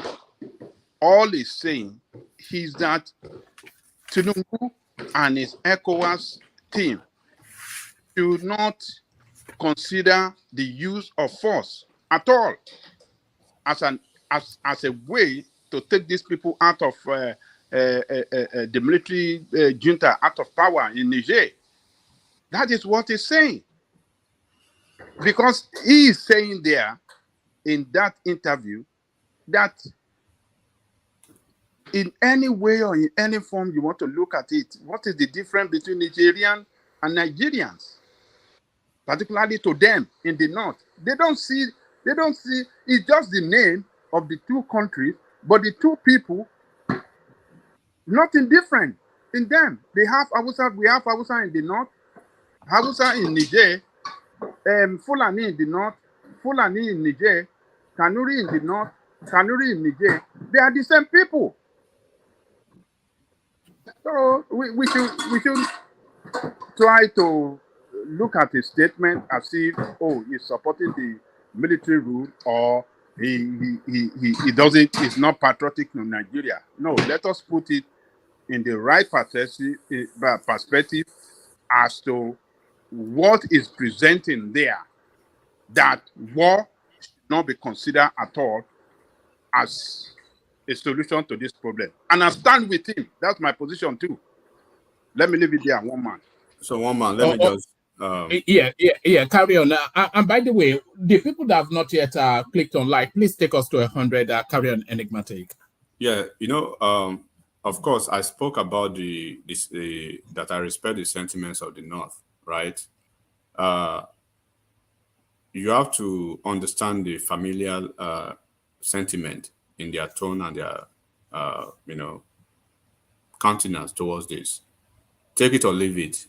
Tinubu is a Southern president. He's a president from the Southern extraction and from the Southwest, Yoruba man, to be precise. You are dealing with this ECOWAS narrative now that has become a Nigerian narrative. I don't know, because all of a sudden ECOWAS becomes Nigeria all of a sudden, and it becomes a Nigeria situation. But as much as we want to have a corrective discussion on that, when you are dealing with people with obtuse mindset, right? People lacking in intellectual acuity and slow to learn or understand simple discourse, it becomes so monotonous for you, and it becomes so tiring when you want to go over it and over it, especially people who are probably stuck who has this tunnel vision mindset that more or less, becomes so absolutely irrelevant trying to correct them. Once again, this man, he sounds educated, and I believe he's quite educated. But you can see the sentiment, like I said. You can see maybe 5 or 3 out of every people from the North, they do have familial, let me say, maybe with Niger, they have one thing or the other to do with Niger. So this will inform this. And then the usual tool that they bring to the table, threatening about voting people out. And so what? The worst they can do is second time will come, they will work with Atiku or work with a northerner, and so be it, right? Tinubu wanted to become president. He has achieved that in his lifetime. Nobody can erase it out of his history any longer. So he's not losing anything. He's not going to lose his life. He's not going to lose his reputation. He's not going to lose any. He has even achieved whatever he wanted to achieve in life. So the sentiment about losing, but you have to understand politics too, right? You really have to understand politics, because the dynamics of this is one, the homogeneity of Nigeria is what we are seeing now, right? Buhari took a lot of there was a time almost he locked all the borders in Nigeria, shut all the borders. But they are asking why are the borders shut? Why is this? Why is that? They're asking questions now because it's convenient for them to do that, which I believe they have the right to do that. But to say, okay, because of his decision as a president, or he has not made a pronouncement that Nigeria is going to war. He has not made a pronouncement that is mobilizing Nigerians or Nigerian military to war. I've never heard that. If anybody has done that, probably you can let me know. I stand to be enigmatic. Troops already been mobilized to Sokoto, the borderline. Baba, that's if you understand, if you understand, like I said, if you understand military strategy, you know that. Why have you heard any have they dropped any bomb or they've done anything that you can hear of?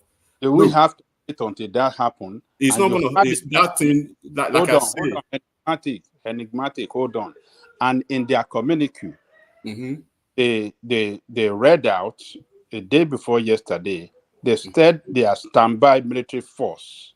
They have ordered their standby military force to get ready for war. Who? The ECOWAS. Okay, has Nigeria moved any of its soldiers close to anywhere near? I mean, what I'm saying, listen, for Nigeria for even Tinubu himself being the president, right, to make any decision, to make any move, to mobilize even a single Nigerian soldier into into Niger Republic, we have to have parliamentary backing. He can't do it. He can't just by fear do that. He can't do that by himself. And this is why what I'm talking about, that people should talk, in an educated We are seeing troop movements, enigmatic. Those are the countries. We are talking ECOWAS now. Remember, no, we're talking in Abuja. Their movement.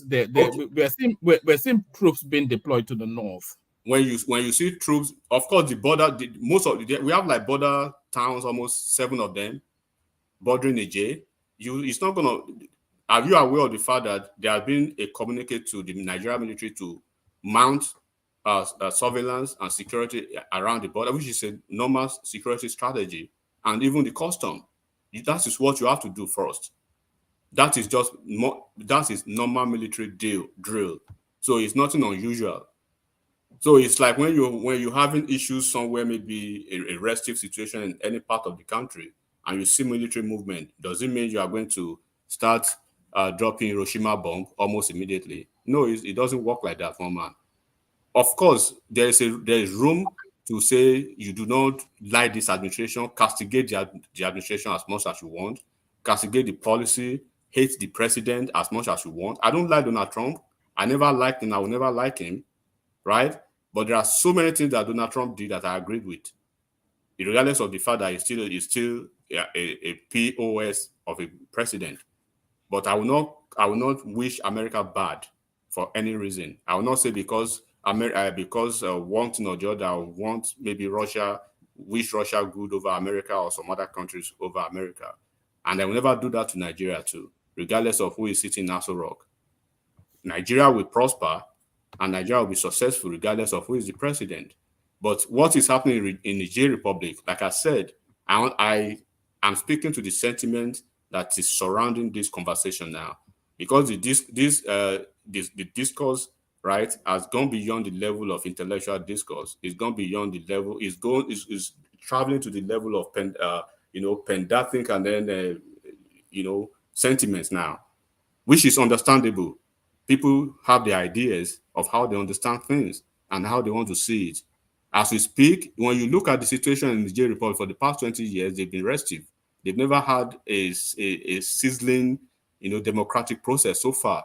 And when you look at even the coup plotter now, the leader of the coup plotter, when you look at his trajectory and how he got to office, you begin to blame even the president that was held hostage. How would you leave a military man in such a top position as the military leader for 12 years?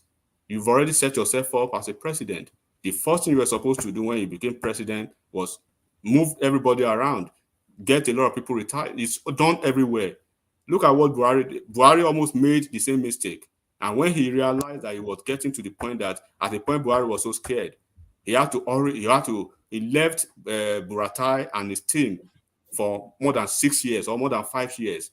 By the time he started understanding the danger he was causing for himself and for Nigeria, that was the time he basically had to go into an arrangement with them so he could be assured of the fact that they will not turn against him or set a coup against him. He had to offer the 3 of them ambassadorial appointment, sent Buratai to Benin Republic, send the other guy to Niger, and send the other one to maybe Cape Verde or Chad. So at least to douse their mind. Well, you can't keep military folks like that in government. That's why you see them moving military people almost every time. Biden did that. That is the first order of government. When you get into office, move the military around. And the way Nigeria is actually structured now, the military structure of Nigeria as restructured by OBJ, which was one of the best things that OBJ could have done. It would be so difficult for any human being to say they want to attempt a coup in Nigeria. Nigeria is a country of 250 million or almost. We are not a ragtag country of 10 million or 5 million that a major or a captain will hold Nigeria, the way to the jugular, like the one is happening. Look at what is happening in Mali now. They are shutting down radio stations. Look, yes, for criticizing the Niger, like I say, it's getting extreme, isn't it? If it is your wish for Nigeria to collapse and it's going to make you happy, then maybe God will answer that your prayer. And if it is your wish that coup should happen, because like I said, we've seen a team of political party with the candidates team going to the defense headquarters, begging the military to come and take over power because of an election. If that is your wish. Yes, people forget that quickly. Remember those clips of them kneeling in front of the defense headquarters to tell them to take away. They don't remind them. We put up a lot in that. We put up with a lot in that country. Imagine that. When you try to refresh their memory, they think that's mutinous behavior. By the way, I mean, it was less than 4 months ago. That's a capital crime. I mean, it was more than 4 months ago. One man. So like it is so easy, right? It's either you are a Nigerian or you are not a Nigerian, and we know those who are not Nigerians. They are in Nigeria because of selfish reason. If it is not my man, which candidate led his members to advocate for coup? It was the obedience, wasn't it? If it is not my person, then Nigeria can burn down. It's happening in America here, and we are still dealing with it. So once again, Niger Republic, there will be a reason. The coup plotter, it became too powerful that when the president eventually decided to move the military around, like they did they always do in Nigeria, they will tie a whole set, maybe 2 sets or 3 sets, right? One man, and then move everything around and have new chief of defense. When they wanted to do that, the guy mobilized against the president. So they should go and read it and be educated about all these things. But if you believe military regime is good for Nigeria and it's going to make you happy for losing the election, then so be it. God will answer that prayer for you. That's what I will tell them. So on the issue of the tribunal, it's a very simple fix, one man. I've said a lot about it. Kulata, a lot of people who can read between the lines, they've said a lot about it. Ogbeni, who, incidentally, he has handled a lot of, tribunal cases. Even both Atiku and this boy, Obi, they were not looking for, they didn't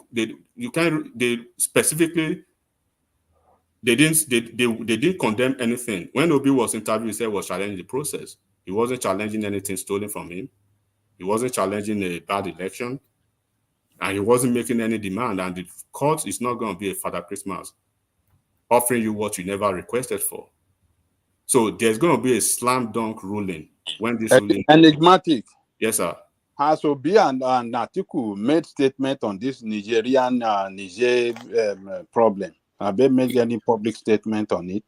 Obi is not a Nigerian now, you know. No, Atiku warned against it, but I don't think Obi... Let me actually check as you're talking. Obi is not a Nigerian now. If it's not in Nigeria, how would he contest for the president of Nigeria? Why are you looking for trouble? Is that not a coup plot? If it's not in Nigeria, that's why people are calling for coup plot now. They want their own military president. It's quite curious. Actually, that question that Ajande Koko asked, as Peter be taking a position on this Niger narrative. He's always ambivalent when it comes to issues like this. What did you say, one man? No, I was just asking that has Peter Obi taken a position on this Niger? Oh, maybe we should ask Uptown. Because if they are taking down the legal structures in Alaba market, it's very quick to speak on that. But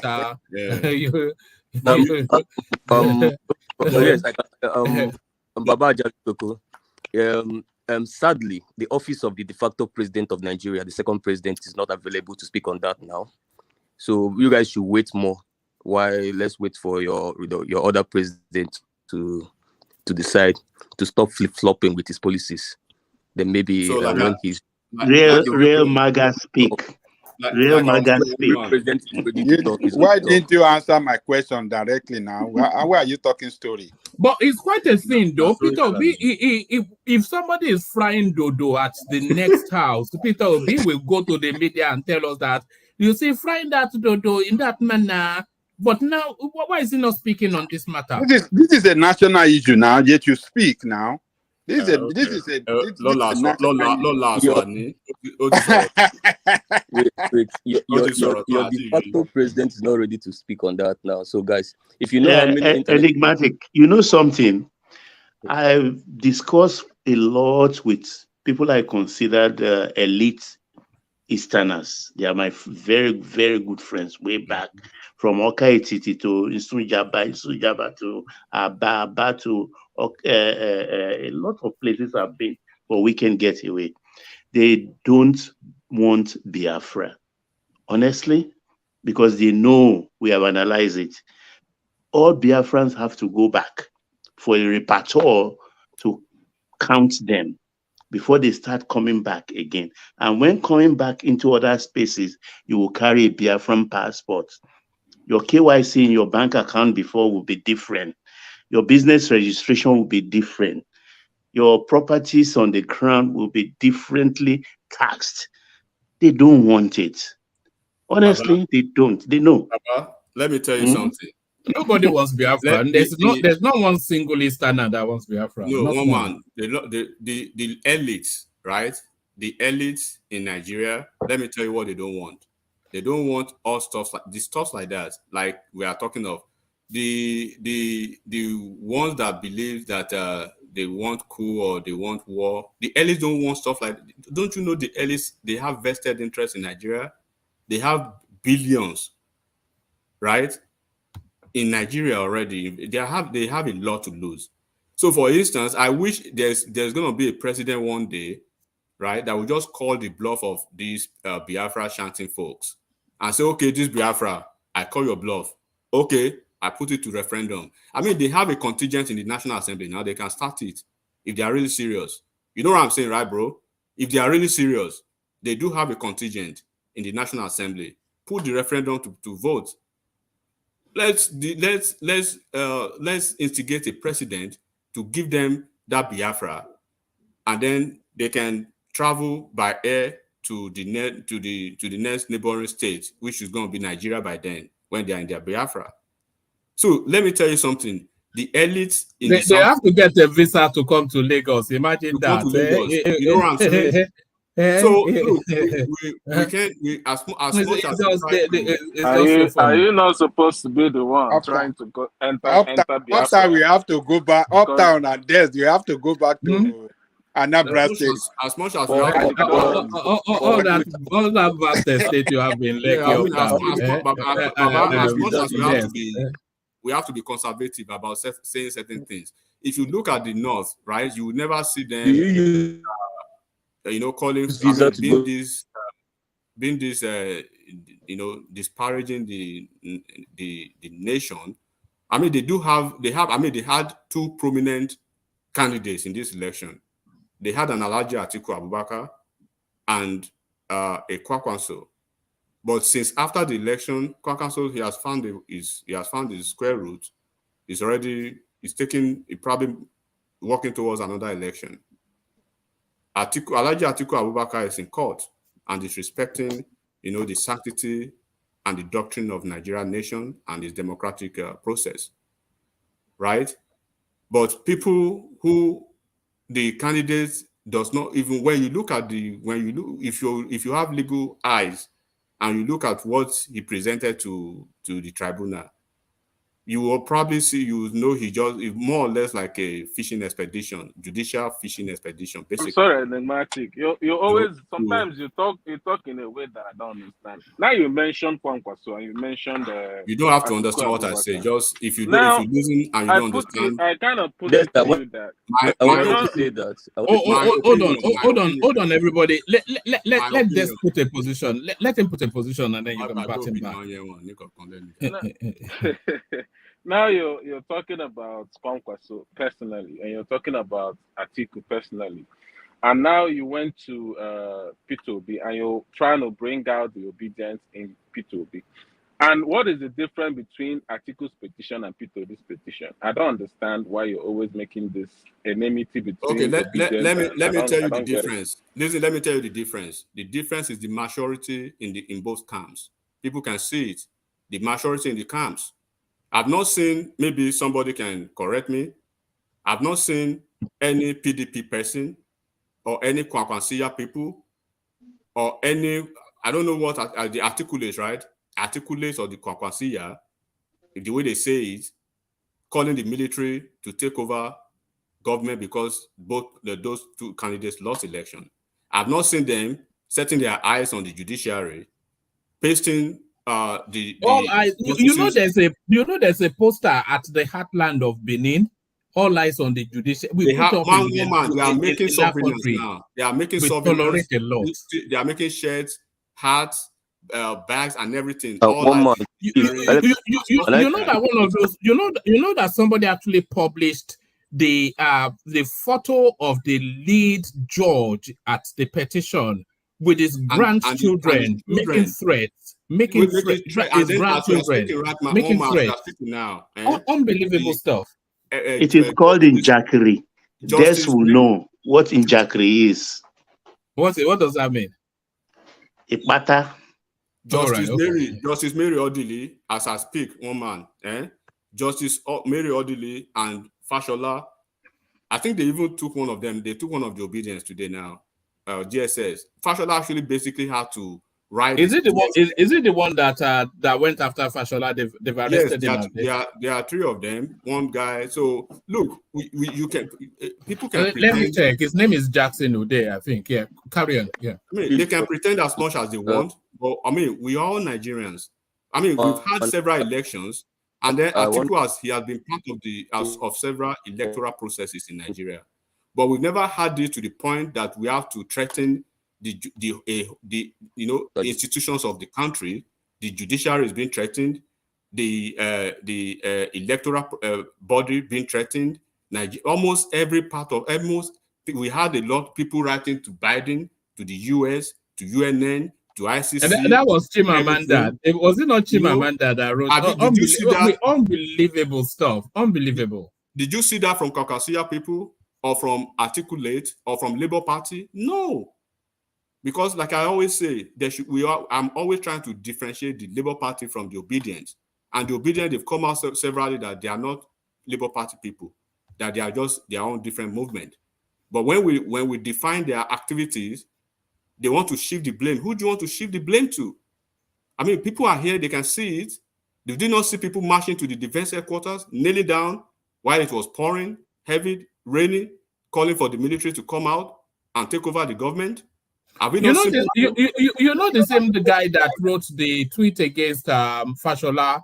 He has now gone and written the same tweet about Justice Mary Odili. Odili filed she already filed a defamation of character and a plethora of issues against that guy.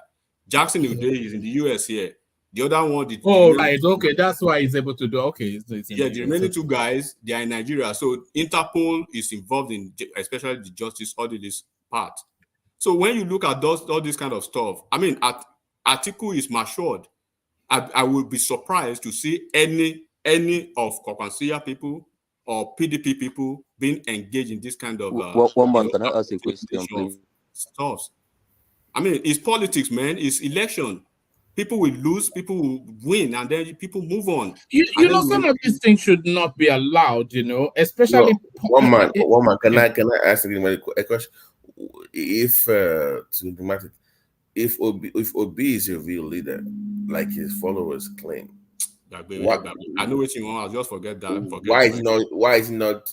Forget the question. Okay. You have. No, let him ask. No, you get it. Okay. I get the question already. They are tagging. Even there was look. One man. This is not the first time we are seeing presidential election, right? One man. Atiku is a veteran. Is a perennial presidential contestant. Loser, you mean a perennial loser? No, let me even finish the question. At least I'm trying to be respectful to him. That I mean, 2027, there's a possibility that he'll be coming around again to contest. No, I don't think so. No, I don't think his health will hold up to that. Don't be so. If Atiku is alive, he's going to contest. Yeah, but let me put this. This is my concern, because you now see what is going on in Niger Republic now? They're bringing up Tinubu's elections, and you see all these Africans that are citing tweets from the obedient space as the position of all Nigerians, and it's starting to impact the way Nigeria is viewed. And Obi, if he says if he's a Nigerian in the heart of hearts, if he believes in being a patriotic Nigerian and sees the impact of the obedient space on the internet and what it's doing to the image of Nigeria, shouldn't he step in and say, listen, maybe you guys have crossed the line at some point? But he is not doing that. I see people from SA quoting, oh, Tinubu's not a legitimate president. And you can tell where they're getting this news source, this story from. You can tell where it's coming from. And the impact it's having on the image of Nigeria, which is already dated anyways. But this way, we are at an all-time low. And I am blaming it squarely on the obedient space. But shouldn't obedience step in? If you truly love your country, at some point you need to caution these people because it's damaging the image of Nigeria. It's quite funny, yeah. It's quite funny. I think I'm gonna. No, Nigeria really have a good image. I'm gonna Please, go back and can I let me finish. Let me finish. interject? Why are you worried about what P2B will see? Let BT finish, and then Des can bat back. I know you want to bat back to Uptown, and then the Enigmatic rounds it up. Babati. You cannot say that because our image is already dented or is very low, then we're gonna then further destroy it. You cannot say Nigeria is a zoo, is terrible, then yet you want your own man to become the president of that zoo. So, which one is it? I love my country or I don't. I am for the Republic, but I have boundaries I will never cross with the love for Nigeria. I will never say. You cannot hate Nigeria yet want to govern Nigeria at the same time. So which one is it? That's what bothers me. The way a lot of people generalize stuff here is quite funny, though. I mean, I think I'm gonna go back and listen to Econ blame it on me at this point. First of all, what Enigmatic was talking about, I feel like he has this grudge against obedience, and I don't seem to understand why. And if the obedience are trying to, feel aggrieved, that's why we are the opposition. You get, and we are trying to get rid of this man that we know and is currently showing that he's not competent enough to take us to where we want. That is why all the obedience are crying out, no. But before you continue, hold on. Before you proceed, let me remind you. You remember shortly after the election, you declared not to be a Nigerian again, as you said you've told you said you tore up your passport. Yes, you did not tear up. I mean, I still got people there, So why I shouldn't be having conversation of Nigeria with you then? I still gotta talk. I shouldn't to have conversation about Nigeria with you. You said over here you are no longer. Hold on. You said on this platform you are no longer a Nigerian, and then you've turned your passport. Then conversation with you about Nigeria, one man, I don't want to have it with him. Let's say we have a Niger person come here. Okay, it is gladly. When somebody else is speaking, you can have the floor, but I don't want to speak to somebody who does not believe in Nigeria, except it is his I'm sorry, I still have interest in Nigeria. Okay, so you can speak when somebody else has the floor, but this is my floor. I want to speak to patriotic Nigerians, please. Des, do you still carry Nigerian passport? I don't anymore, though. I'm not gonna lie. But yes, how can you say that? Remember after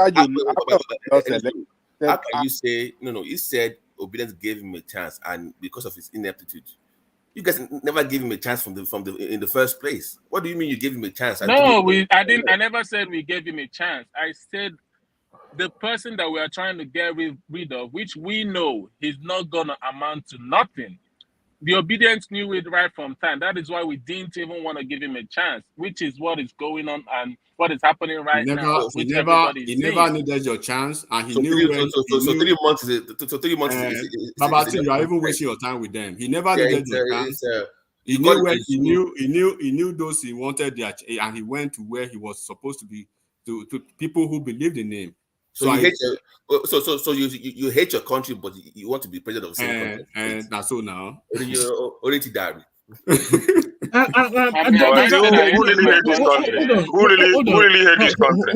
Hold on. Let's not open up that fight. Does America accept dual nationality? Yes, of course. Yes. And you know the thing, you know the irony, one man and my panelists, the respect which we have here today is because of the dual nationality. And everybody who stays on this soil called America will tell you the same thing, because when they see you first as a black person, where do you come from? That's the first thing they ask you. I'm from Congo, I'm from Nigeria. The level of respect will be different from what they will give the real Omonile black man. Is that because you have a choice? They see that you have a choice. Yeah, because you have a choice. You have a root. You are a needle with thread. So for somebody to now say they are discarding it, I marvel at it. And one thing we should sympathize with them, which we shouldn't be adding. To them, they've made a calculation. It's 16 years. And it is, if I were in their shoes, I will be pained to wait for 16 years to have a shot again at the presidency. That's a long wait. That's a long wait. And you know the funny thing? You know the funny thing, Baba, is that even in that 16 years time, there'll be another Tinubu from Yoruba land that will manipulate this. I don't want to go. And you know what? In this election, we are all not talking about. Let me put it plain. The three parties, major parties, they were prepared to hack. They were hacking on that election day, and INEC shut down. They called it a glitch, but all of them were hacking that system. And that is why until INEC have the money, resources to build multi-layer firewalls, we will not use that IREF thing, that direct loading again. Thankfully enough, it's a regulation thing. It is not the law. Nobody, no obedient, no APC, no PDP would deny that they did not hire hackers that day, because INEC they were overwhelmed. And that is one of the pain of the obedience. Because what is your evidence that there was a hacking? That's why nobody wants to talk about it. I have no evidence. Baba, you know we are tell us the evidence now. Right? Oh, you know in your heart, you know. You know, we are all like, what do you mean that? Oh, you don't know. Oh, you don't know. I know. I don't know. Or is it only the presidential they want? Why didn't they hack both the senator and the other things? You know why you are wasting your time? Nobody's interested. Let me tell you why we are wasting your time. Nobody's interested. Baba, yeah. Let me tell you why you are wasting give us a better story. There was a hacking. Okay. Oh, I hear. Don't worry. Let me tell you why you are wasting your time discussing that conversation, Baba. They are in court, right? They have the chance to make these claims in court. They have the chance to do everything to you know. Go and check this. Go and check the flimsy thing they call their. I mean, court. The court is not tribunal. They know that it's already a case closed, and that's why they are looking for these avenues. I mean, I and Babati just interrogated one of them just now, shortly before the election, maybe a year before 2023 election, right? They were on a different trajectory entirely, on a different trajectory. So, and all of a sudden, they love Nigeria like more than every Nigerian. And all of a sudden, right after the election, it's another template. And now it's another template. Which one where are they standing? Do you want coup? Do you want Biafra or IPOB? Are you a Nigerian? You are not a Nigerian. You are discussing Nigeria. What's your business with Nigeria when you are not identified with Nigeria? Tinubu is not your president. We've taken it. You hate him. But why are some people somewhere crying about marginalization already? So it's like they already, or everything is confusion. And when you try to point it out, they come out with this, this kind of, pugnacious attitude, and this malevolent kind of mindset. Nobody has time for that. The country is ready to move forward. They say they don't want to move forward. They should remain where they are while Nigeria is moving forward. I want to see Nigeria prosper. If Atiku becomes president or anyone after wherever, and the structure of Nigeria now, it's kind of worse now, because this election has really it's an eye opener to the north and to the southwest. They've seen everything. So 40-70, this confusion, they will still be wallowing in this kind of confusion if they are not careful. It's not enigmatic. What are they really seeing? What is the north and the west is seeing? Nobody is trying to be. I'm not saying I'm prophetic, right? I don't say. No, you should be able to tell us what the north and the west are seeing, so that we will know what we are seeing that made other people not to be a Nigerian. Hold on, Ekene. My conversation is not for you or to you. This thing is not even for most of the people on the platform, because people are listening to this. It's for the people who are listening after this to know where Nigerians stand. Nigerians who are real Nigerians at heart, patriotic Nigerians. I'm not going to say because election does not favor somebody I want in my state, or I will say I do not belong to that state, or I'm going to tear my passport and declare that I forbid Nigeria and I want military regime in Nigeria, and I'm marching to the defense headquarters to call for coup, and then there's a presidential person who is the leader of that person just quietly looking. All right, try and redirect it back at some point. They always open the floodgates, and then. But honestly, to conclude, look at Justice Odili now. He's already filing a lawsuit.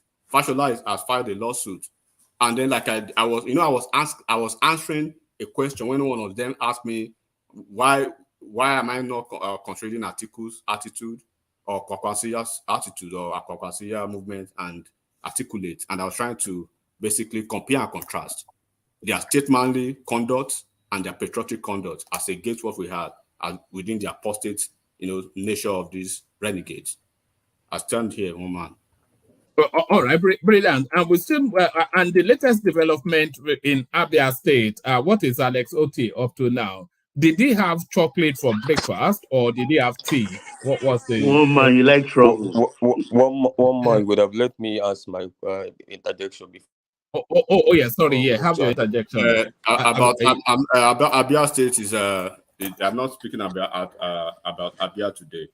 And I want to crave your indulgence, please. When I make any statement here, and I believe Baba Aja can bear me witness because he's an elderly person, I want him to speak if I'm specifically speaking against one person or to a person here. So I'm not really keen or interested in trying to get somebody trying to be the apostle of responses or correspondences. I'm not interested in that. If you listen to me for the past 2 weeks, I've been coming to this platform, right? Shining the cause of patriotism. Patriotism has been the highlight of my conversation. And the course of speaking to patriotism, it will open some doors. If you are not comfortable with that, you know where you belong. Because why I'm saying that, one man, if you see what is happening in the US here, right, you will see, if not for the democratic institution of the government in this US, and if not for the strong nature of the leadership we have in the US, things would have been different as we speak. We can't allow that to happen in Nigeria. This is not the first time we are running an election. I do not want to listen to any of those renegades. I do not see them. No, but enigmatic, you have to accommodate for opinions, even if they rankle or irritate you. From Nigerians. Yes, but okay. I think yes, but Uptown has not honorable now. Uptown, he has not. He has not from Nigerians. Yeah, Uptown is a Nigerian now. He has not. He has not turned up his I wish two passport, and people he were on this doesn't claim platform now, Biafra. one man. I wish 2 people were on this platform, one man. I would have told them to forward you don't let me speak. But people can come on this platform and pretend as much as they want. But when you go to, some of us, we have Twitter handles. No, I'm aware of Uptown's antics on Twitter, by the way. Uptown, I know what you get up to on Twitter because, you'll be surprised at what people send me. But Uptown, let's hear from you. One man, I am Uptown. Yes. Uptown, Yes. Uptown means unlimited possibilities to obtain whatever necessary. It's not a guy name. And I am Uptown in this platform. I'm Uptown anywhere, and anybody can come and challenge me anywhere. Bring your receipts and present it before me, and I defend myself. And I hope you can defend yourself when I present yours. Yeah, but I'm the here. issue is, Hold on. No, people, take Uptown's comment before you leave, because I think I want to discuss with Nigerians, please. I want to leave now. If they are not Nigerians, I'm not ready for that. Well, he is a Nigerian. He has not renounced his nationality. To have conversation with people from that camp. I'm too patriotic for that. No. Are you disavowing the anyway, this is your patriotism, just overwhelming. Patriotism, like you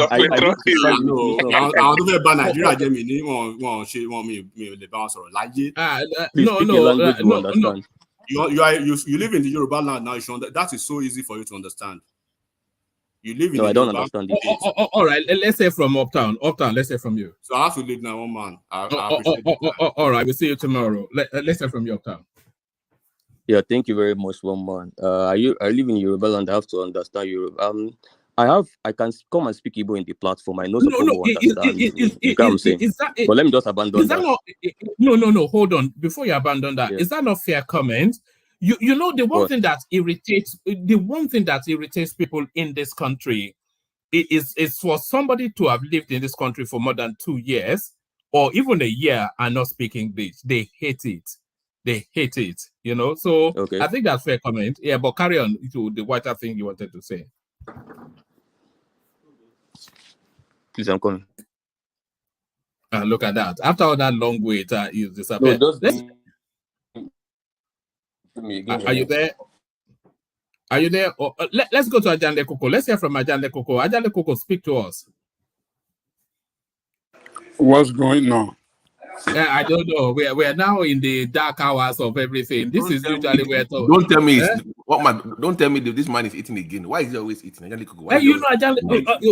noticed as well. Have you noticed as well? Anytime we go to Ajale Koko, it's always for money. Our body or something.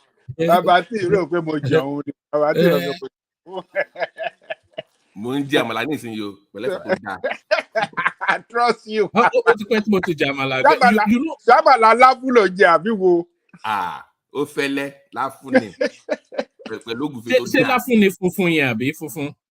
Yes.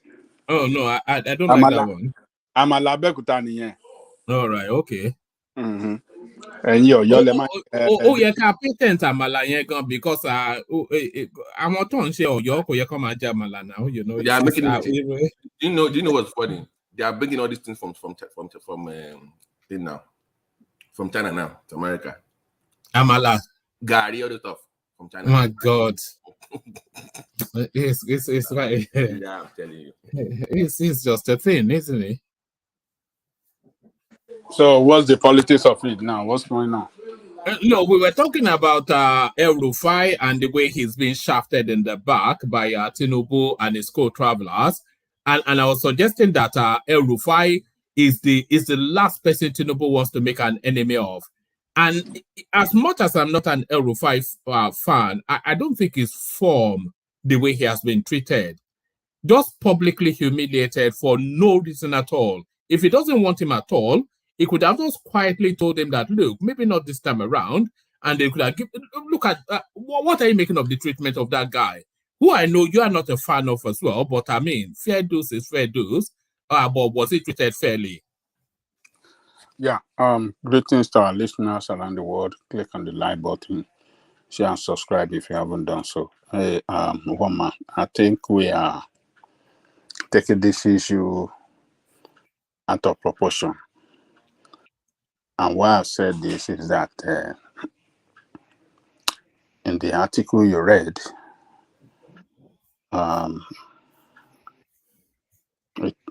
it is mentioned there that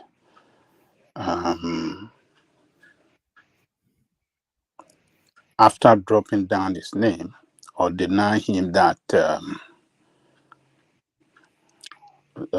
confirmation, they allow him to nominate another person in his replacement. Is that not one man? Yes, Jafaru Sani, who we suspect is the Jafar that we have in the comment section. So what that tells me is that there are lots to know about what is going on. And the truth of the matter can only come out from El-Rufai himself. Sorry, before you go, can I ask you a quick question? Do you feel like if Tinubu really wanted him to be minister, he become minister? If you said this is what I want, do you think Tinubu could have fought for him to become minister? Oh yes, if Tinubu really wanted him to be minister, yeah, nothing is going to. In the way that he fought for Akpabio and the rest of them. So this is pretty much Tinubu kind of taking vengeance by this, not forgiving him for past, maybe, you think? You see, let me tell you this. What I am seeing is different from, going by that article, I don't see a serious issue there. And why I'm saying I don't see a serious issue is because they offered him the opportunity to replace his nomination with another person. If the situation has been the other way around, that yes, there's a big problem between them, they will not even they won't offer him that opportunity to suggest another name. They will just look for somebody else and not anoint or nominate somebody else totally out of his camp, and they will move on. So let me ask you a question. Sorry, Ajanle Koko, I didn't want to break your stream, but do you think that this is just inviting you to speculate? Do you think that they are holding him in abeyance because of something they saw in the security report, or because of political reasons that powerful politicians don't want him in play? So what do you think might be behind this? Something from the security report or politics? You know, it is very difficult to speculate anything now because El-Rufai himself have never made any statement on this issue. So any speculation whatsoever that anybody is making now, I think it's just it's not it shouldn't be regarded as anything but a total nonsense. But hold on, Ajanle Koko. We can't say it's a total nonsense because there are certain things that we know as categorical.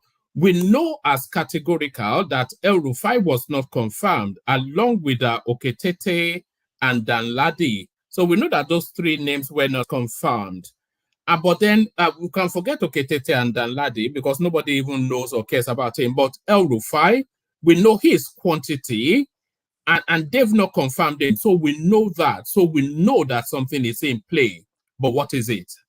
Okay, let me agree with you that yes, even the Senate confirmed it, that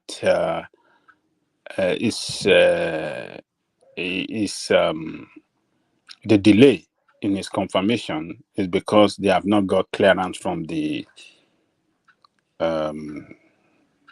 security. They have not got security clearance on his nomination. So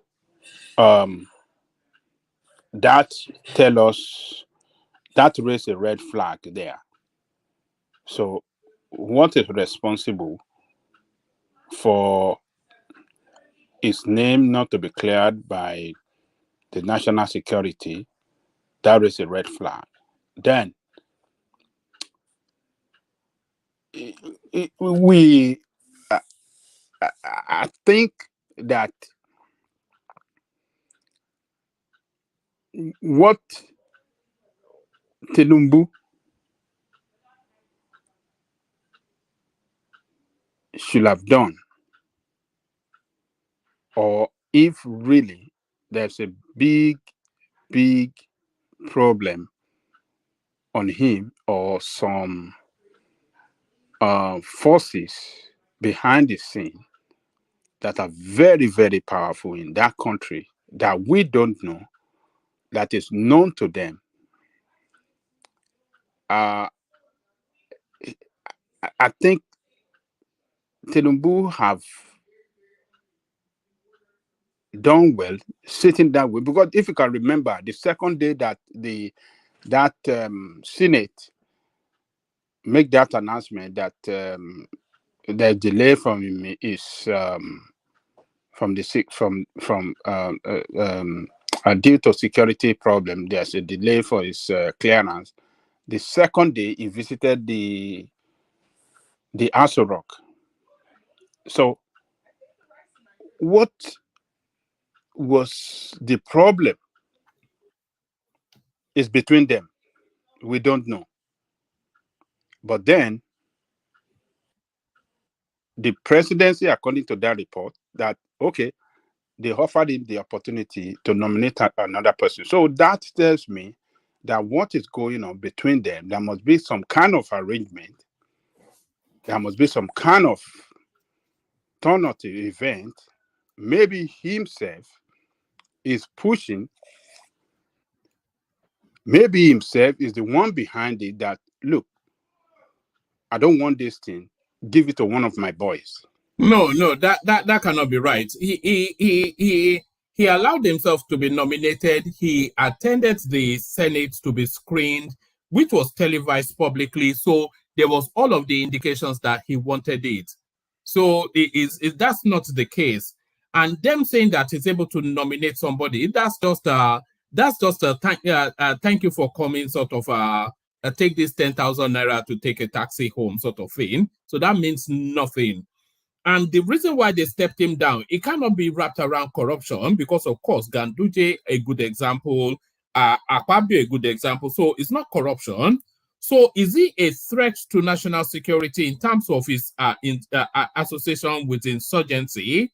Can that be? Because he was a very powerful figure in just the last dispensation barely 3 months ago.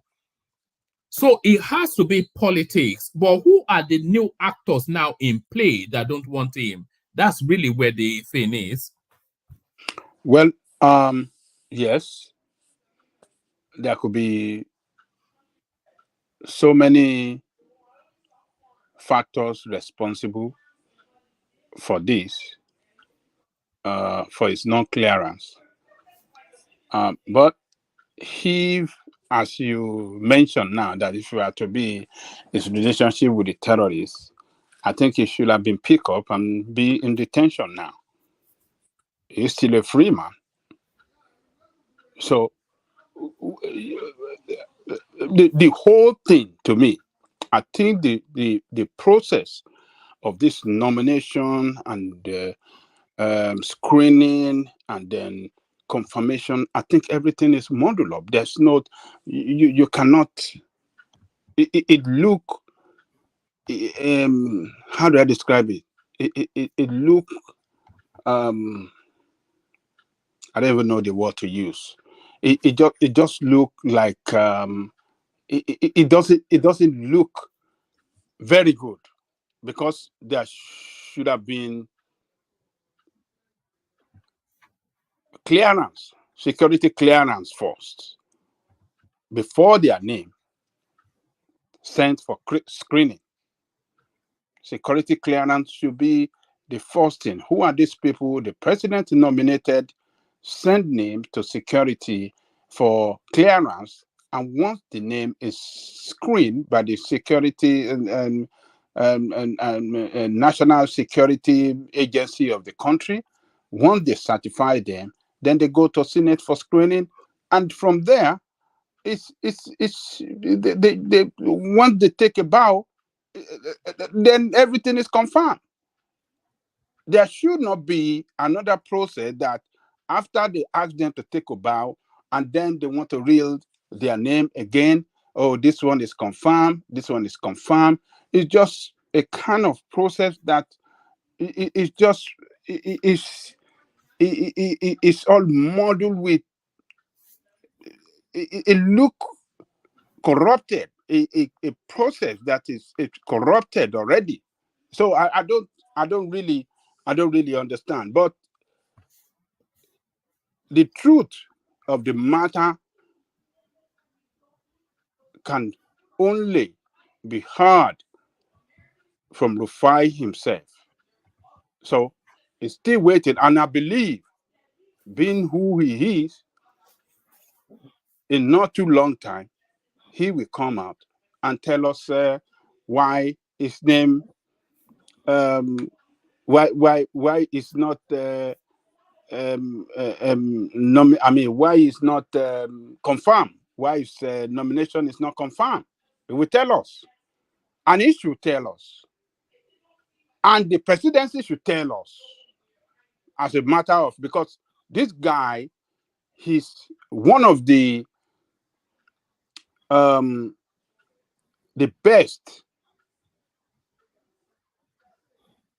stars in APC. If you are looking for APC leadership, one of them that is outstanding is El-Rufai, though he has some issue, he has some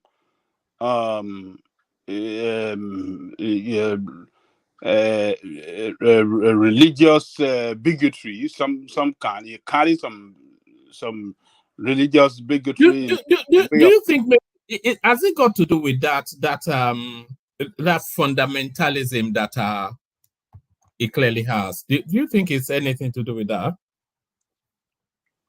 I don't think so. I don't think, for the reason, I mean, this guy, he did this thing all over, and he went through it, through being governor. He took out 2 deputy governors, and he appointed his Muslim on his ticket, and and the new one that he appointed, I think that succeeded him, I think that one is a Muslim, and we saw recently in making and this thing that all over Nigeria we should have been. I mean, Tinubu, if not for that, he's a Muslim, and you see all of us Muslim in power, the president, the vice president, and this is how it should be across the country. So I don't think that is we religious has been one of the fundamental elements that drive our politics in that country. You cannot take that out. The only thing is that anybody that want to use religious means to drive his political agenda have to limit it to the barest minimum in such a way that it will not appear to everybody that it's a religious bigotry. So the video it didn't do it publicly. It was an event somewhere. I mean, maybe with just a group of Muslim that he was talking to, and he was trying to, politicians, the way they talk. They want to relate to their people. You want to convince their people that we are part of you. I share your ideology. I share your commitment. I share the religious sentiment and religious belief with you. And they can say anything just to get vote. I mean, we had Obi's statement with Bishop. What's the name of that pastor when he said this is a religious war? I mean, yes, Daddy. Yes, Daddy. This is a religious war. It's it's something he did secretly between him and somebody else when they are having, in order to galvanize votes, in order to push that passport, to get involved and work hard to mobilize Christians in the Southwest, including Kwara, for him. So, and religiosity is one of these elements that drive our politics. So I don't think that is the reason for it. Even the president we are talking about, is it not because of religion? Is it not for religious reasons that he have his vice as what do you call it, as vice president? It's because it's for the reason to get a Muslim vote from the north. So I don't think it's because of that. So something is, maybe something happened after then, after his screening by the Senate, and he himself went to them that, look, I don't want to go for that. Let me nominate one of my boys, and let us forget it there. But maybe there's some forces behind the scene that doesn't want him within the party, or some of and it could be external too. Maybe there are some external forces against him as well, pushing the presidency hard. You remember he made a statement in 2019 that why are these people, anybody that involved in our internal politics, they will end up in body bag, they shall be returned home in body bag or something. We don't know.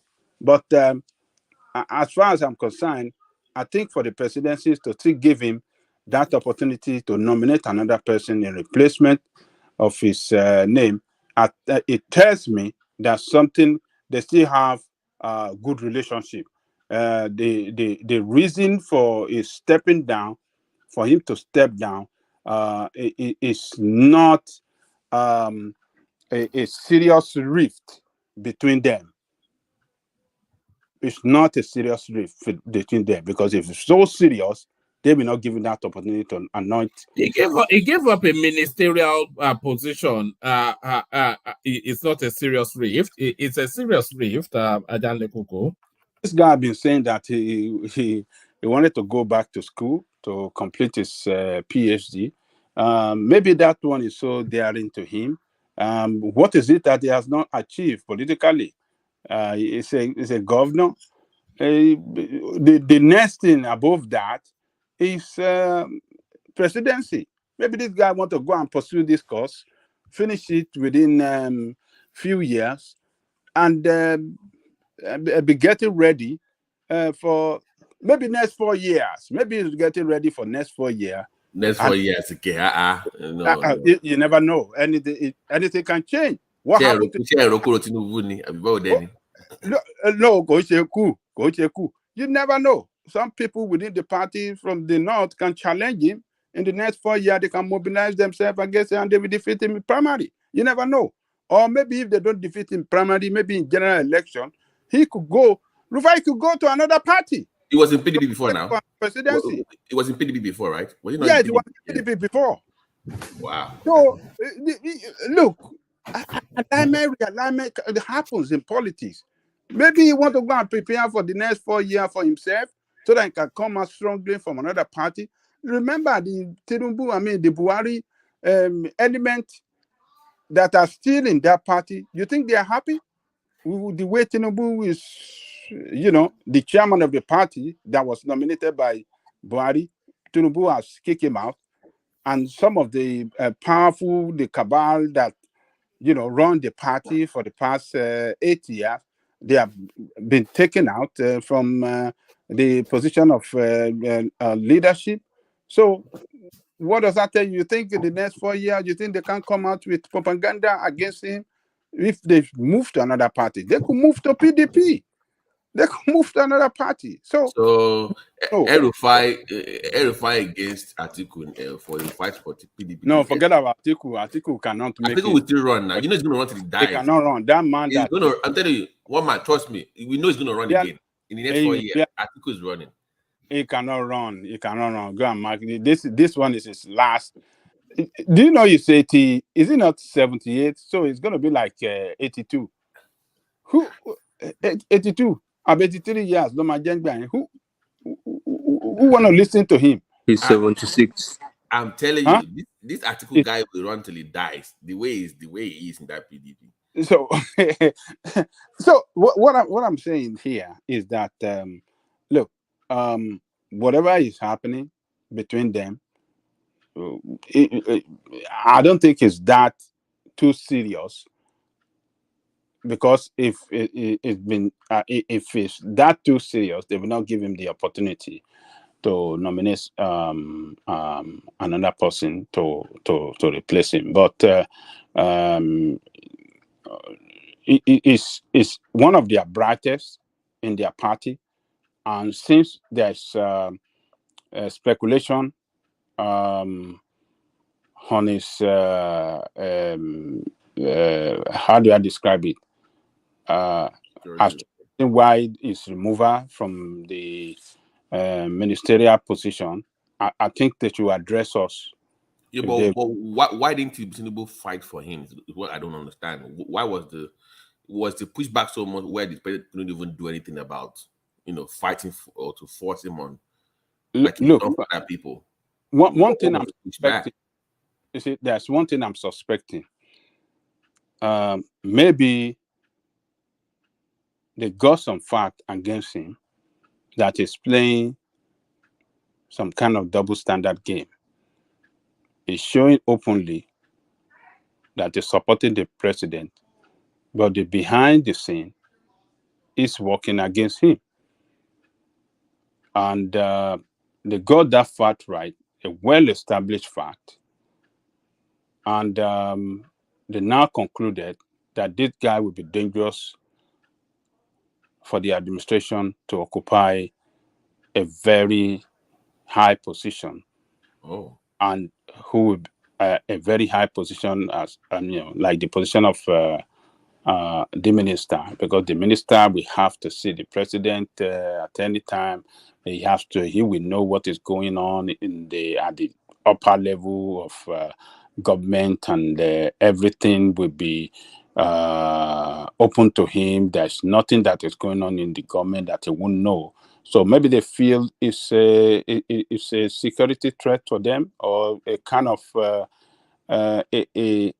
person that is very risky to work with, very, very risky.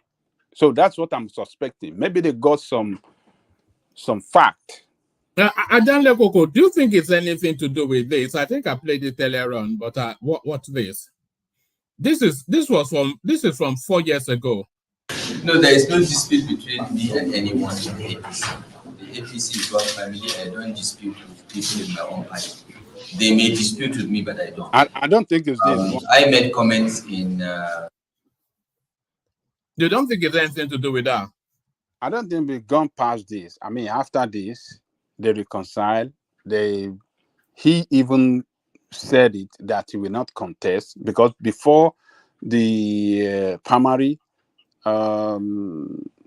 people are contemplating. When it came out, when this video, when he went to Lagos and unleashed that attack against Tinubu, and supporting Ambode and unleash attack against Tinubu, every one of us then concluded that, look, it looked like this guy want to contest for presidency. You remember one man? So yes. But after then, when everybody were preparing for presidential, and after then, he came out. He said he's not interested in the position to contest for presidency, and he stood by it. He stood by his word, and he worked for Tinubu. He was in the lead to fight within the party to secure I mean, for power rotation to the south, because the Kaaba back then didn't want even the power to shift to the south. So he fought hard, among others, with Ganduje, among others, to fight very, very hard for power rotation. He secured it. He was the one in the lead. So why would now they say, oh, because of the statement he made 3 years ago or 5 years ago, they consider him? Then what happened to Wike? Wike, they are called the whole of their party a cancer party. He said PDP was a party with malaria fever, but APC is a cancerous, and that he will never. That's what Wike said. He will never go to APC. Nothing will he will never. But he's there today. Yeah, but yeah, he has not gone to APC. I'm not aware that. No, he said he will not work for APC. So he worked for them in the primary and now been nominated, rewarded for his contribution towards Tinubu. To secure to win the president. So I think we've gone past this video there. I don't think that's what is respect. What I'm really suspecting, which maybe it could be true, is that they caught him red-handed, working against the interests of the president behind the scene. That would be very difficult to believe, Ajanle Koko, given all he did to bring about Tinubu's presidency. He cannot be working to undermine it. Remember when he was in front of the cameras challenging Buhari on the Naira swap? Remember how he fought to get that ticket for him? He cannot be sabotaging him having done all that. One man, please. Can I chip into what you just asked, Babaja, please? This your question actually is almost like a question for my friend in the North. Yeah, he said something very instructive. I think that's probably an answer to what you asked. He said that throughout all the campaign El-Rufai did for Asuwaju in the North, he was only promoting Muslim tickets. That all the radio tours he went to, like he barely mentioned Asuwaju's name, he was concentrating on the ticket, that they have to make Muslim tickets work. So could it be that this guy it wasn't really an Asuwaju thing, presidency or whatever. For him, he needed the Muslim presidents to be there. That's why he really put that energy in that ticket. And I know, for him to go to this is just me speculating to what you said. For him to go to the North to use that narrative, and I'm going off the basis of what you said because I don't know that will be the case. But for him to have done that, that is to tell you that is what he believes will sell to those people more than saying vote for a Yoruba man. So it was just feeding them the diets that they know how to eat now. Is that not the case? Yeah, he's speaking the language they understand. Yeah. So, so that is, look, one man, politicians are very, very treacherous. Very, very treacherous. They do a lot of things behind the scene that you cannot believe. And when they come open to the open public, it's a different thing they will do. So that is what I'm suspecting. I might be wrong. I could be wrong. Might not be right. But that's what I'm suspecting, that for this to happen to him at this point in time, I believe something went wrong. It is not security. It is not security issue. Something went wrong that sent a signal to the presidency that this guy is a treacherous guy, be very dangerous to work with, and therefore, let us step him down. Let us not give him a chance to be around us, because being around us is like we have an enemy within that can destroy us. So maybe that was happened. But we are running democracy. This guy, like I said earlier, is a star, one of the brightest, if not the brightest, in that party. The party should speak to let us know. The media, the press should put pressure on that guy that said he's a presidential spokesperson to speak on this issue. We want to know what happened to Rufai, what is the issue, and they should carry out investigation as well. Just like Hyundai carry out investigation, posted his facts. On day he carried out investigation. Hold on. David, are you here? Hold on. Is it now? Hold on, one man. Is it not Woman, the I've told you. Hold on, let me land now. And you did not get to bed. I've come for you tonight, Baba Jale Koko. Woman, I've told you. This Nigerian chief, I don't know what happened to him. This Nigerian chief, now. The obedience place have finally beaten Ajale Koko down. Okay, just like Hyundai posted a fact, a memo from the defense headquarters that Nigeria should mobilize troops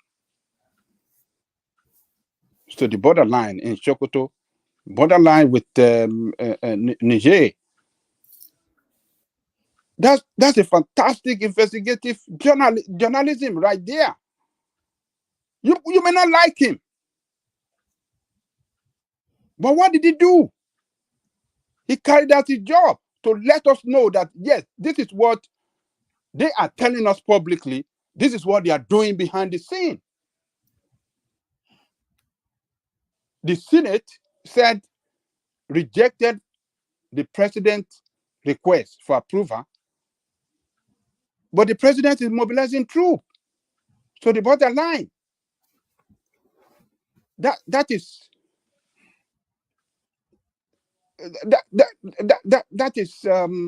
how do I do that is illegal for the presidency to act like that. Why are you mobilizing our best to where you are not approved to take them to? Why? We must follow the rule of law. Where's the rule of law? Where's the separation of power? How is that related to El-Rufai case now? No, I'm making reference to, you know, I'm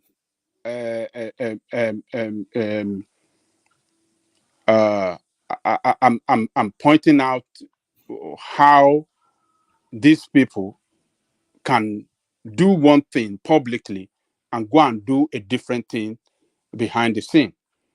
In the public, the presidency apply to the Senate for approval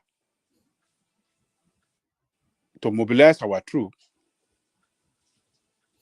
for to join with ECOWAS. Have you heard the term? Hold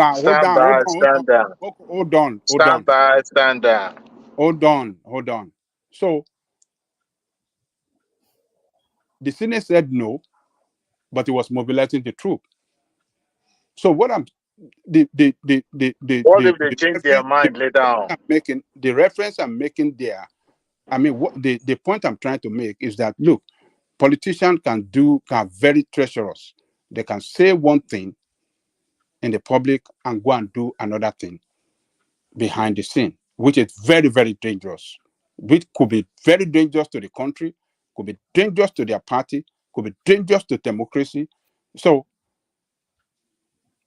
and you know, I'm just telling you what politicians are. So, can I interject you about that level?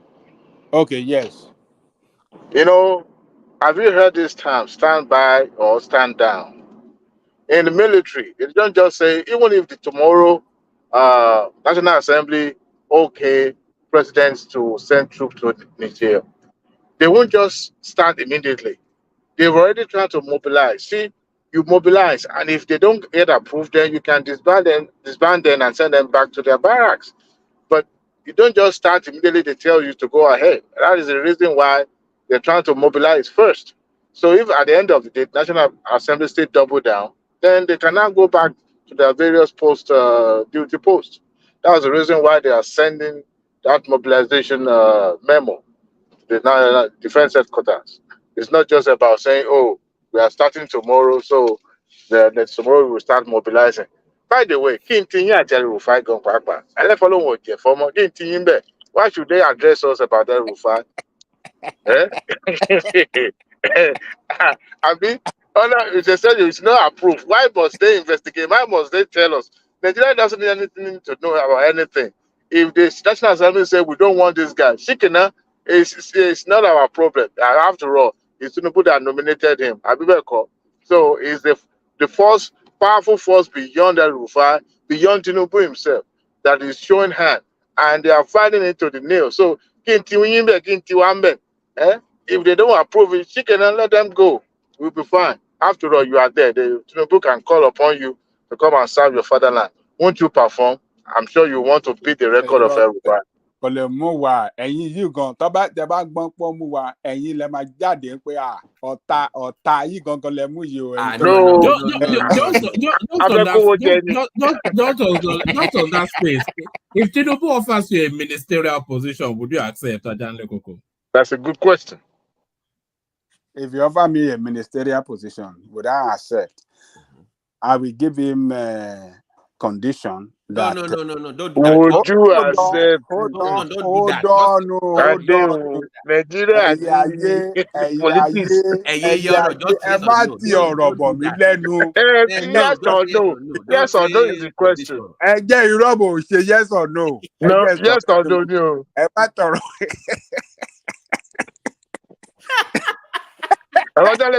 If you reject it, I will go to Babalawo on your behalf. You must accept. Well, if it requires...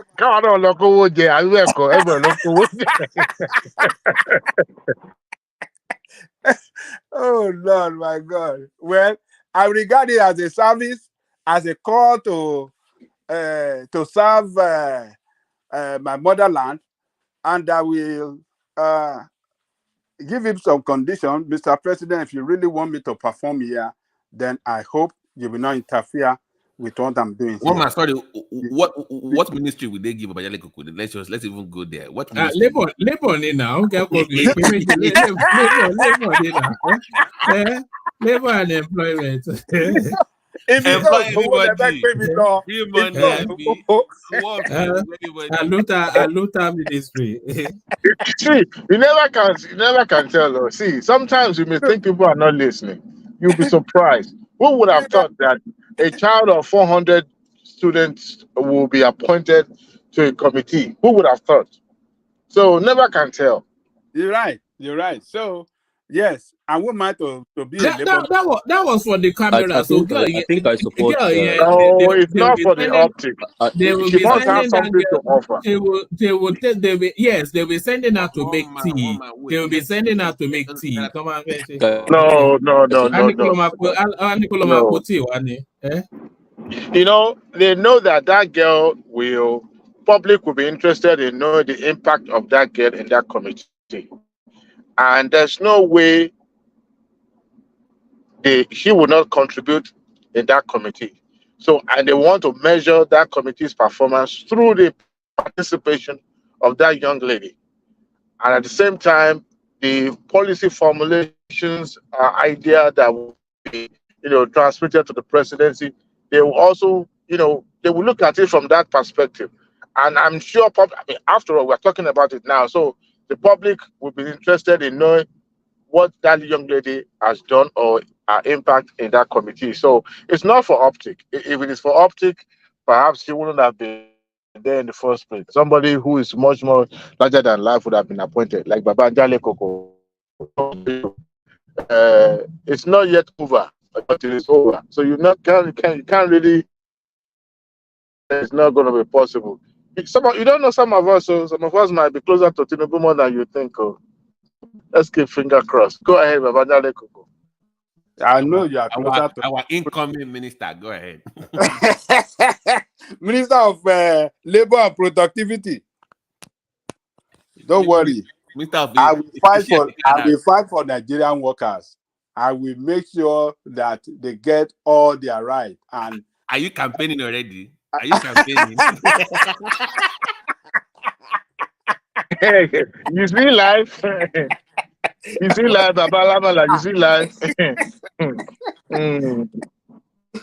Abi, editing. I think I support Baba. I think I don't know how you came up with that, but I think that's the perfect ministry for him, for someone that loves social justice and all of that. I think I'm gonna be number one person to vote for Baba. Yeah, but Uptown, you know, Uptown, you are a Christian. So they say when you want to do something, you say, what would Jesus do? But with Ajale Koko now, if Tinubu makes him a minister, what will Showore say? That is the thing. Is this an abandonment of the...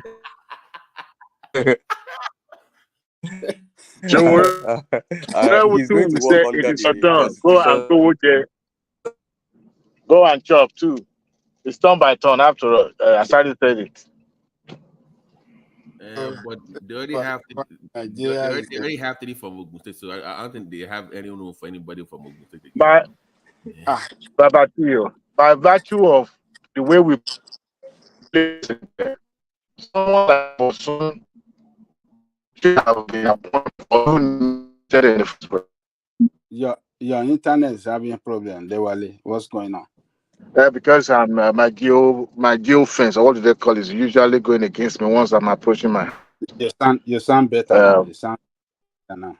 Yeah, it's because I'm attracting. So you're trying to cut me off so that somebody will not come and use my Wi-Fi or whatever to start, penetrating. It's armed robber Nigeria. They called me day before yesterday. This their LGBT way of doing things. They said I belong to one group on WhatsApp that they.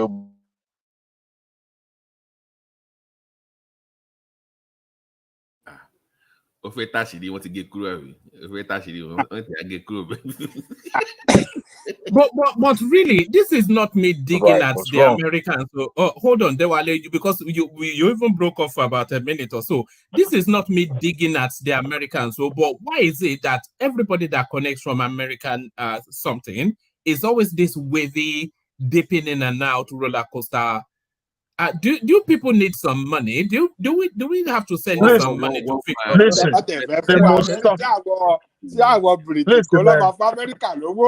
imagine. You broke. They're looking for money. You broke. They broke. Hey, Mama, the most sophisticated, the best internet connection you can find in the entire world is here in America. Take it from me. Do you mind if I don't take it from you? Please do. Bishop. Hold on. You, Bishop, Rotimi. In fact, apart from Babati, even Ajale Koko is always this wavy something.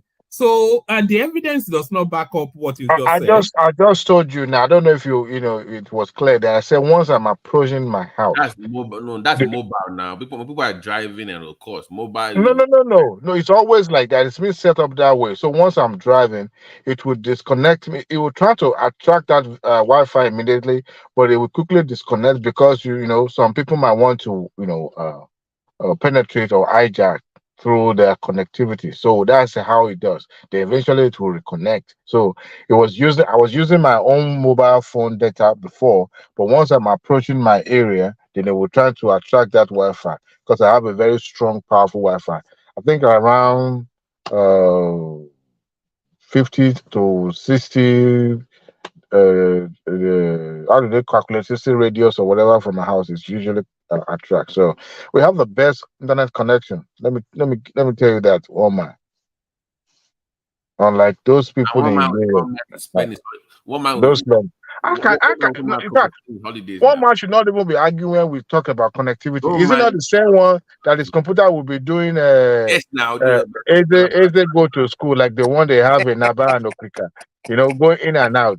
Like sometimes we'll be like, can you hear me? No, we can't hear you. We can hear you loud and clear. And it will go like one man, Joe, no, it's gone. It's gone. Internet has one man to drop. It dropped. No, I didn't drop. One man don't go out. No, they drop. Maybe a drop. One man.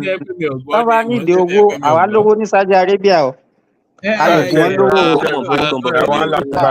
Àwọn alágbàá ti dé o. Àwa lówó wọ́ọ̀dì wà ń bí o. We are talking about internet. We are talking about internet connection. Àwa Abuja Budanu la wá o. Owó wà o. The funniest thing is that in Saudi Arabia, they make us believe that their street is paved with gold. Meanwhile, they have those poor communities outside the Jeddah or those big cities. They are poor as church rat, but they will show that on TV. True. What you are saying is not true. Have you been there? Yeah, right. There's nowhere. Let me tell you one thing. If I ask you now, that what do you spend your money on now? Tell me. That take bulk of your money. Just tell me. So you saying that mortgage. No. Apart from that, are you saying that they give you guys free gas, free fuel to power your car? Is that what you're trying to tell me? How much? We pay 2 point something riyad for a liter of fuel. Electricity, maybe in a month, you can't spend more than maybe $80 less than that on electricity. It's kind of that. Earth is free. Wait. That's expensive. No, but it's that's not expensive. No, it's just like here we have summer, we have winter. You don't spend £30 on electricity here. No, Simba is rich now. Look what is Simba now. Then you don't pay for earth. You don't pay anything for earth. To the highest, they can even take you. Hold on, Simba. Hold on. Do you pay tax? No tax. You don't pay tax in Saudi Arabia. Okay. Yes, there is no tax. Earth is free. They can even fly you out of the country if they don't have the facilities for that. There's no poor people in Saudi Arabia. Is that not a socialist? There is no country, there is no poor people. The way you are painting it as if an average... why are they still poor despite that the narrative you just painted? How come they are still poor? The definition of being poor, let me tell you, we have to even because it's a self-inflicted. Is that what you're saying? It's not like that. What I'm saying, get me right. The issue with being poor, all those universal definitions that they give, like you must have $2 or whatever that this is. To me, it's not true, because what will take somebody to survive in Nigeria might not be up to $1 in a day, and it will survive better than even somebody with $2 in America. So, giving all those, yes. Give me my freedom and take your money. After all, you can't say anybody with bikinis in Saudi Arabia, can you? Is that what you're looking for?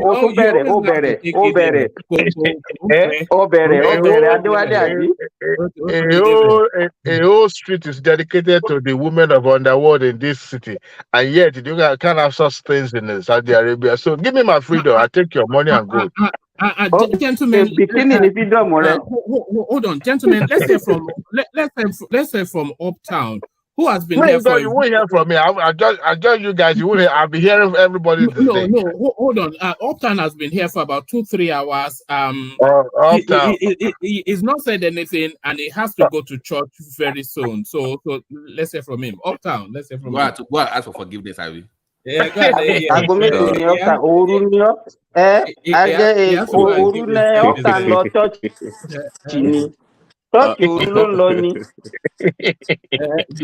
Igwe of Lekki face. Why do you go to church this early morning? Why?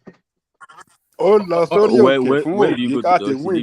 We going to church for him. Is that what man is telling us that up now we go to church at 4 a.m.? That It's is going when on the the mountain top. àwọn No, aláṣọ now, no. funfun If báyìí you, tó ń if you, gbàdúrà fún. if you, Uptown, It's wait, going wait, on no, the guys, mountain guys, top. if you've guys, wait. dedicated, Uptown, wait. Are you sure it's a church or not? Maybe it's the shrine. yes, Maybe this shrine or church. shrine. Uptown, Or, where are or, you?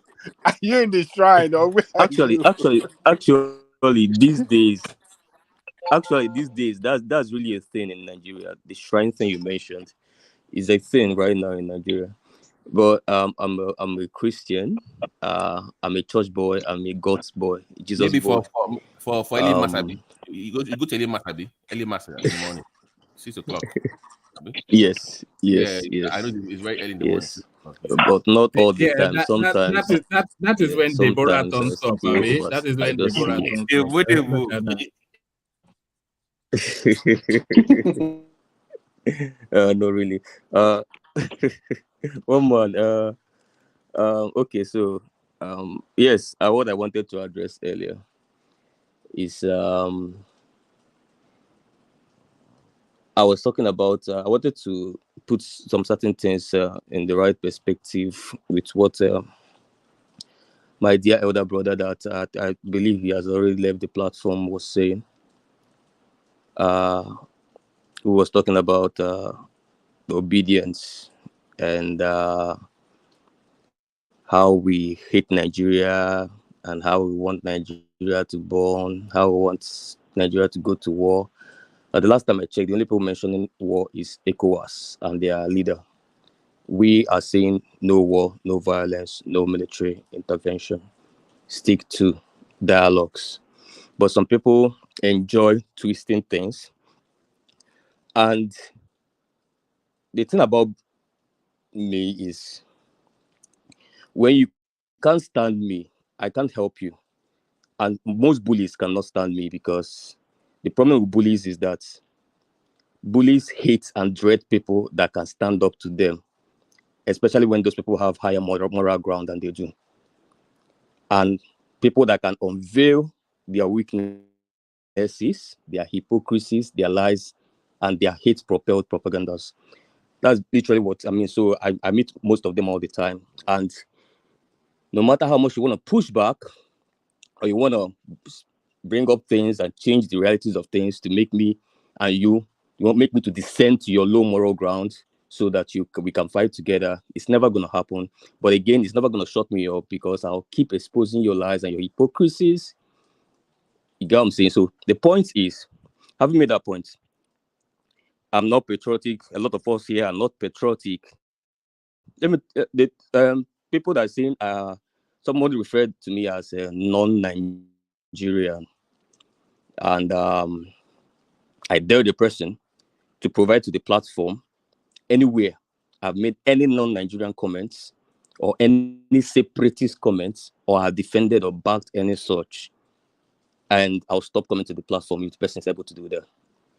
Talking about patriotism, see, I can stand anything with APC and Tinubu. The only thing I hate that their government brought to us is gathering all the worst ethnic jingoists in Nigeria, especially the ones from the Southwest. All of them that we are, before they were talking about we'll do the One Nation and all that.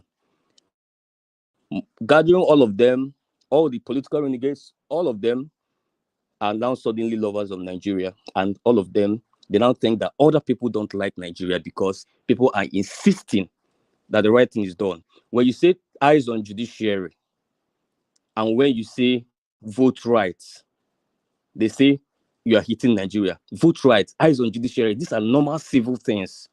These are normal democratic things. But anti-democratic forces in our country have gathered under the umbrella of APC, and they are pushing democratic ideals to look and sound like they are anti-democratic and they are anti-national ideals. Whereas it is the way, it is opposite of that. And they say they are patriotic and they're calling people renegades. They're calling people non-Nigerians, green passport carrying citizens of Nigeria because they don't share your political ideology. You say they are non-Nigerians. you strip them of their citizenship, and then in the same sentence, you're calling yourself a patriot. You say, I'm patriotic, I won't talk to non-Nigerians. I mean, the hypocrisy is thinking, but let me not even go there. People say obedience are the one causing problem in Nigeria, that the one going to call for military coup, military to take over Nigeria. If military take over Nigeria, how am I going to win on a case for court? They said Obi, he talked about, like, my brother Des called up one of the hypocrisies. You talked about Kwankwaso, you mentioned him as a person. You talked about Obi, I think you mentioned him as a person. When he goes to Obi's turn, you jumped to Obi and went to obedience, which are normal Nigerian citizens. That is the hypocrisy in that space. And then the hypocrisy is the fact that Atiku is the only opposition candidate that led a protest after election. At the same time that Obi was calling for boycott of all protests, and every civil disobedience should be boycotted and no obedience should go out on the streets. Atiku wore black, called people, and somebody's claiming that on Twitter, and they don't know, or they are claiming not to know, that PDP guys are the ones that pushed most for protests after the announcement of the election results. And obedience, we are holding spaces and calling for obedience to boycott the push for protest. That was the command Obi gave the last time he spoke, and that no obedience is allowed to go and protest. If not, Lagos would have been filled up. Edo would have been filled up. A lot of people preached a Magidom here. Like Madam Zita came and said, if Obi is not announced, Southeast will be on fire. Southeast was as calm as ice. Not one soul came out after the election was announced. Not one soul came out to protest. The only protest that ever happened was the one led by Atiku Abubakar. Dino Melaye, they jumped on trucks. They called for people, nobody joined them. They pushed for that protest for 3 days. Obedience said, we are not coming out. We're not going to join you. Our principal said, no protest. Our protest is here online. We are calling for accountability of the judiciary. We're not going to go on the streets. We're going to cause troubles. The people that went to the defense headquarters, the only you saw I saw Mazi Ezoke there, who is an obedient, but you failed to see PDP guys on Twitter. They were there. Social what's it called? Social civil society members were there. No obedience apart from Mazi Ezoke was there. Mazi Ezoke. So that was a collaboration of people that felt this election didn't go well. It wasn't just obedience. Majority of the stance of the obedience remains the stand of Peter Obi, which is no protest, and he keeps saying it. And since then, every week, this man tweets every single week. Go and check his tweet yesterday, the Global Youth Day. What was he telling the youths? Was he telling them to disorganize the country? No, like I said before, chill. What you're seeing now with in the new Nigeria, you're not going to see it. So it keeps extending their hope to chill. Imagine if that guy has not been extending the hope of these young people, what they would have done. Maybe answers would have come. But he keeps extending their hope. He keeps playing that vital role of pouring water there. And so somebody will come back and twist it to suit their narrative, and they label themselves patriotism. Whenever you come on this platform, no obedience has ever said anything about the Yoruba people or called and said these people from the Southwest. Only 1 or 2 persons does that in this platform. And they are the people that come with the toga of patriotism. Whenever you come, you cannot complete a sentence without saying these people. You were talking about Nigerian Republic, Southeast. You are talking about El-Rufai, Southeast. You are talking about, can you complete sentence without calling Southeast? You can't do it. And you are the patriotic person. Whereas, look at people like myself. Look at people like Des. Look at people like Ekene. Look at more neutral people like Aja. Look at Kulata. These are people, when they speak, they are the real patriots, and they are not going around. Kulata and Aja, they are not going around calling themselves patriots. Patriot, you don't name yourself patriot. You act like a patriot. You left. You don't need to say it. I noticed you left Babati out of that list, so you already know he's a fundamentalist. Well, carry on. Yes, Babati, you've been exposed. Yes, carry on. I mean, I think the fundamentalist knows themselves yourself. You get what I'm saying? It's But it Tinubu is really very Babalawo. disgusting when Babalawo to most of Tinubu. us are pushing. When people are pushing for, it's okay to support your candidate. You get what I'm saying? It's okay to criticize Obi. Nothing has ever gotten me agitated about anybody criticizing Obi. But what I do is that if you say something that is not right, I put you right because we're in the public. I push back because I have the right to do that. But what I only pick offense is criticize Obi, criticize Labour Party, criticize, but don't ethnicize it. Don't go and say Southeast. Those people do this. Those people pushed for coup. Those people did. Southeast is one of the calmest places after this election. No riots. People said Southeast is going to burn. Hey, they didn't declare their son. They're going to go on the streets. Really? They are in their shops in main markets. They go to work. They go home. They have been so peaceful. They just listen to their radio and sleep and hope that dollar goes down so that they can go about their businesses. Only in Abuja has some civil society groups and a few people from both camps have joined. But the only official protest that has ever happened was led by Atiku Abubakar. Imagine if it was Obi that led that protest. People would have said that he's the one that is treasonous. The double standard is thinking. The double standard is thinking. And only people that can speak up. Let me tell you, what led me into politics is Thomas Sankara. He's the one that led me into politics. And people should go and look at his ideals. People should go and look at the things he preached about individualism, about nationalism, about the need for Africa to be Africa. Look at his personal characteristics and link it with. Why would we never talk about what Wait, let me going finish. on? Please, please allow me. Obi is not your president. Pushing Allow me. around. We need to So push when back. people, no, allow me. You can push back when I'm done. So, and then someone come and one man again. This is the second time I'm hearing somebody saying uptown on Twitter. I dare anybody, and I double dare anybody to bring out anything on Twitter that is anti-Nigerian.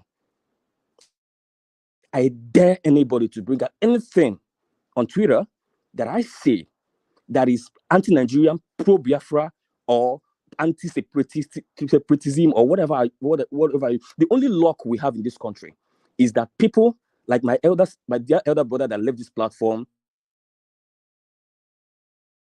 people like them is less than 1% in this country, because if there are more than 10%, this country would have broken up. This country would have been in flames, because people like them is on the Uptown. If people like them are more, it only happen in Southeast. It's not in Nigeria. It's not in Lagos. Uptown. You know that you know that enigmatic is mid to late 20s, no older than very early 30s. It's probably the exact same age as you. Well, I didn't ask anybody for their age, but me, on my personal ideal, I automatically place myself below every other person by default, as far as it's a public platform, so that it will help me to be able to address people better. So I can be addressing somebody the humility is than amazing. myself, but The I really humility, don't care. I just love the humility of that. Yeah, so I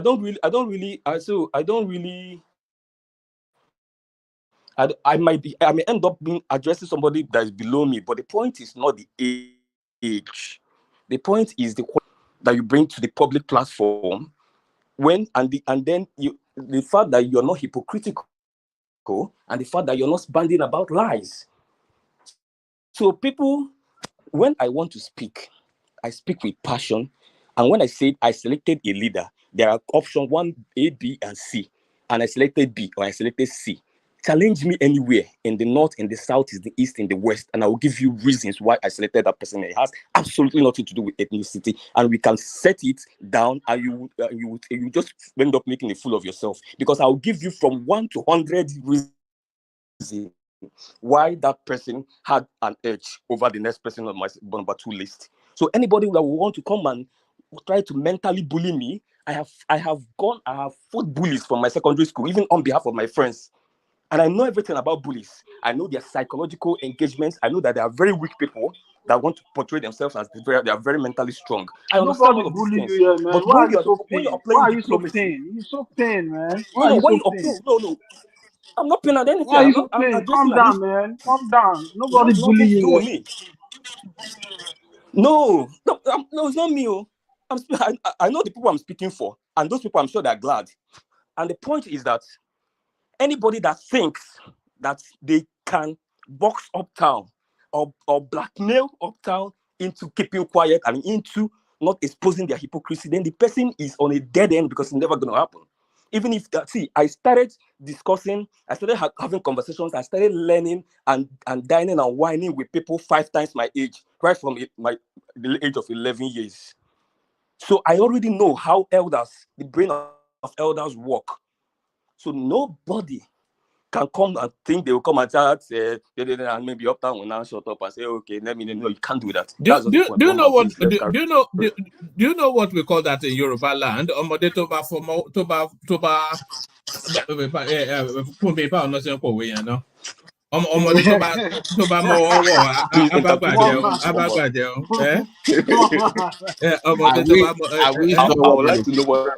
I wish someone is Yoruba at this point. I can't doubt. You know, it literally means a child that knows how to wash his hands will eat with the elders. That's what it means. Yes, do you want to speak with Okay. after that impassioned speech? Your commentaries on El-Rufai will probably be an anticlimax, but let's hear from you. My commentary on El-Rufai, woman, it remains my commentary on El-Rufai. And I'm going to repeat myself again. I think El-Rufai is going to make a good minister of power. And I've been thinking, since the rumor of El-Rufai joining this government, I've been thinking, knowing who El-Rufai is, we have a personal experience with El-Rufai. I don't want to talk about it in this platform. All these things that's coming out now. I'm just like, this is classic El-Rufai. Come on, guys. But I know how my dad hates this man. I know my dad will not dare hear me saying that he will make a good minister for power. But I'm saying it because I am objective and I know he can do well in that ministry. But again, what is playing out in the politics is another thing altogether, which some of them have highlighted yesterday. You know what I'm saying? Some of the fillers I am getting is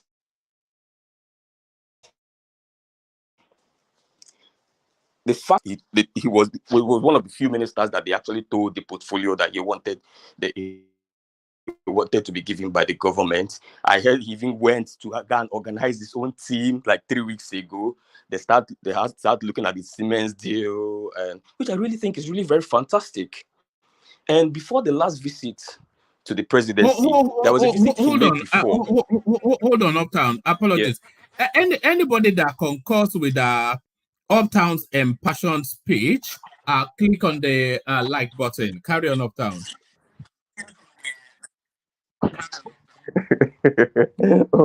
Okay, oh man, I like what you did there. Yeah, I second that. Please, anybody that concurs, please click on the like button. Thank you. So he set up his team ahead of time. 3 weeks before he was even what is happening in the power sector with the Siemens deal. He was also the one that brought up the initiative of, hey, let's push in gas into the power sector, into the power ministry. Like, let's add gas there because gas is like the future of power. Yeah, that's where we are moving to. So maybe we'll put gas there and call it probably Ministry of Energy. I guess most of those things came from him and his team. Yeah, and I heard they were done. They even had to go and do presentation in the presidency. But I heard this second time, which is this last time where they went, that the presidency suddenly started arguing that, hey, this idea of making this thing energy, Ministry of Energy and all of that, it's not right, and gas, whatever it is. So it looked like something has gone down politically that is making the presidency change attitude towards El-Rufai. And this is according to the feel I got. Now, El-Rufai, even before the previous time he went there, that he actually told Tinubu about some people fighting his nomination to be minister. Yeah, and Tinubu said, "Okay, give me like 1 week to investigate this." So in the second time he went, he had to call, "Can I have a private meeting with you about the last thing you told me you're going to investigate this?" And Tinubu didn't give it to him. Tinubu's okay, you can schedule an appointment. So I guess all of those things were already giving El-Rufai a point that, okay, there's something playing out. Maybe before this thing get dated, let me just excuse myself for you guys One and man, this all guy that. can write. Which is He why he can said, write you know what, I'm going to leave. You can write movie. So, Are you there? no, I'm telling you the feel too. Allow me. I'm telling you the Yeah, feelers I'm getting. it's like you follow You get them. what I'm saying? Oh my god! From my sources. And some of these things has been published as well. You get what I'm saying? And it's not. I'm not saying that I was in Asrock. This is some of the feelers I'm getting, and also from some of the published sources as well, which all of us can probably have access to. There's a Premium Times report, and there's a couple of reports as well that also came out this evening, last night rather, and all that. You piece them together, trying to make it. So these are some of the fillers. Yeah, it could be anything, but the point is, for me, do I want El-Rufai to be power minister? I think I actually want him. As much as I really hate him, I don't like him. I have 1,000 reasons not to. But is it gonna? Do I want him in the power ministry? Yes. If he's not there, can we find someone else? Of course, yes. You get what I'm saying? Of course, yes. A lot of people can be in that ministry. You get what I'm saying? If El-Rufai is in that government, I don't think he's gonna be against me or against anything concerning me. We know what he did in FCT. We are the first experience we had with him. We know what he did with FCT. I don't think he's going to be able to do that shenanigan in the power sector. So all he's going to do in power sector is going to benefit everybody across, no matter what region, across, no matter what religion. Yeah, but whatever, if he's out of that space, it will only affect Tinubu's government or their nonsense 2027 politics or whatever they're doing, which is absolutely not my business. You see why I really don't care less. So I'm not even for or against, but I'm more for, because him being in the ministry will benefit me more than if he's not there. But if he's not there, it's absolutely not going to benefit me. It's probably, that one is 100% their politics and whatever it is they are doing. The Northerners are now saying, okay, the narrative is that Tinubu wanted to find the best hand. He found them from the southwest. So you want to just pick only weak people from the north, from the southeast, and other people, so that southwest people will shine more as ministers. Well, what are you making of the? Sorry, hold on, Okan. What are you making of the pigs from the southeast? Do you have their names? And but do you want to? Yes, I have. In a very, but don't go long. Go just go short. Give us an appraisal of the pigs from the southeast. One man, let me even tell you the only reason why I was even interested at all in this ministerial issue. For me, I don't really care about ministerial positions and the regionalism that has to attach with it here. But the only reason why I care is that, of course, everybody knows that Tinubu is the second person on my list.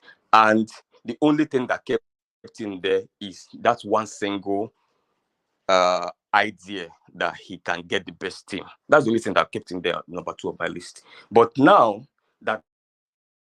that is even questionable. That's why I'm even tempted to speak on that issue. You get what I'm saying? But then on what you asked me about ministers from Southeast, I'm disappointed, one man. And I'll told the part of Kulata once again. These guys didn't vote for you, yeah? Good. So not a good ground for politicking. So that's where you should have explored technocrats.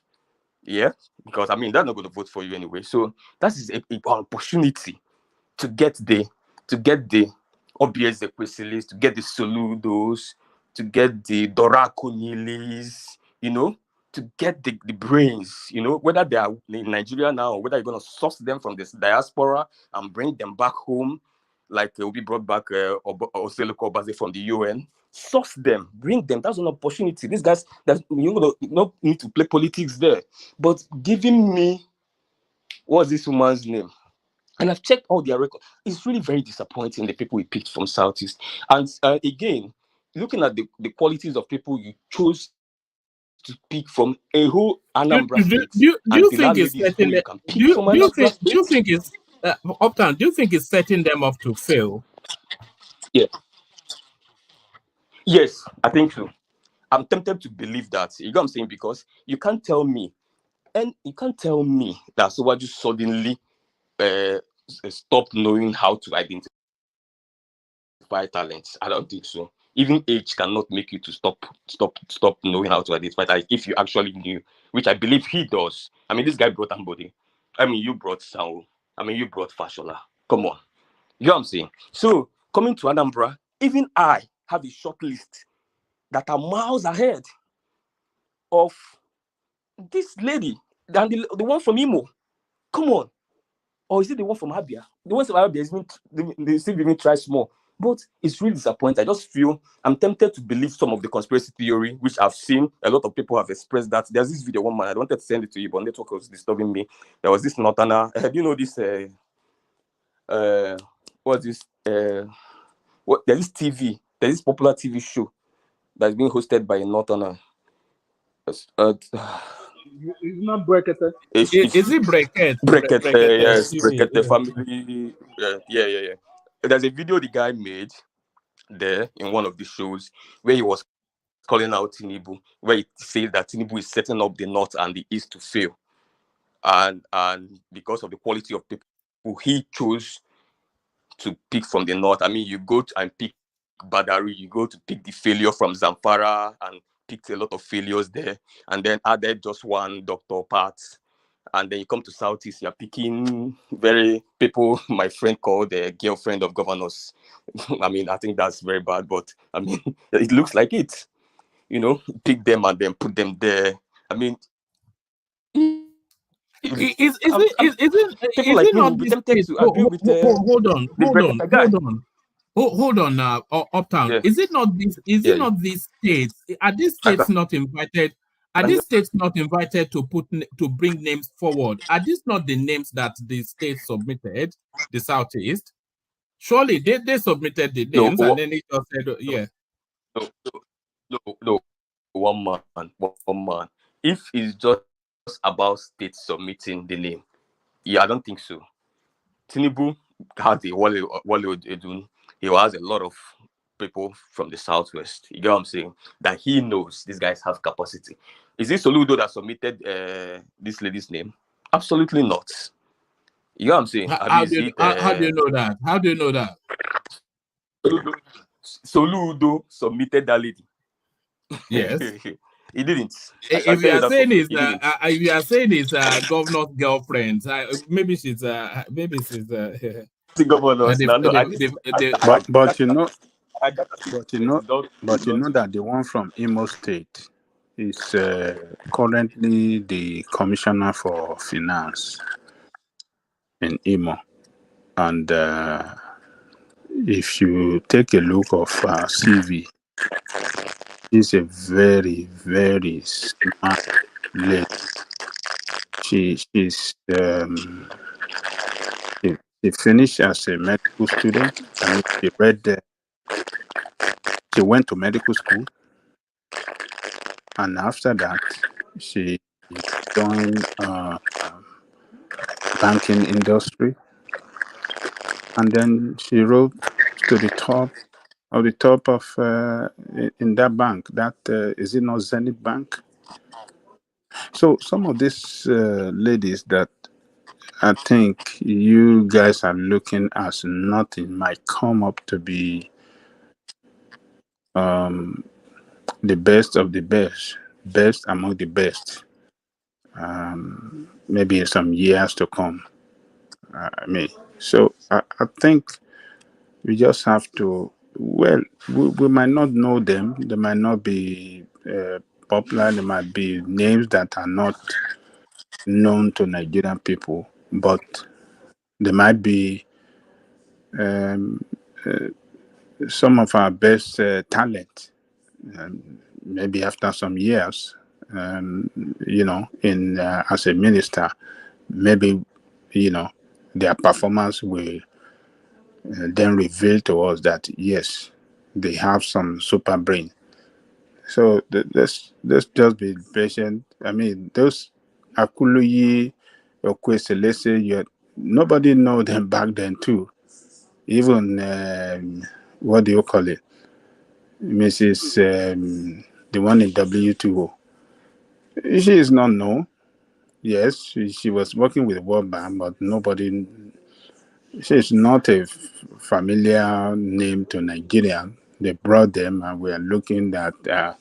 Obasanjo brought a technocrat. They were not known, but they later came out to be to be one of our brightest. So let's just be patient and see what these people will turn out to be.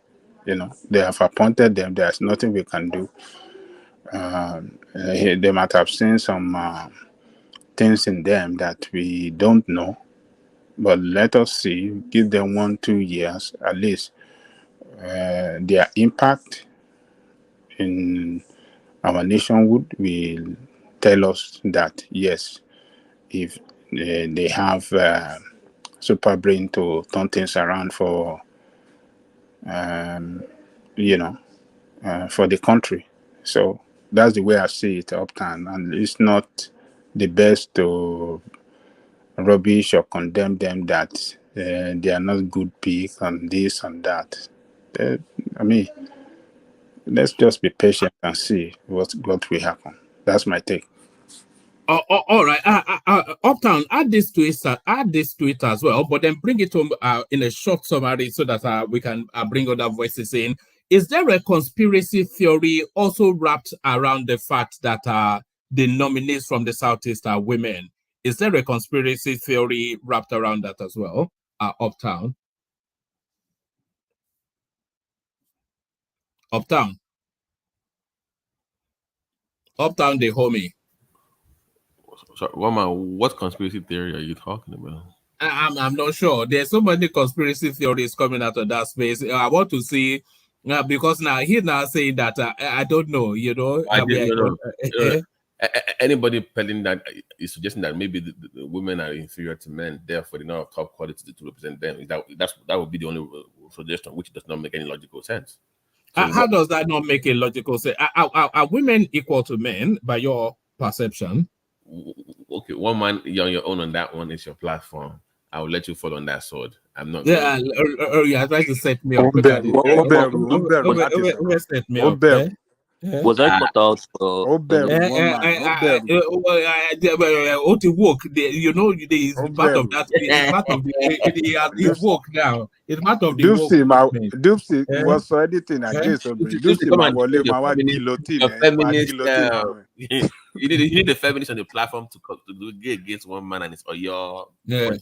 So I would not say, but no, to say that because they have females from that part of the country, is some worship because maybe scared of the male coming into space and dominating. Therefore, it got females. Therefore, I'm not buying that. I do question the quality of some of these women. I've called some of them pancake robbing, not of top quality in my opinion. But some of them are actually pretty good. I think that's even a better description than I withdraw my own. Mine is not very good. Because I was looking for like a Ngozi Kojuela, Kemi Adeosun, that kind of quality, but all this pancake robbing is just not. I'm sorry. Some of them are just, I'm like, how did you even get to? So just that's my only, but because they are female is not the reason why I'm opposing some of them. It's just the quality is not just what I was expecting from Tinubu's administration. So Uptown, sorry to cut you short. Go ahead, man. Yeah, thank you very much. So I align with my brother that just spoke. I mean, pancake robbing women, I think that's all I see. Apart from Betty, I personally like Betty. But that doesn't mean that she's what I was expecting. And anybody that is really, trust me, it's not really bad. Just that when you come into power with a certain kind of you campaign on something, the only thing that I was interested in the entire Tinubu narrative was just that ability to gather team. There was nothing else I could hold on to. I couldn't honor to. He couldn't speak to me in communication. I couldn't relate. A lot of young people couldn't relate as well. So there was just that for me personally. And I know a lot of people don't even have one thing to hold on to. I'm holding on to that, which I also think is a very important thing. To be seeing this for me is really very shaky. I'm like, okay, what's going? Even though before the election, I had predicted, like I said yesterday, that with what I'm seeing, that if Tinubu does what can make him win this election, then he will reduce his ability to be able to gather the kind of team like he did in Lagos. And that's what is playing out. So we saw that very clearly. But then one man answered you already. The ladies from Southeast is disappointing. I checked their profiles that time. I have gone back a couple of days ago to go and check. Maybe I must have missed some part of it. I mean, and one man, you're talking about knowing. It's not about being popular or being known, yeah?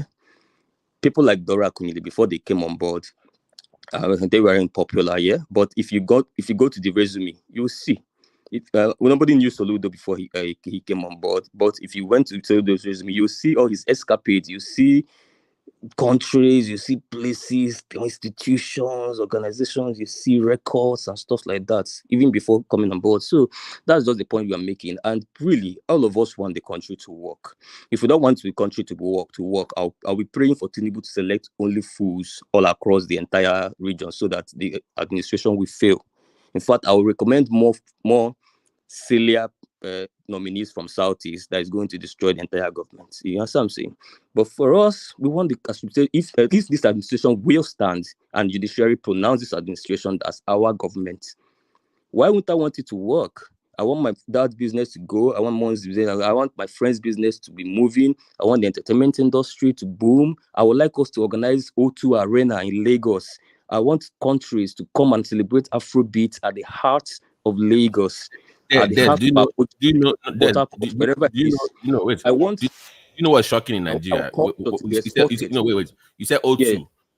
You know that in the whole country, we don't have a single conference center that can host. No, then we should put it on ground. We don't have a single one in Nigeria. We have a national theater.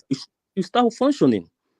I mean, indoor arena, we don't have a single one that can get like O2 in Nigeria. We don't have. We can put it on ground. If we put the dedication, we have the vision, we know that we have the soft power. That's the soft power that we have. But is the national theater not under reconstruction now? I think the federal. What is the capacity? They ceded it to Lagos State. They have already reconstructed it. I'm missing the point. One man, the biggest one you have is owned by hotels, and it's only about 10,000 that it can occupy. So if you can't even host like a mega, the biggest one in Lagos or in Nigeria, that's the biggest in the whole country. The one owned by that hotel. Yeah, it's actually that is pathetic now. But, yes, but the point is indoor. Oh, that's just. But we can move from that if we prioritize it. If we know that Afrobeat is one of the biggest exports we have, our soft power, Nollywood, we've gotten so many things wrong in this country, especially leadership and politics. But there's a lot we've gotten right. We've gotten arts and culture right. We've gotten music right. We've gotten Nollywood industry is the second largest movie industry in the entire world. We can capitalize on that. We can bring the world to Lagos instead of taking Lagos to the world. We can bring the world to Port Harcourt, to Abakaliki, to Cross River, to Abuja. You get what I'm saying? We could bring Beyonce's here, Jay-Z's here. We just have to create the right environment and we have to interact. Also, the social engineering part is very important because a lot of Nigerians need to start having hope in the country again. You have to galvanize them. You have to live what you are speaking, not just say it. Let them see it from you that, hey, this is a guy that wants to set our future and the future of our kids on the right path. Nigerians are very resilient people. They are not too demanding. They just want to see it in you that you are willing to do differently from what they have experienced all through their 20 years or 25 years or 22 years that have been on earth. They just want to see that vibe, carry them along, do some of the things. They might hate you now, but they can't hate you forever. Social re-engineering. That's why I love people like Thomas Sankara. There are things you speak into people to bring out what they have. You get what I'm saying? Me as an entertainment guy, I know some things I can advise any government to do that can reshape our industry. And there's a lot of people that know far better than me. You know, Uptown, you've still not sent us a sample of your work. You do music, but we've not heard you. So can you send it in? Okay, So at least. So I am a songwriter turned artist here. And I'm currently working on my first EP, but then there is a lot of stuff.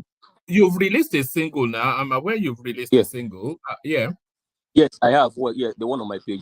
Yeah, the one on my page. But one man again, there is a lot of some of your favorite songs that you enjoy in your private times that were actually written by myself, but I'm not allowed to.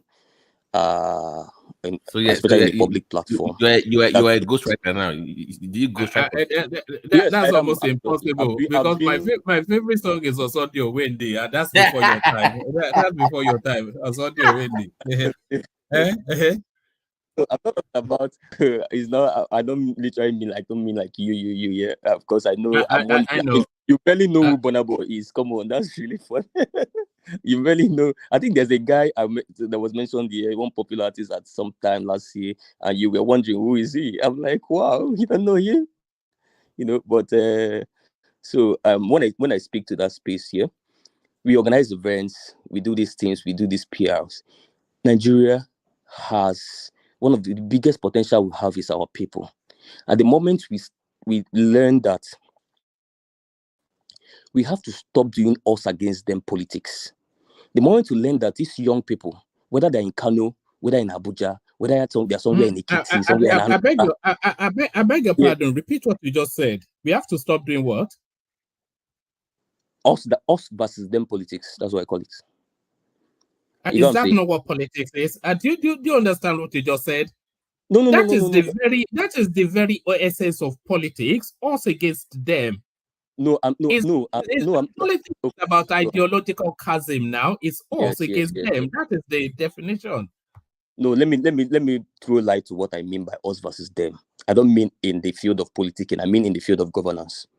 So the idea of politics is us versus them. Good, but now I'm not speaking to politics. I'm speaking to governance. So that's why I brought it. So probably what I mean, let's not do us versus them governance. That's what I actually mean in that space here. So in governance is just to know that what we are is Nigerian. When we go out and we are loud in those countries and we do things, people don't say it's a Yoruba, Igbo, also that they say it's Nigerians. If we do good, it's Nigerians. If we do bad, it's Nigerians. And lately we've been doing far better things, far positive things than negative things. If you watch the reports, Nigerians are bagging first class across universities across the world, beating countries blue black in international competitions, be it on the secondary school level, be it on the university levels. We're doing far great things. You get what I'm saying? So this whatever government that is going to be in place here, after the last level of electioneering, which is the judiciary, is over, needs to understand that it is governance time. It is governance. And for me, I can only speak, maybe I'm not into agriculture and some of these other sectors. So maybe people there can speak up for that. I can speak for my generation, one, and then secondly, I can speak for my crafts and the sector of which I cover here. And I can speak very passionately about it most times. You get what I'm saying? And that is why it gets me mad when people are unwilling to engage me in the topic of substance, of the discussion, for or against, and then go back to the fact that I come from Anambra or the fact that I come from Kwara or whatever. It gets me pissed off because I think we are way too backward in this country for people to be doing that and wasting the time of everybody, or wasting precious time. We are talking about the fact that there is a lot of goals waiting to be mined across Nigeria. There's a lot of talented artists that is better than Burna Boy and Wizkid, that are better than Davido. There is kind of incentives you can give to the industry. There's a way you can structure. Have you got one but that is better than Sonny Ade? You still not, for all of your Burna Boy, you still not discovered anybody even the Sonny Ades and the Onyeka News and the late actually, and all these guys. Sorry. Let me ask you a question. If you had a free weekend, if you had a free Saturday, and some large-hearted person offers you 2 tickets to spend your Saturday night. 1 ticket to a Davido Burna Boy concert, and another ticket to a Sonny Ade Oliver the Coke or concert. Which one would you go to? Well, metaphorically speaking, yes. Yeah, okay, understand. One man, in as much as it's idealistic for me to, but really, honestly, in the reality of it, come on, Davido is my man now. Come on, I'm a DMW guy now. 30 BG for right now. Uptown, do you know that right now in the world, right now on Netflix, in the whole world, they on their ranking right now, number 5 in the whole world in Netflix right now is a Yoruba movie called Jagun Jagun. That movie, I was blown away. I'm like, oh my god! Should I go and watch it? Should I go and watch it? One man. He has a lot of weight. One man, you need to watch it. I'll text that to my wife now. Like watching, you need to watch it. One man. That movie like watching. Imagine watching Abijawara in the 80s plus a mainframe production in the 90s plus cinematography of Kuna Lion combined. That's what the movie is. It's just I'm like, what the bloody hell is this? From the beginning to the end, you will be on the edge of your seat. Suspense was there. It was funny. It was witty. I mean, I'm like, what? Who wrote this script? Perfect. Like it was just like 9.5. You know, the best movie that the last time I watched Netflix, actually, it was actually a series called King of Boys. It's one of the best things I've ever seen in my life. So fantastic. But one man, if you watch Jagun Jagun, that one even surpasses that one. And this is even pre-colonial times though.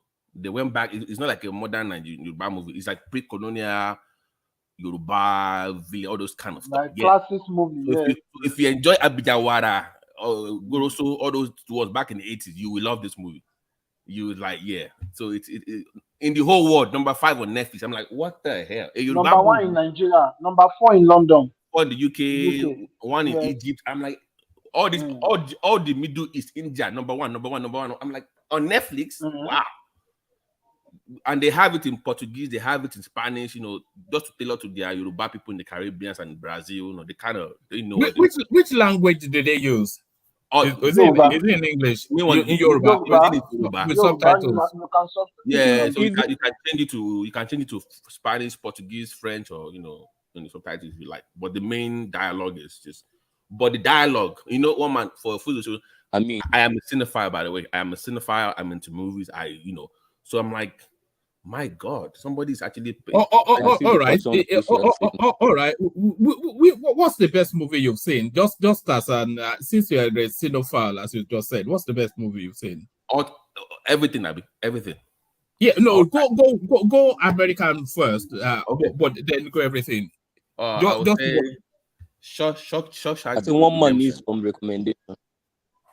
No, because I have mine. So give me 3, and I'll give you my 3. I'll say, and then I'll take that question to everybody as well. I'll say the Shawshank Redemption is a classic. Saving Private Ryan, and my third I've always read about is Oleku is my number 3. All right. My 3 is Edward Scissorhands, Johnny Depp, and then there's a Western movie called Tombstone. That's by Val Kilmer, and then there's an old movie called Play Misty for Me, which is Clint Eastwood. Those are my 3 favorite movies. My all-time favorite is Edward Scissorhands. You mean Tombstone from 93, Abby? Yes, Val Kilmer. Oh, the one with Sam Elliott, right? And, yes. You know, my favorite quote in movie of all time is from that movie. Do you know what it says? It's "I'm your Huckleberry." It just, if you watch that movie, then that phrase, it would imprint on your mind. "I'm your Huckleberry." It's just so great. You know, I'll probably go and watch it again. Yeah. How it's produced. I'm so Cameron angle dialogue, but one man. Jagun, in my opinion, is what Nigerian movies should aspire to be. The writing, the suspense. When they revealed who was behind Agemo, and Agemo came out, and I mean, they even use CGI. That's the killing part I'm of the like, movie. nobody knew it was going to be that girl. Like, no way it was her. Don't kill it for us now. Don't kill it. Don't kill it for us now. I'm sorry. But I promise you, one line, you will come back here and comment on it. You will like it. You will like it. It was good. Yeah. All right. To move on to the next commentator, give us your top 3 uptown, and then we go on to the next commentator, which will be BT. Woman, is a mixture of both local and foreign. For me, local, like my brother said, I've not seen the Kulina for long. I think I'm seeing it tomorrow. It might make it to my top 3. I don't know, but I have expectations on that. King of Boys, really, really one of the most impressive. And then the first part of Wedding Party, the first one, just the first one, not other sequels. And then Wakanda, definitely. Wakanda occupied a huge part of my life. The whole idea of Black Panther, the whole idea of if a black superhero is something I mean, I draw sci-fi stuff way back from primary school. I used to draw all those stuff. So I've always fantasized about a black superhero in my storybooks that I draw and all that. And then all right, leaving Wakanda. So sorry, Uptown. Leaving Wakanda to one side for one moment. Yeah, sure. Leaving Wakanda, okay. Who was your favorite comic book hero from the comic books? My favorite really has always been Spider-Man. I've been a Spider-Man guy. Okay. Spider-Man boy. I've always been a Spider-Man boy. Yeah, growing up. My favorite is a character called Silver Surfer. You wouldn't know it's Silver Surfer. That one is a servant now. The Galactus. I can choose the guy. A servant. Batman. No, just like everybody loves Batman, man. Who hates Batman? Nobody. No, nobody hates Batman, but Silver Surfer. For me, it was really sad. He's a servant to Galactus now, so that's all right. To you, Babati, speak to us. Okay. To Rufai issue or just general? Or however the mood takes you. You can start with Rufai or go to Niger or however the mood takes you. Our brother just said, like right now, talking about entertainment. One man, do you know that it's a good mind? Like if I had money, if I had real cash, I will build a conference center in the Atlantic. Because I know every weekend I'm going to make money. It's just actually the biggest one they have is, I think it's in Aba. It's the government that built it. I think it's about 11,000 capacity, not the one in Eco Hotels. So the one in Aba, I'm not sure of that place. It's about 10,000. If I can build like an O2 in Nigeria, forget concerts, even church, whatever, you will always see that place of every weekend. It's gold mine. If you just invest in those kind of things, and in the movie industry, we should be making oil money kind of taxes on those kind of. Babati, sorry. Which structure in Nigeria church that has the largest capacity? I think the one right now is the Abuja, but in next few months it's going to be Oyedepo Songota. What is the capacity? How many people capacity? 110,000 in yeah. Okay. Yeah. So it makes it sound like we don't have a structure that has such a large capacity in Nigeria. No, I said conference center. That's for their own church. Well, yeah. If there's a need for it, trust me, somebody will build it like you, I guess. Hold on. Would they allow Burna Boy to come and play in that church? Concerning that? You'd be surprised. Are you kidding me? In Kenaland, you're gonna have Burna Boy in church. In church, they have comedians making jokes in churches. There's no way Burna Boy is gonna go host a conference center on Kenaland. This is where I grew up. This is it cannot happen. Never. What are you talking about? With half-naked girls shaking booty. Yeah, like what are you? I'm sorry. What is Kenaland? You said Kenaland. What is that? Kenaland is an actual city by itself, owned by the church of Oyedepo. They have university, they have churches, they have schools, they have it's like a holy. Is that in Lagos? It's in Songota. It's by Ojore. Yeah, it's a church building now. City No way is they're that going of to Niger. host the conference. It's Are you aware? No, Are it's you almost. aware the capacity of NHS church? I think it's really quite big. Paul, like Pastor Paul NHS. Yeah, but I'm saying that conference centers, those are church-owned buildings. They're not going to host. Yeah, no, I know. I just want to know the capacity, bro. That's just a side question. No, the biggest is the Abuja one right now. The Dunamis, whatever it's called. Yeah, that's the one that holds the title right now. I'm saying covered indoor. That's Yeah. Then, but that's what I'm asking about. Very soon, Oyedepo will surpass him in a few months when they are done with the hack in Songota. So they will take over. But the investment in that market will I mean, you can make easy bank on that. Yeah. Bro, imagine those kind of things happening in our entertainment industry. Those kind of structures are going up and all that. Imagine this country, what we prioritize is just, I mean, Christianity is okay. I'm not saying, this even No, don't blame the country. See, if it is a need for it, people would invest in it. Trust me, because it can fit a capacity of 110,000 people. That's why they built it. Okay. That is for it's like you are missing princes. It's like me saying that the Redeemed Church in conference, you know, they do up to 1 million sometimes for their Holy Ghost service back in the days. I don't know about now, but that is the open kind of tent kind of looking stuff. I will not say, okay, because Redeem now does that, let me go and host a show with Audiboy. They are shaking my ass because they have a open door tent. No, it's not happen. No, I'm actually talking about, I think NHS church is like a real building that's covered, right? In Abuja, right? Yeah, Dunamis Church. Yes. That's what I'm saying. You know, maybe you should build a church that can do both, and your entertainment and church also.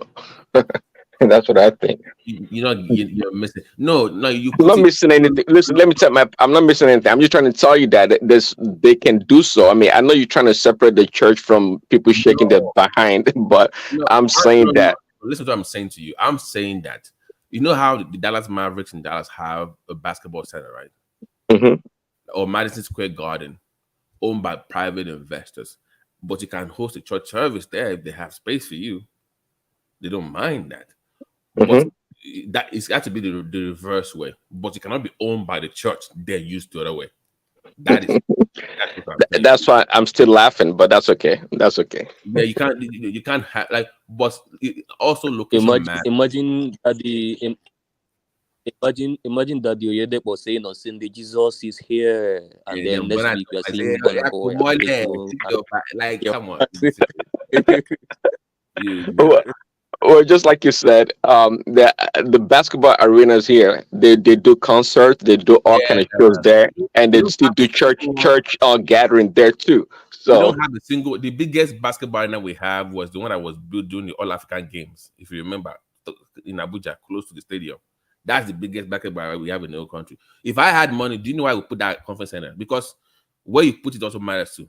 But it's very expensive. I would put it in Eco Atlantic. That is where you put it on that island. That is because that is the hub for all this Hollywood over there in Nigeria. I mean, what capacity? What capacity you think? I would do 30,000. That's good. That's a good one. Let me ask you a question. Can I ask you? Did you see the American Got Talent with Josh Funny?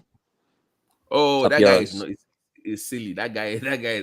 Are you aware that clip? Are you aware that clip has given America's Got Talent one of the biggest engagements ever on social media?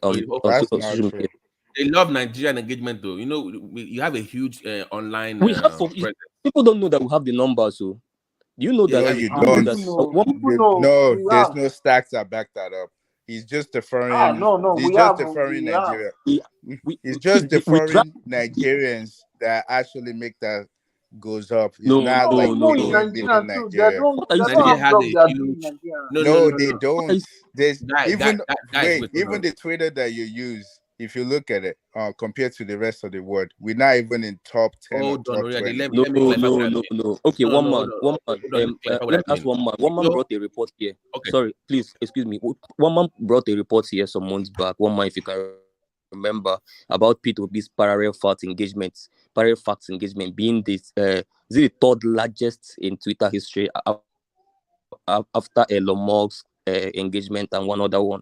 Then P2B third in the entire And I'm not Twitter sure if it's in worldwide. history. Maybe it was in that day, on Twitter, that day. Yeah. You're not listening to what I said. I'm not the saying that we don't have the Most numbers. engagement didn't happen that day. No, wait. It didn't happen that day, so it can't just be that day. Yeah, I'm not saying that. So you can go back Nigeria, to the report. We have the yeah. numbers and we can use it No, to our own. no. That's It's why all the actually television people want to outside mention Nigeria Nigeria. because they know we The will do the traffic. most of those traffic is coming from people outside Nigeria. It's not people in Nigeria. It's possible though. It's the traffic of No. Nigerians I outside. agree with you. So, no, my brother. When we say that we have the numbers, we mean that contents that emanate from us not only generate large numbers in Nigeria, but large interest. That means a lot of people are interested in our content. So it's part of it. By the way, so it's the interest they that have drives the over engagement. 40 million Nigerians on Twitter. I had to go look it up. Yeah, but most of those There's a lot of they're African actually countries outside Nigeria. No. According to them, the ones in Nigeria, they have 40 million actually. In Nigeria, 40 million actually have a Twitter account. Oh, yeah, are they active? Are they active? Because you have to look at that as well. No, Nigeria, you will see Twitter. No. You are missing the point here. It's not about happiness or sadness. I'm discussing engagement. So yeah, that's engagement. That's what I meant. Like, is it active? Because you have to, for you to engage. There was this there was a lot of you probably don't. But there was a time I used to only do voiceover things on my space because then for the fun of it. But I did this at that time.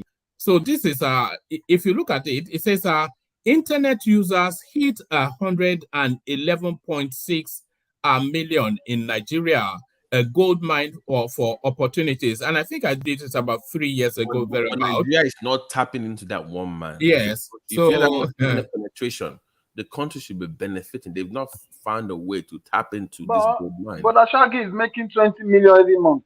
They are doing. Who? But Ashagi, yeah, he came out and he got an interview. No. These are individual. I'm saying collectively. If it's 20 million naira, then that's not a lot. It's still a lot for the Nigerian, the average Nigerian. Yeah. I'm saying that when you're in Nigeria. Okay, now look at Nigeria now. We don't have a single movie studio in the whole country.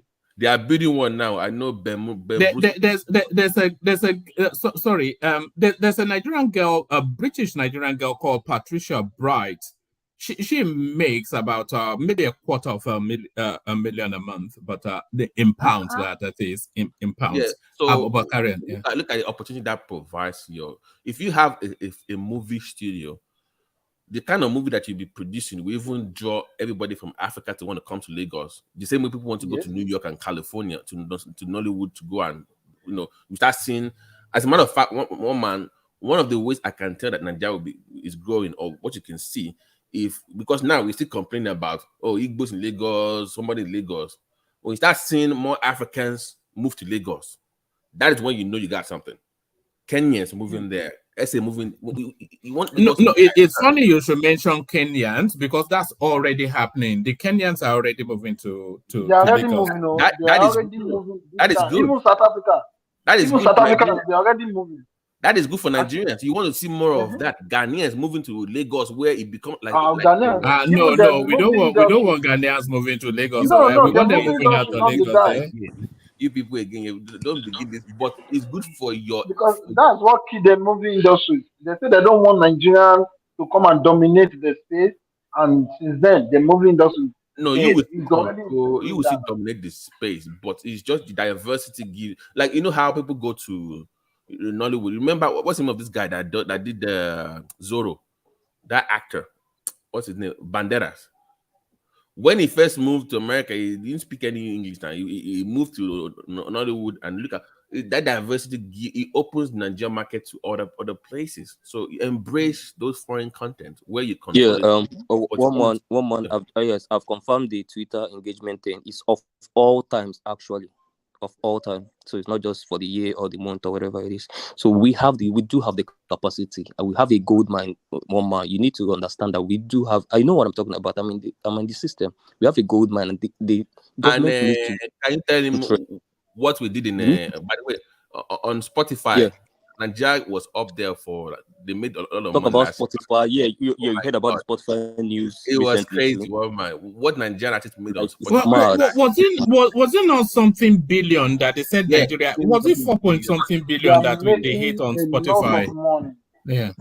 Yeah, but like I said, it's not coming from just Nigerians No, or people that live in we are Nigeria. not listening. And also the Twitter. We're talking about the supply. We're not talking about the demand. Please. Hold on. Those artists came from Nigeria. The interest they got. This is my issue with that money being made by Spotify. Why don't we have an African platform like Spotify that plays the same music that people can now Like buy? Asians are doing. Can we make that But money? they can't pay No, those, Nigeria they can't pay that do amount. though. Nigeria does. They're not just like as popular as Spotify. That's what it. I'm saying. That then let's help. The problem is why not just okay. No. Do you know This one. Wait, they have let their me tell own you something. local, like yeah, MTN has this one. one. Do you know that a targeted investment in our tech industry can create a Mark Zuckerberg of Nigeria, can create an Elon of Nigeria, and we have the market for it. That's what we're talking about. So the government has to do that. Wait now. When and you make that we person, have to spread it across wait. There's below us.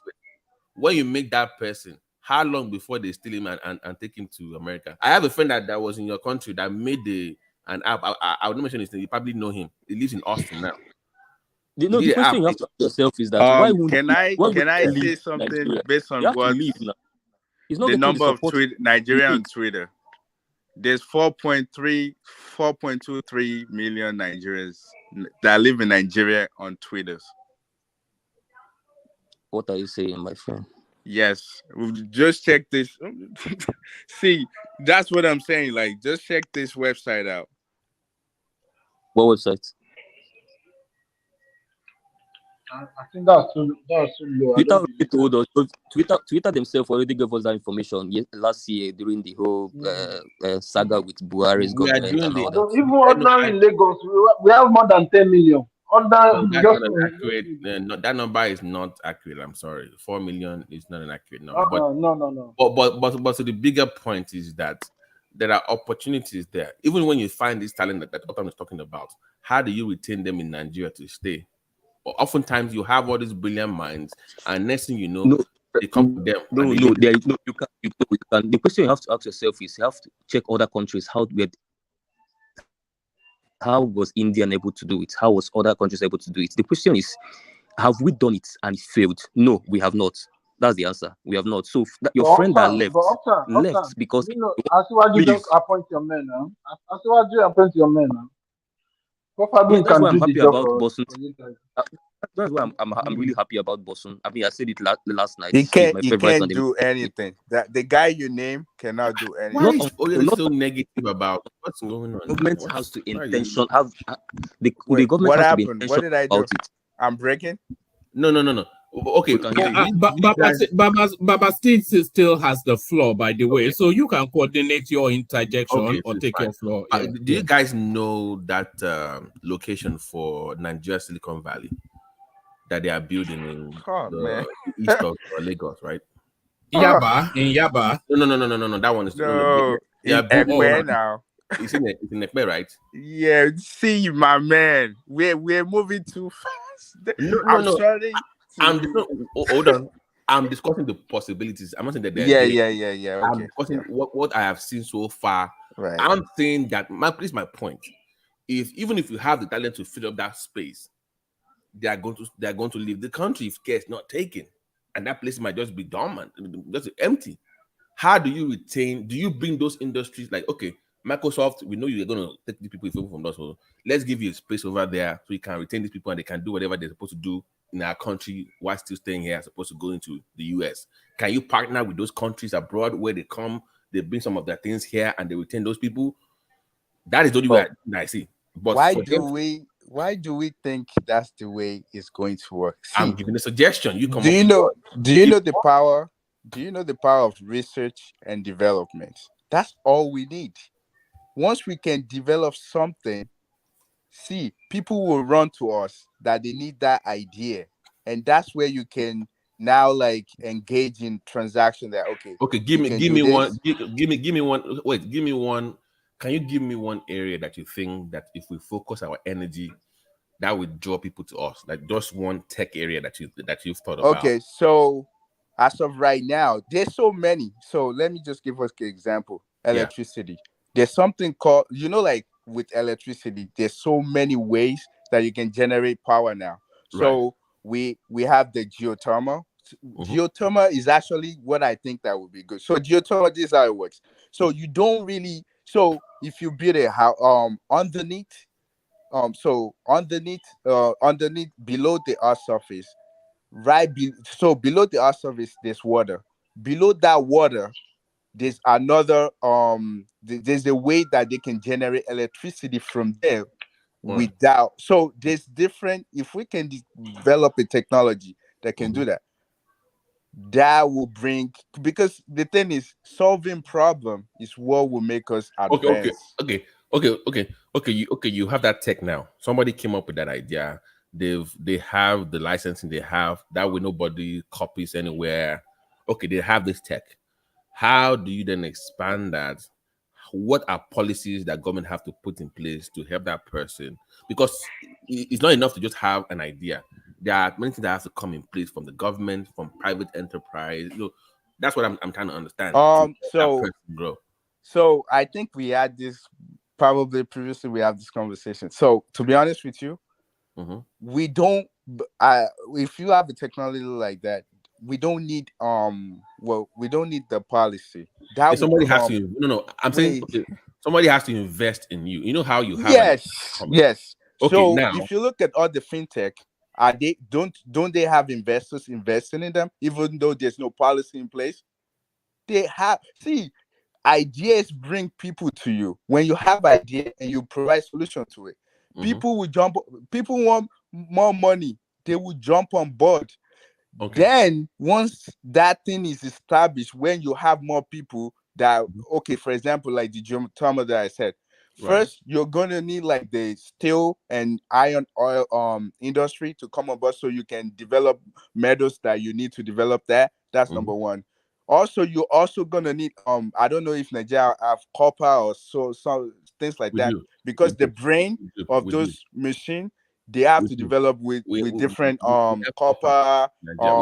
If we have all this uranium or this I forget the name they call them, different metal. So so in order for you to get those things going on to work, you need those different industry to come on board. So that is why I mentioned government earlier. We always depend. We don't need. Okay. No. Let me explain why. Hold on. Let me explain why. The policy right now, all those metals you just mentioned, they are still under control of the federal government, right? So how do you offer those? Let's say what you're proposing, that person is in Ogun State, for instance, and that thing that he wants to use is in Oyo, for instance. I would rather have that government, that state control that thing and find a way to partner with that person than that person going to Abuja to go and lobby to get that thing for cheaper rate. Iron, copper, whatever, because federal government still controls that space. So when I say policy, it's about how do you make it easier for private investors to get those things they need for their business, taking it away from federal government control of those mines, those earth and stuff like that. So when I say policy, it does matter. But because right now they are holding on to so much right now. You don't have no private investment. So that's what I'm saying. Like the reason why I'm saying. So let me try to go this route. Nigeria has like iron, oil. They have all those metals. For example, if someone wants to come in and invest in those land, Basically, you can those that does cement, for example, the limestone, they had to purchase the land. They have to talk to the government what they're bringing to the table.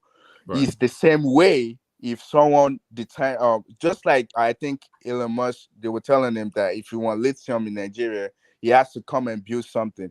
He doesn't really have to speak to them. If he's willing to do those things, he can buy the land. But that was a change of policy, though. Usually they come for the raw materials, not building something. That was just a change. But that's what I'm saying. That they want to change policy. You don't need that because people that want so when the idea and the technology is in place, people want to move around there. So let me give you an example. See, the reason why a lot of people want to move to Silicon Valley is the fact that there's so many tech companies around, so people want to jack from those people that have brain that can help them with their own ideas. So once we already have someone that come up with those ideas, a lot of those industry, they want to jack up from those engineers and scientists or whatever. So they want to come to those vicinity. I agree with you. Then they come with the money offer to invest in those. But what I'm saying is that I have seen Nigerians that came up with stuff. What you're talking about in different areas in tech. But because of that fund, part of the deal that they had to make was we will move you to America. Give an example. There's a guy in Austin here. I will not mention it, so you probably know what I'm talking about. He created something like a payment, like he made a deal. They loved what he did, but he had to move to Austin, Texas. That was part of the deal, and he took the deal. Okay, all right. So I'll give you. No. What I'm asking is that how do you keep that person in Nigeria where he still keeps what he does, but he stays in Nigeria supposed to move in here? Okay, so the fintech, the reason why a lot of them had to have register in the US is the fact that Nigeria does not have anything that they need. So I'll give you an example. Like the server that most of them will use is not available, so they have to use a server. They have to use a server in the US. So that would mean they have to get a company here.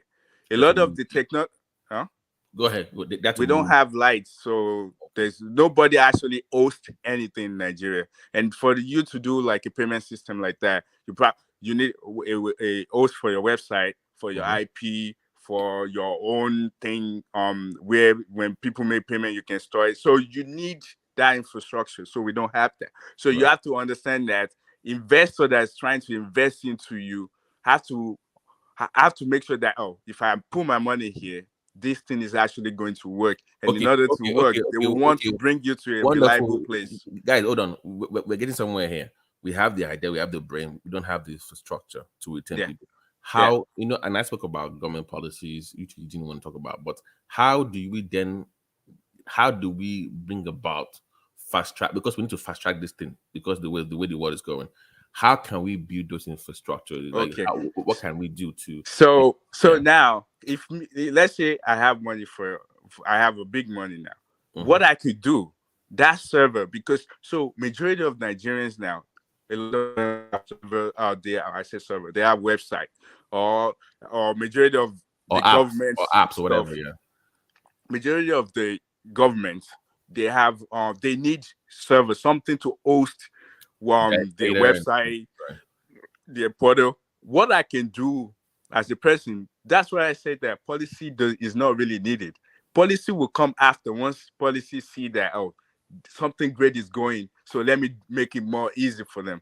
So what I can do now is this: I put a server in Nigeria. I was talking to someone that I know actually have a host in Nigeria, but this is how they're doing it.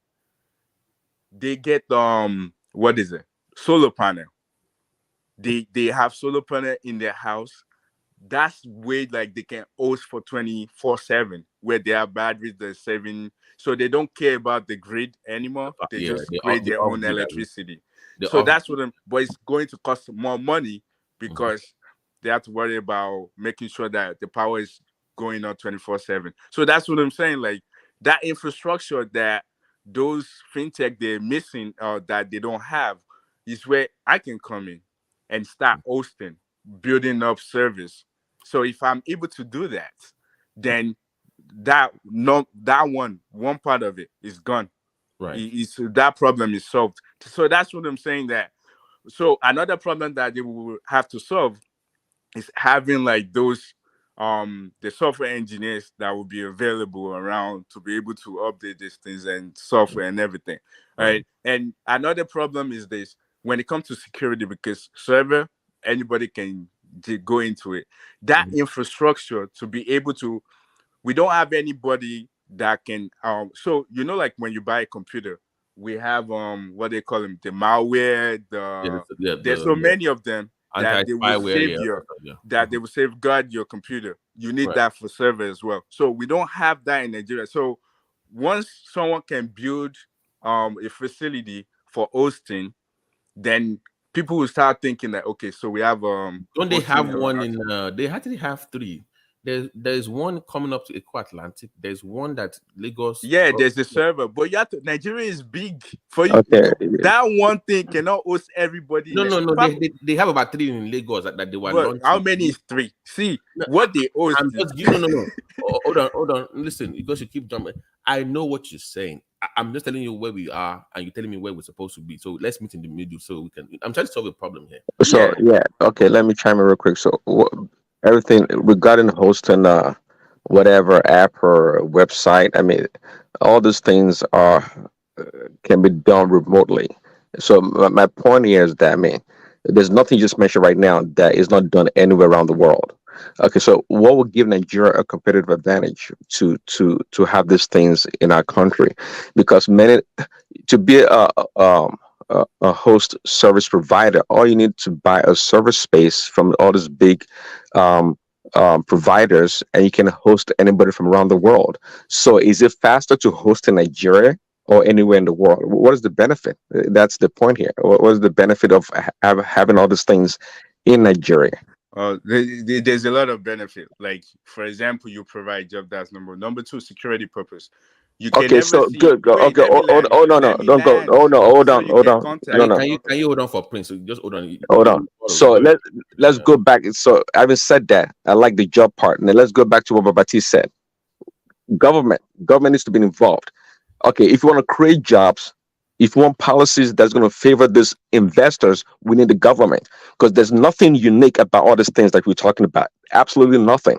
But if you can create an environment that attracts investors to create jobs, that's what we should be talking about. That's where I see the benefit. Okay, can you rebuttal? Okay, so you are against government. Hold on, you're against government policies, and you don't think it's that much impactful on bringing what you want.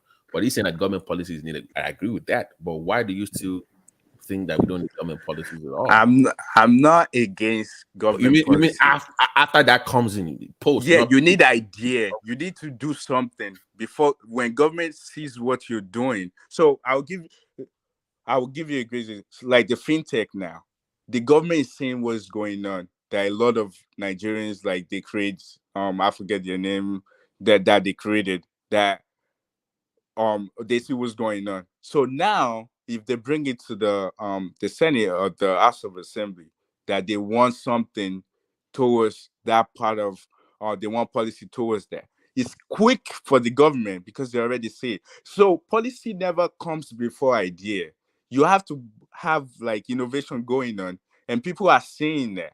And the investor that you're talking about, I think that we really, if you see how, like, people, like, if you leave America, for example, if you see how, like, the investor things works, we don't really need, like, I believe in me starting something and people see how it's going and people will run towards it.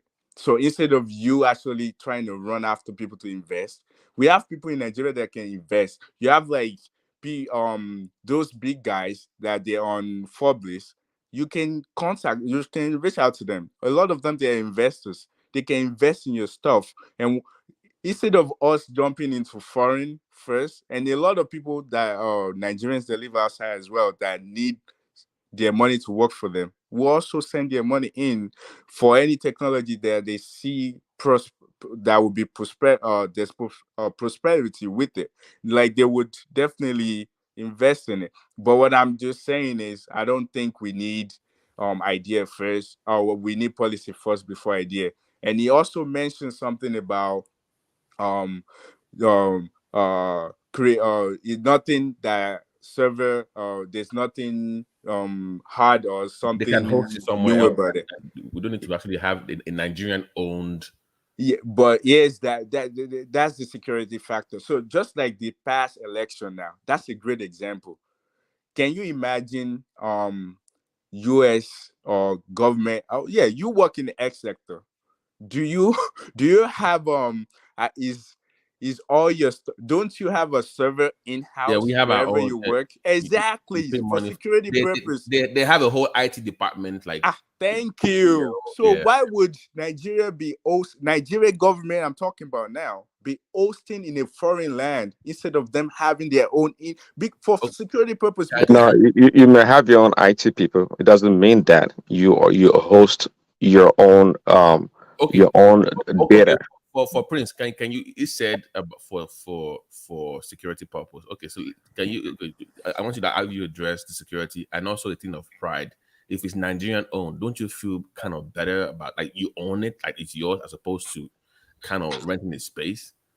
Just for Well, Nigerian. absolutely. Of course, we talk about the infrastructure right here. And we know, for example, so it comes down to the cost of doing business. Now, you're going to have to spend, I don't know, you talk about solar panel to have power to run your servers that need to be 100% online all the time, zero latent. So all these things, you need an environment that has that infrastructure in place already. Of course, it'd be nice to be in Nigeria, but in terms of security, it would it be more secure to have a server in Nigeria or to have it in India or somewhere else where they have a really robust security architecture in place already? Guys, okay. You are my two tech guys tonight. But do you guys, how does the Equano, you heard about that Equano cable thing, right, from Europe to Africa? The one that docks. That's how like internet or the works. fiber optics. Fiber. That's how it works. Like they go through water. That's how you because connect you have security concerns. So how do you feel about that? Like that coming up? No. But that's how like there's a fiber that connects the continent of North America to Asia to Europe. Know, that's how when it comes to that. And there's also the satellite. So you remember you like in your house, I don't know what type of network that you have. Like you can either get a satellite TV or you can get a cable TV. That's the same thing. It's just that if you get a cable, that means you run through fiber. Or if you get a satellite dish, it means that it's getting it right from. So why do you think that? So you said there were reasons, security reasons you gave that. Security is number one, and the pride that you have your own. Imagine that you imagine how less pricey it would be if the data that is hosting website is in Nigeria. It won't be that expensive compared to when you're hosting right from another country. And another thing that we have to understand how internet works, like wherever your stuff is being hosted.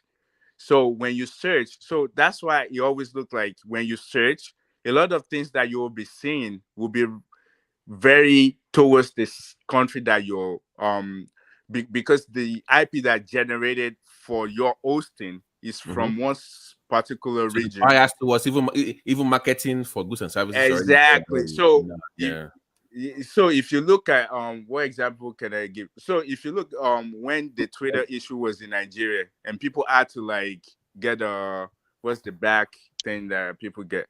I forget the name now.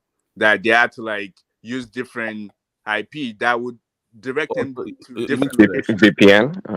VPN. Not VPN, yeah. It's VPN, so that would direct them to. So it's the same type of thing. So if we have stuff in Nigeria, so if people are putting content online, and once they search, because your server is based there, a lot of stuff that come from Africa will populate first. So that's that's another thing, but it's not tough for us to do. We don't need policy. Prince, Prince, he made a good point about that one. That was a good point, right, Prince? I think you have to agree on that one. That we don't need policy? No. It says about when somebody is hosting, they might tend to dictate or control how the direction of what you see or what as opposed to you owning your own. Then you can, because it affects businesses too in terms of what you search, what you see, as opposed to owning yours, and you can control that space. You have to at least agree on that one. Remy, you can come into the conversation as well, and Kumi and everybody else. Please, we just haven't. Yeah. Not like limited to. Yeah, it all depends. It all depends. If you're hosting a website, there's a way you can control the content that comes to your web page. That if you give advertising opportunity on your website, it's not always the case. Like if you talk about platform, okay, I know what it was talking about. For example, if I live in the US, go to Nigeria, and I'm trying to watch my YouTube, right? Of course, all the video suggestion changes to the area or the region that I'm watching, so I get other feeds from things I'm not used to. Okay, because that's a YouTube platform. The same thing will happen if you go Netflix or other platform as such. But to simply host a website or an app, it's now I have a web page that I'm hosting here. It's from, you probably know about it, Namecheap. It's a Russian web server. They have low cost hosting services. If there's nothing that shows up from Russia, of course, the only problem is that on the form, there's always this, what you call it, the spamming that comes from all around the world. You don't have, okay, because this is one thing that I've also brought up too, that it bothers me, but I know the reality too. When we have all these opportunities in Nigeria and I see foreign names coming up to snatch this opportunity, invested. Is that we don't have enough Nigerians that want to invest, or do you just don't know where to put their money? Like, which one is it? Like, do we not have enough Nigerians that say, I want to invest in this cost-heavy sector, or it's just that we don't know where to put our money? You'd be surprised. There's no sector in Nigeria that Nigerians are not already invested in. Name it. You talk about fintech right now. You talk about healthcare. There's every sector that Nigerians are doing something in. Absolutely. Now, to what degree or capacity is another thing. Yeah. Prince, what do you understand by investment? Not really. No. I just, because is that a trick question? No. Because the way he talked about it, it seems like you would think. That's what I'm thinking. Because when you look at investment, for example, like, if I come up with the idea. Oh, okay. Look, quickly. When I say investment, I'm saying that Nigerians are already operating in that sector. No. Okay, let me clarify investment. Let me explain investment the way I see it to you. So here's the thing. So let me say I'm coming up with what solution can I? Okay, so let me say I'm coming up with different version of Uber in Nigeria, for example. I already have my plan, my idea. Now I will now reach out to people that I know, investors. So investors might be like Otedola, people. They have their own company, but they have money they can invest into another company. Even before I bring my idea into public, or I could have studied my stuff, then I reach out to them and say, oh, see this brick thing that I'm bringing on is going to generate so he's going to do this. I will pitch myself to them, and they're willing to put a bulk of money. Like, I'm not talking about stock. I'm not talking about stock. Let me put it this way for him. It's like you know that TV show Shark Tank? Thank you. Where you come up with an idea and you pitch that investment to billionaires, and they will tell you, and they will put the money. We don't have that platform. We don't have enough sharks in Nigeria that want to put their money in. We don't even have platform to do that. But you're a shark, Babati, and we know that Prince is a shark too. What have you invested in? Okay, on the more serious note, let me give you an example. When I lived in Austin, Texas, there's this event called South by Southwest. That is where that actually came from, by the way. Somebody discovered to from there. Every year, it's a huge tech stuff. You just come up with the idea, and there's always some guy just watching you, seeing what you're doing, and they might just pour money into your idea if they believe in it. Thank you, man. Yeah, Well, they go to okay, colleges so too. if you talk about venture They go to capitalists, colleges. or angel investors, I mean, Yeah. which okay, we have different. Sorry, Oriola. Can we have 10 more likes, by the way? Anybody that's not clicked on like, please do that. The listeners, carry on. Sorry. Yeah, we have all kinds of investors. So you asked a question, what do I understand by investor? I think that was the question. So I'm not sure. No, we get you. I'm saying that even at that level, do we have enough Nigerians, or must it always be foreigners coming in to invest? Well, Do we have ourselves to invest? I don't know, but that's my point. That I can guarantee there are plenty of Nigerian investors. Also, it may not be as organized as Shark Tank, but we have big Niger, what you call it, big Niger, whatever show. We have Nigerian Idol, I believe, right? All these things. Where did it come from? No. So let me say something. So, for example, if you look at China, for example, you know that Americans built that country. Like so for example, a lot of us here that work, we have maybe like 401k, you have your what's the other different thing, and we have some other people that actually Roth IRA, okay. Yes, so we have some other people that actually go to different financial establishments to invest their money, give them a bunch of money. It's like invest it for in the mutual those funds. money. Yeah, so those money is what they actually use to invest in idea. So if you look at like Apple, for example, they have their company, they have, what would I say, they have manufacturing third party in like China, whatever. They took all their company away from US to be able to do that. Those financial put the money from like people like me and you and invest it in those type of stuff. That's why it's like that's why if you look like JP Morgan and all those, they like in trillions of money that they have, they took all of our money and used that to invest in ideas, invest in manufacturing, invest in different things, mining, a lot of stuff. That's what we're saying. And that's the question I was asking. We don't have that. We don't have those. Do we have that in Nigeria? Because you can have all the ideas you want without funding. It's nothing. Somebody has to back you up with funds. Well, the other day, Ted Dala was it, and Lumilu, the other his name, right? Were they not like in a tango about who else? some? No. You know what? Who else do we have? But that's a banking. They invest in a bank that's already established. No, we're talking about investors. Okay, that's right. We're talking about investors. If it's established or not. See, the answer to the question, just like I said, I don't know. But I don't. But at the same time, I'm saying that I can guarantee, because we don't know, because I don't know. Rather, it doesn't mean they don't have investors in Nigeria. It may not be as organized as the ones you guys are describing. They are not Nigerians. Wait, if they do fintechs in Nigeria, if you look, that's why I'm scared, because a lot of those guys, they don't own those companies. Like they don't even own a lot bulk of it. A lot of them are owned by foreigners.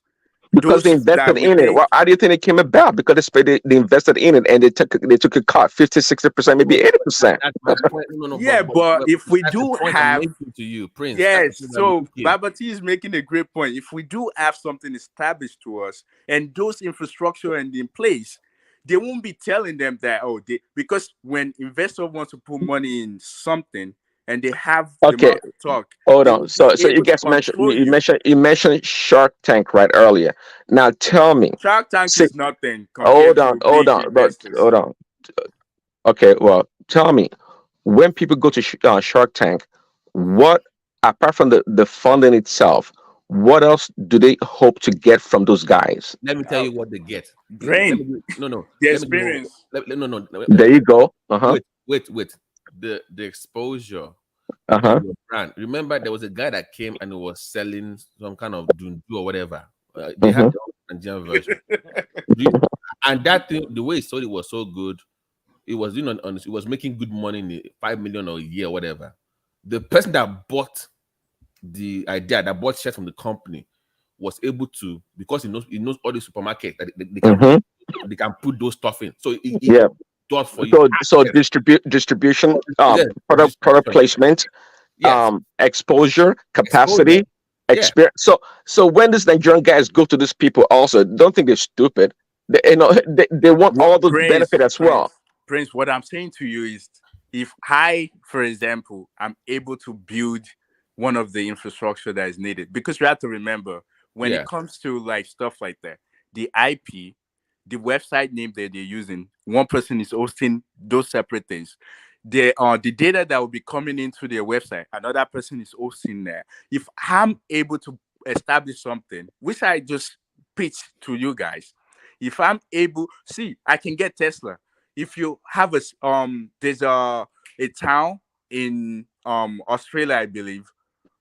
Tesla was able to power the entire thing, the entire town, and also have battery in place that if electricity is gone, the battery kicked in. If I think it's about 500 million or 200 million. If I'm able to put something like that and have electricity available for me to be able to host a lot of stuff in Nigeria, that problem of the website, the data saving, a lot of that problem is gone. Everybody will come to me, and I won't charge them like the foreigner will charge them. Do you believe that even a region, in talking about weather, it's also a constraint to hosting the servers? Do you know What do you that? mean? There's power problem everywhere in the US. People still host. Like even your No, mobile. well, hold on, hold on. Do you know that What I'm MTN? talking about, when you're talking about like large hosting services like Amazon,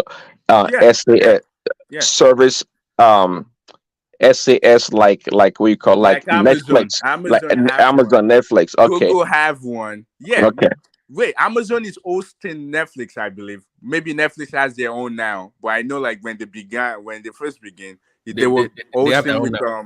No, they have their own now. yeah, like Facebook has their own. If you're a big company, you need to have your own. Like you need to have your own hosting stuff. I mean, Exactly. So my point. So people are trying to build data warehouses, service centers in places like Iceland. Why do you think they go for Iceland? yeah. Wait. So for example, do you know that Microsoft and Google they have some of their data center underwater? Do you know? Why do you think that is? Yeah, see, they go into those cold places because it's data. Computer need a lot of electricity to run. They don't need It generates a lot of heat, and also Yeah. to dissipate the heat that is generated, you Yeah. need So a cooler. what's wrong with if I have one in Nigeria? I mean, what So do you mean? I'm just telling you the natural competitive advantage of going to such places. Now you have to look at your business plan. If is what you're trying to do is of Are you benefit, saying we shouldn't have one? Because I don't understand. I would never say that. I'm just trying to tell you that the But do you benefit. know that it's not just website? Do you know it's not just website? Even the telephone. Wait, hold on. Even if you have hot conditions, or there's always solution to any problem if you think it through. So Sure, of course. if you have enough tech guys there, they can figure out a way where you will still host it, even if you have the harshest conditions. You figure out a way to host it in your country. This is what I'm promoting. Let's promote. Babati, Nigerian there's brand. data center in Arizona. It's hot. There's God, data then center it's in California. It's hot now. So what do you mean that we can? It And is even possible. our It is. mobile phone. Do you know that MTN and all the mobile telecommunication in Nigeria, their data center is not located in Nigeria? Do you know that? That's terrible.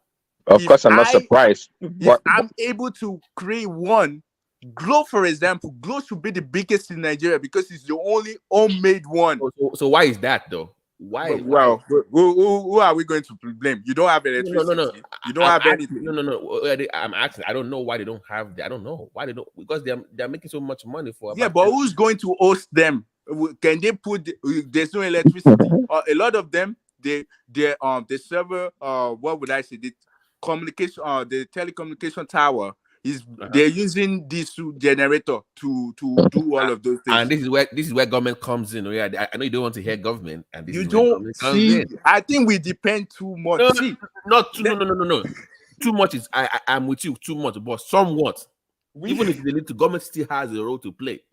No, they don't, because electricity in Nigeria. Let me tell you something. Do you see? That's why I said the El-Rufai stuff. Like policies. they're policies talking nonsense. to help them. No. Hold on. even if you say the See, Aurelia, you don't understand that the change, power, yeah, the power, and see, you look at, we don't, Facebook doesn't need the government, doesn't Tesla doesn't need the government, but if you know the what government has done already for this such companies, they don't have to need the government directly in America, but their benefit and existence, okay, it all depends on the government investment. Listen. Government as system after those ideas already going on. When Facebook came in 2004, because I believe when I get into college, because it's only, if you guys remember, it's only for college to college. Like you just have our friends. Then it became on space, like Friendster back in the MySpace. days, yeah. MySpace Like was the back one that is for everyone, and Facebook is more for like college kids and stuff. So if you remember, those ideas already going on before government now like this idea is great, let's just help, or right. they Can request we, for grants. wait, can we do this way? Can we do it this way? I know you're not pro-government. Can you tell us what the government role should be in your own opinion? That way, at least we know government. What should they? Okay, let's say they have the idea now. What should what should government's role be in helping them grow? Okay, it's simple. Government should have grants in place. If you have any idea or so let's say, for example, government can say in agriculture, anyone that is having like brilliant idea or anything like that, we have grants in place. In power sector, we have grant in place. So if I'm coming up with a new idea, I can write the government and tell them, this is what I'm doing. And government see my idea. So now they can give me money to continue with my idea to be able to become something good. So once the idea is good, then if government wants to have a policy to regulate it, it's okay. Because ideas, because you don't know where idea might go, you can have policy first before idea. You can have policy for, let's have grants or money in place that if someone is creating innovation in let's say fintech, this money will go to that, and whatever they need, regulation will be in place that, okay, government, this regulation is for any new innovation. If they want new space, government is available to give them a space for them to work. So like that place, like that one in Lagos, they can just help that place grow and give grants for people coming up. So, yeah, well, say apart from grants, say 1 second. So government government is always needed one way or another, right? For example, Microsoft, before it became really big, do you know how much Bill Gates sold to the U.S. government? How much millions, perhaps billions of dollars in contract that they had? Tesla, do you know how many billions of dollars or millions of dollars that Elon Musk got from the U.S. government? Prince, Tesla sometimes is in place first. Tesla is already, sometimes the idea is there. We already have Tesla, the 2 doors, we already have that going before government start helping to be able to make affordable cars. Microsoft, you already created Doc Office, right? The Doc, that's the only thing he created. That's already there. Then government sees that in order for them the idea to keep going and becoming big. Now they start helping. Policy will, because you don't know the idea that I have. Why will policy go before my idea? Okay. Can we? Because I had to pull up an article about the role of government in tech, so just so that we can start to this conversation. And one thing that I found out was, I think Nigeria. I'm sure you guys will appreciate this, and you can speak to it more. Is the role of government in developing strong intellectual property framework, which I think Nigeria does not have that. If you say idea, if I don't think we have a very strong intellectual property protection for innovation in that country. Yeah, so go ahead, sir. That's what I meant by saying that government can have a regulation in place like grants. So protection of intellectual property, they can also have it so nobody can replicate it. So government can have those things in place, but when it comes to idea itself, they can't regulate that because they don't know how big or how small the idea will be.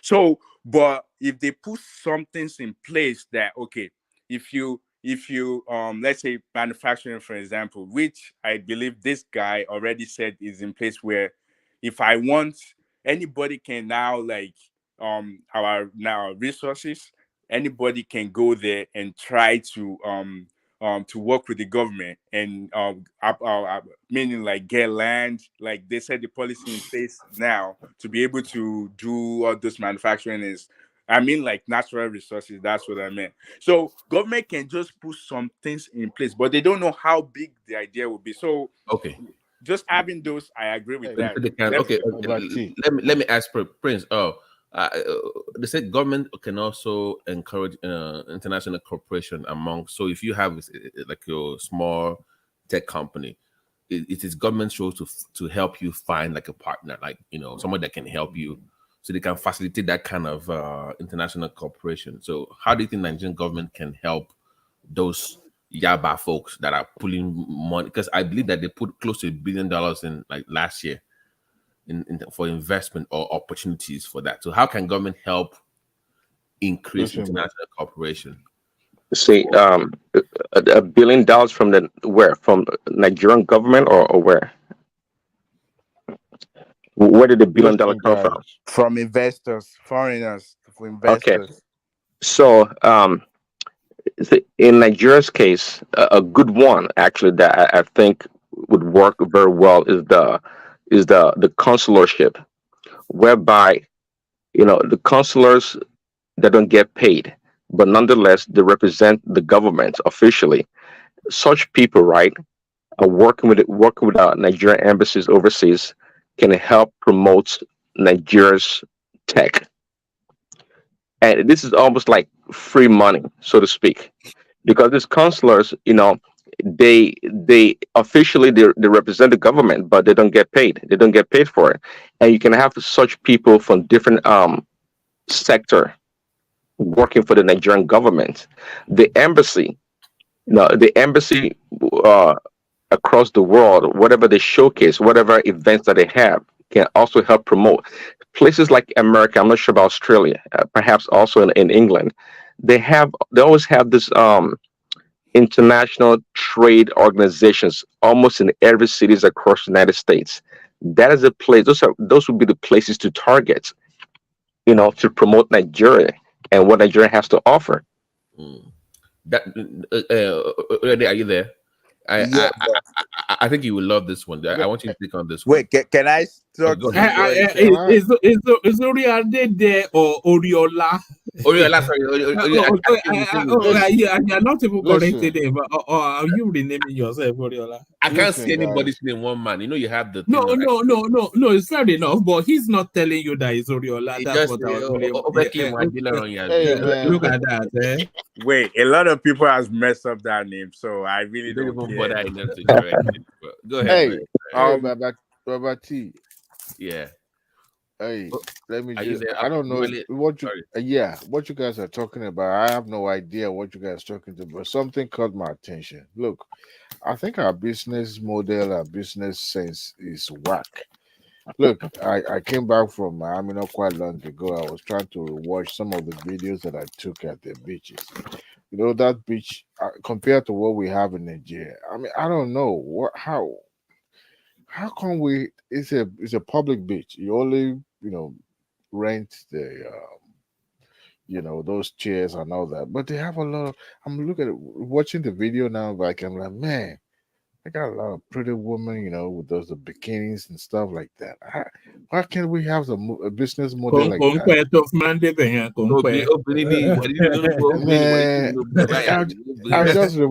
I just watching the video. I was like, man, we have a whack businesses in Nigeria, especially because because the customer service is a key part of any company of any investment too. You must invest. But this one is a public beach. Anybody can just take a walk down to the beach. Nobody, you're not paying anything, except you want to rent. You want to buy some, stuff from vendors. That's where you make payment. But in Nigeria, you go to the public beaches, you see those. It is not even up to standard. You guys were talking about, business and how government can partner with, private, intellectuals. Government's role in tech. Yeah, and I was kind of like, I was watching the video while all that was going. I was like, damn, why can't we have something like this being replicated in Nigeria? When you have women always dressing with the long pants or the beach. You know what? Never mind. I enjoy my video. You guys keep talking. Well, but can you go ahead, or can you? Yeah. Go ahead? So what I don't like is the fact that when we depend so much on foreign investment when it comes to like an idea that we have. I agree with you on that one. That bothers me too. That bothers me too. Because if everybody remember well, if you remember, Amazon was created 1992, Google 97. They're just for the people in the US before they start branching out and requesting doing stuff outside. We don't need investment from outside first. We need people in there first. That's where I think that we're making mistakes. And me myself, I just believe that if we can, because I look at these guys, a lot of things that were created, they not. I don't want to I think that we make ourselves bigger than what we actually are. We don't need that. That's okay. Let's just go to that point. I'm sure you brought that up because it was. Sorry, I have a question for you guys. Okay. Go ahead. Yeah, sorry to budge in. No, go ahead. No, good morning, everyone. From my experience in China, they have a lot of technological hub in which I call, to me, shared office. And this shared office are rented to people at subsidized rate. You have your table, you have everything. They also have an internet connection. And I do not see this kind of hub in Nigeria, even the so-called Lagos. They have Yaba and Lekki, I believe. I actually know people. No, I'm not talking about. If you talk about Lekki, that is a sort of eyebrow area. What I'm just trying to say is that at least in Shanghai, for example, that kind of hub or shared office, there are more than 20 in a 24 million population. There are more than 20 offices where you can share it, and you can even rent the office for 1 month, set up your own company or whatever. Those offices, are they privately owned, or was it provided by the government? No, it's private owned. Thank you. That's the point I'm making. Okay, I get you. You just made one of my points. I am looking at that from that angle. If we have that kind of shared office all over the federation, you don't need a big office. You only need one room, and in that room, all the comfort for you. Remy, 1 second before we realize. 1 second before we say thank you. Could you tell us about? Could you tell us about the government role in business in China? Yeah, I think what the government did was very simple. They encourage the private investor to build such offices, and then no. Can you define the word encourage? Can you break it down? Encourage. Okay. What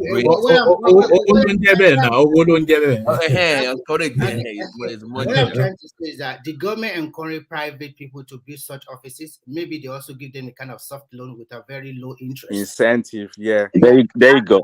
For these young people, because they target a lot of graduate or anybody that is tech savvy, they give them soft loan, repayable in 5 years with 0 interest. I repeat, 0 interest. Wow, that's huge. And you can see the competition in China in terms of developing apps, in terms of developing whatever you want to do. An average is that the reason stuff they build doesn't last long? I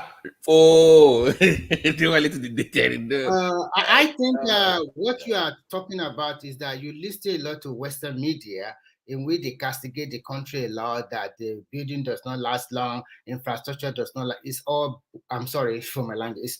I think it is true. It's like wicked. It doesn't last long. It's totally untrue. Remy, hold on. No, that's true, Remy. Guys, hold on. Let me just, because this is found that. How do you confirm that? Can you tell me how do you confirm the building does not? That is not true. Some of the those items being brought to America, American has to apply the international standard for them to be able to. You can't tell me that what is. No, that is the mistake you guys always do. You can't tell me what is. See, people that even travel to China, they are being approached. you know, to let them know that, look, is this what you wanted or this is what you want? And Nigeria Yeah, because they add different grades for all products. It's nothing new. If you want good quality, you can get it. Guys, but guys, it wait. devalued. There's the Let me American quickly standard for respond things. to that in 1 minute. Guys, wait. The American standard for a product. So don't look at it from that perspective of what you get in America. Why shouldn't we Because look that is at what you it? get. So let me break it down for you. Baby, go Because ahead. No mind actually, what the Chinese manufacturer always do is very simple.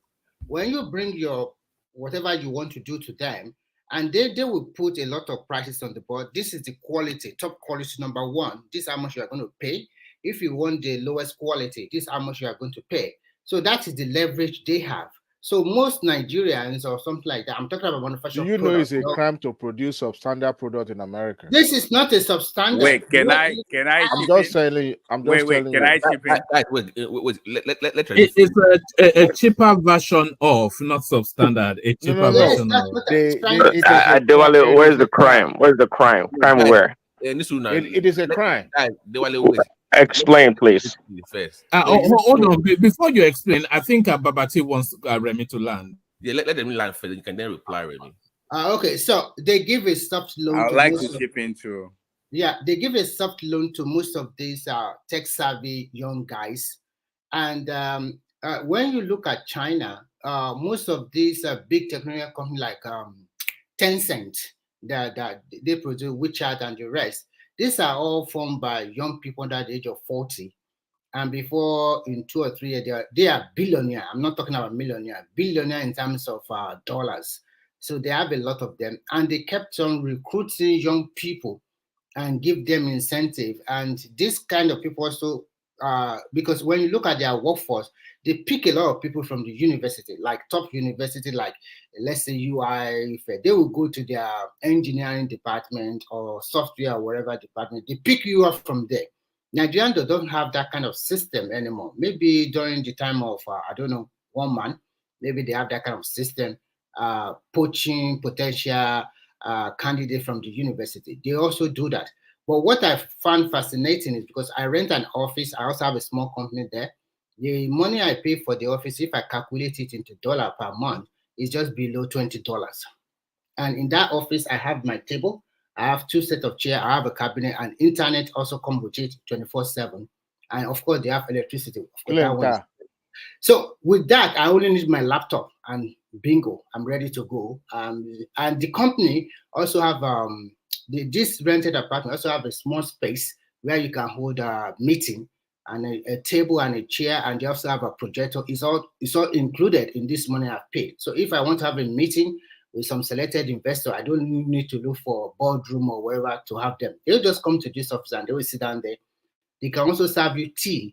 I think tea is free, but if you want coffee, you can also pay for it. So it's like a good setup office where you don't need, just working with your laptop and bingo, you are ready to go. I think these are the things that Nigeria should be looking forward to. But of course, we should also work on our electricity. So Adewale, you mentioned about inferior. What I want to say is that when you deal with Chinese, of course, just like we deal with Nigeria, I mean, one-to-one business people, this kind of thing can happen.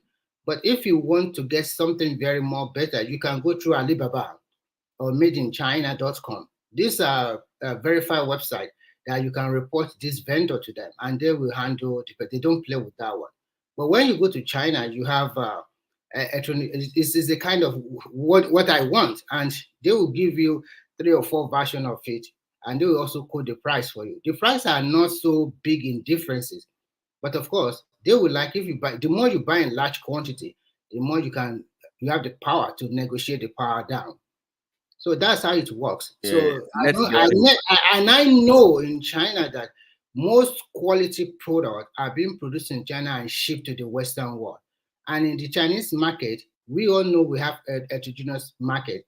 If you go to some shopping mall, you know that this is a second-rated shopping mall. So what you buy there is quite different from the top-rated shopping mall. So you know your bargaining power. I mean, the money you have in your hand. If you think you have enough money, you go to the top-rated shopping mall where you can find 100% quality, and they can also give you a warranty or whatever on that one. But if you want something cheaper, then you know where to go. So they have different market where you can get something. You can even get a t-shirt as low as 50 cents. So they have all of this, but the quality cannot be compared to probably the one you buy in Zara, H&M, and the rest. And they also have all these top brands like Chanel, Gucci. Come on, I think you guys should just visit the country, and then you'll be wowed that, oh my God, what you are hearing on TV or listening to is totally different from what. Can you let Diwali reply?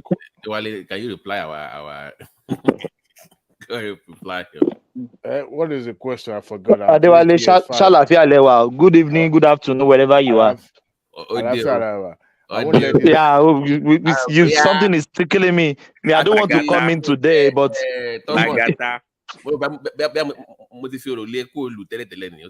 no. My problem is my scope of work changed. That is why you guys are not seeing me often. But this discussion you are discussing, I have a contribution. If you don't mind, in 3 minutes, then I will dash out. So my question to Babati and Oriola. Yes, hold on. Before you ask the question, Thomas is saying he only has 3 minutes, so allow him that window. Yeah. Okay. Yes. Thank you, one man.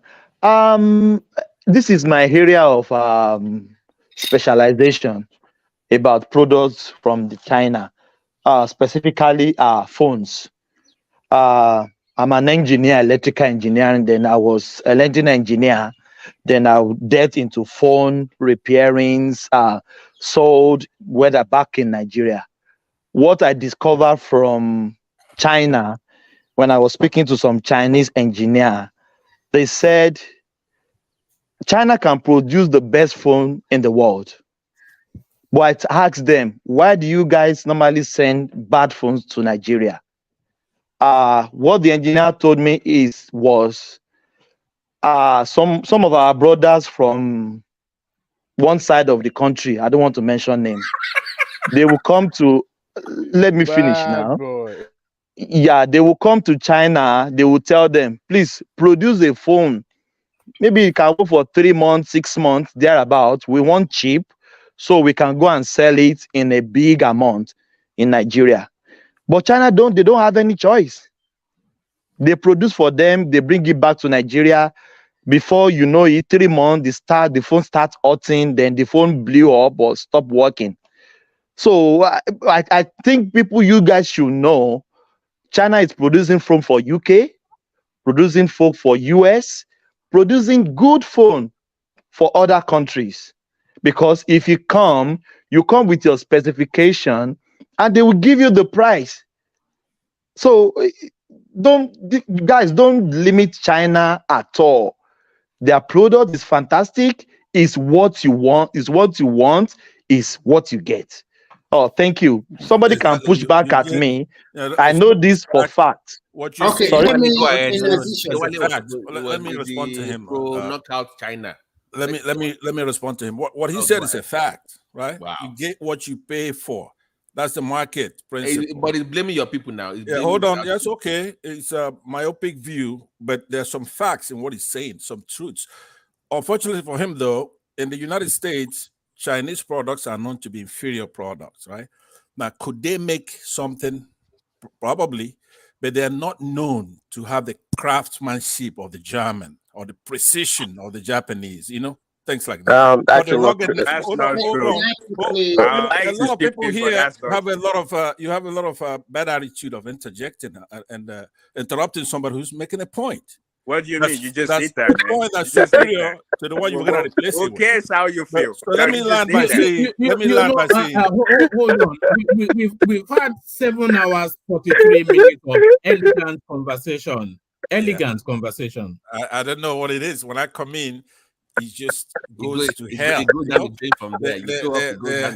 The second law of thermodynamics come into play. Entropy begins to go down with time, right? So you've been here 3, 4, 5 hours, so it's gonna deteriorate with time. That's just part of his law Hold nature. on now. Is it just a coincidence that time is usually when you pop in? That's what I'm saying, because I come in late. One man, I come in late. By the time I get here, it's deteriorating. It has Not true. So, right now, I'm going to a Yoruba party. See, I'm dressed in my Yoruba attire. I'm going to Universal Studios. There's a big party there. I'm gonna jam with my Yoruba friends. We'll have a good time. Now, if you're still here, I'm gonna dial in from there, right? And show you how we get along. You guys, you gotta keep up. Are you going to go there and hammer them down like you tried to hammer down that Sierra Leonean guy that is now run away because of you? No, the Sierra Leone guy is a good guy. I like him. He's got a lot of class, but he's woefully unprepared for a discussion, the caliber we have at one man. All right, to the conversation. To the conversation. Bye-bye. Woman, can I say something? Woman, please. You just came in now. Let the Pansat. No, I wanted to debunk what Thomas said. My brother, I heard what Thomas said. I wanted to debunk it. Yeah, just hold on. I'm gonna address Thomas, my brother Thomas, who is in Australia. God. Thomas, please, let's be friends. Let's not keep this going much longer. Let's be friends here. Let's make one man win tomorrow to be pumping. When Sierra Leoneans get here, they have respect for us. So no more epic discussions from tonight. I'm gonna give you a break. So hopefully, one man, I'm holding you responsible for some of these things. Try to do the right thing. All right. Good night, y'all. I'll be listening as I'm driving to Universal Studios. If you're still here, I'll dial in. All right. I was going to let me is trying to do the right thing. Is that trying to do the egotic thing? Is that is there a actually it's the opposite. If somebody wants to talk about Chinese products being inferior, right, and also make a larger point, they could make better products, but they don't, right? So if you want to make that point, that is a cogent point. So you dilute your entire presentation by talking about Southeast, right? I mean, it's a joke. Sometimes you joke with that. No. That was an anecdote that senior engineer from. Can I just put more light into what Thomas just said, so that you guys can have what he is trying to say. I'm not really totally supporting. You get the point he's making. It's not example. There is a state. There's a province. There's a province in China. They call it Guangdong. And in that Guangdong, the capital city is Guangzhou. In that city, anything you are looking for in this world, you will find it there. In that city, they also have Shenzhen. Shenzhen is the #1 technological city of China. That is the place where they are assembling and producing. Like our Silicon Valley here in the United States, yeah. Yeah, if you might call it that. Apart from Silicon Valley, they also have a lot of factory around that assets that produce both telecommunication equipment and also mobile phone and its allied product. When you go to Guangzhou, you will see that predominantly of people that are Nigerian traders or like that, about 70 to 85% of them are from the Southeast. And what is said is totally true. When you want to buy phone, the Chinese manufacturer, because they have some small some factory that is so small that they will ask you, can you give us your specification? And when you give us your specification, and you tell them exactly what you want, and they will tell you this is the price that go for it. So right. when Let me hold on, Joe. I'm going to set you to the back if you don't let people speak. Not you, Remy, but Joe. He will just turn up and say, Remy, "Can I?" No. Remy had the floor when you came in. He only yielded to you. And I was just interjecting with what he said, though. He tried to correct. Let me just finish. I am not. You will never finish. I will. 1 minute. Just calm down. Never finish. Okay, and have fun. Calm down, please. So what I'm just trying to say is that it is not the fault of any businessman or trader. Actually, Babati had the floor, no Remy, but I carry on. Yeah. Okay, quickly I'll finish. Because when you buy, for example, you buy Chinese products to Nigeria, do you think an average Nigerian that cannot produce, that don't have more than that's maybe 20, 30, or 40,000 to spend on phone, and he has a phone from China, a new one, like under 10,000 naira. Of course, he or she will go for that one. Okay. Nobody is condemning anybody. Exactly. Okay, no That need is for a my business interjection. angle. You're right. So, That's true. so that's a business. You can ask Right. any of your brothers. Wait. I know them. There are plenty of them in that city doing their business there. That's It's right. a business angle when you go to that one. It's So the you market. can't blame It's the Chinese for market. It's you know, you Wait, get can what I you pay add? for in China. You get what you pay for. I've been That's what I trying said. to come in. You can't come in before me. Can I go? Go, please. You go, and I'll say my goodbye. I will talk to you guys later. All right. Bye bye, So- one man. Bye. All right, cheers, Pansat. So I heard what you guys said, but I don't think that's how it really works. So basically, every sectors they have their what you call standards. So for example, the United States, like let's say phone, for example, they have like the manufacturing guideline, they have the standard as well. They have different standard that regulate that sector. Meaning that if you have to manufacture something, that manufacturing guideline already tell you what type of stuff you need. So just like if you want to buy, let's say, Okay, I'll come right after you guys. Sorry. so just like cereal, for example, you see the ingredient. So that ingredient will tell you some of the stuff that's required for you to have any product that will come in, because they still have to do quality check to make sure that you follow the quality guideline. So countries usually have that, and there's something called ISO, International Standard Organization. Like they have their own as well. So some countries just follow the ISO, which is the international standard. So I think like Nigeria, I don't think we really have one. So they follow that. I We think Europe do. has We their never own. adhere to it. We do So have. US has their Every own as country well. that is exporting must have that. Must be No, able no, to. no, not every country. Depends. So Nigeria doesn't really. I don't think we have. They follow the international guideline, just like every single thing that you do, you follow UN. So, but that's another day. But so when it comes to phone, the reason why like a lot of stuff that come to the US is always different. Just like if you look, cost, for example, the cost that comes to US is different, really different from the cars that German produce, because they have their own standard as well of what need to be the car need to be like, and what can come to their country. So when companies in the United States, they want something from China, whatever company they have in China has to follow that standard. So that's why like the quality is always different.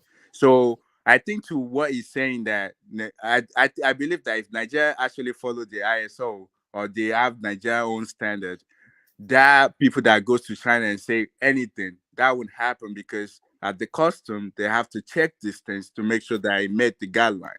So that's what I think. I don't think you going to them and telling them no. It doesn't work that way. There's Okay, a standard you have to follow. let me chime in real quick. So everything that Remy said was absolutely correct. And to you, Aurelia, what you said also is not incorrect. But you got to keep in mind, you don't have absolute knowledge, and you have your knowledge is not as broad as what Remy is talking about. What If do you know you what I'm mean, saying. my guy? See, I'm an engineer first. I'm into like designing stuff, so I know how this thing works. Because when you learn about this thing, so please, because the way you're saying it, what he said, that's not how it works when it comes to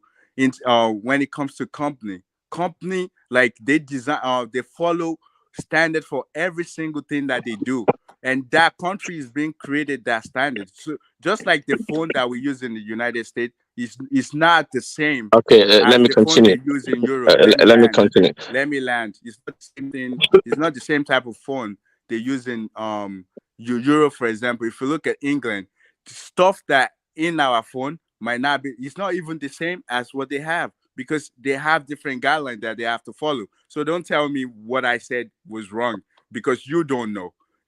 That's why if in companies, like you will see it, like there's CGMP, that's manufacturing guideline for different things. When it comes to pharmaceutical, when it comes to engineering products, that's one. There's also international standard, which is Okay, I that. think So that's don't tell enough. me I'm wrong what I said. You Well, don't know it, but don't just say if it. you were paying attention, just like other people were, I didn't say you were wrong. I said Remy is absolutely right, just like you two. You're not wrong. You're not wrong in what you said. What he said is wrong because it's not that way. So how can you be debating? Say, isn't that just right? Because that's like counterintuitive? How can you be arguing about something you know nothing about? That's what I'm saying. I just told you something I know about, and I just figured. Again, what you said is what. No, okay. You hold on. I think you should be. Let me just come in go right now. online and look this thing. No. What you said. You don't know what you're saying. You know what you're saying. Hold on.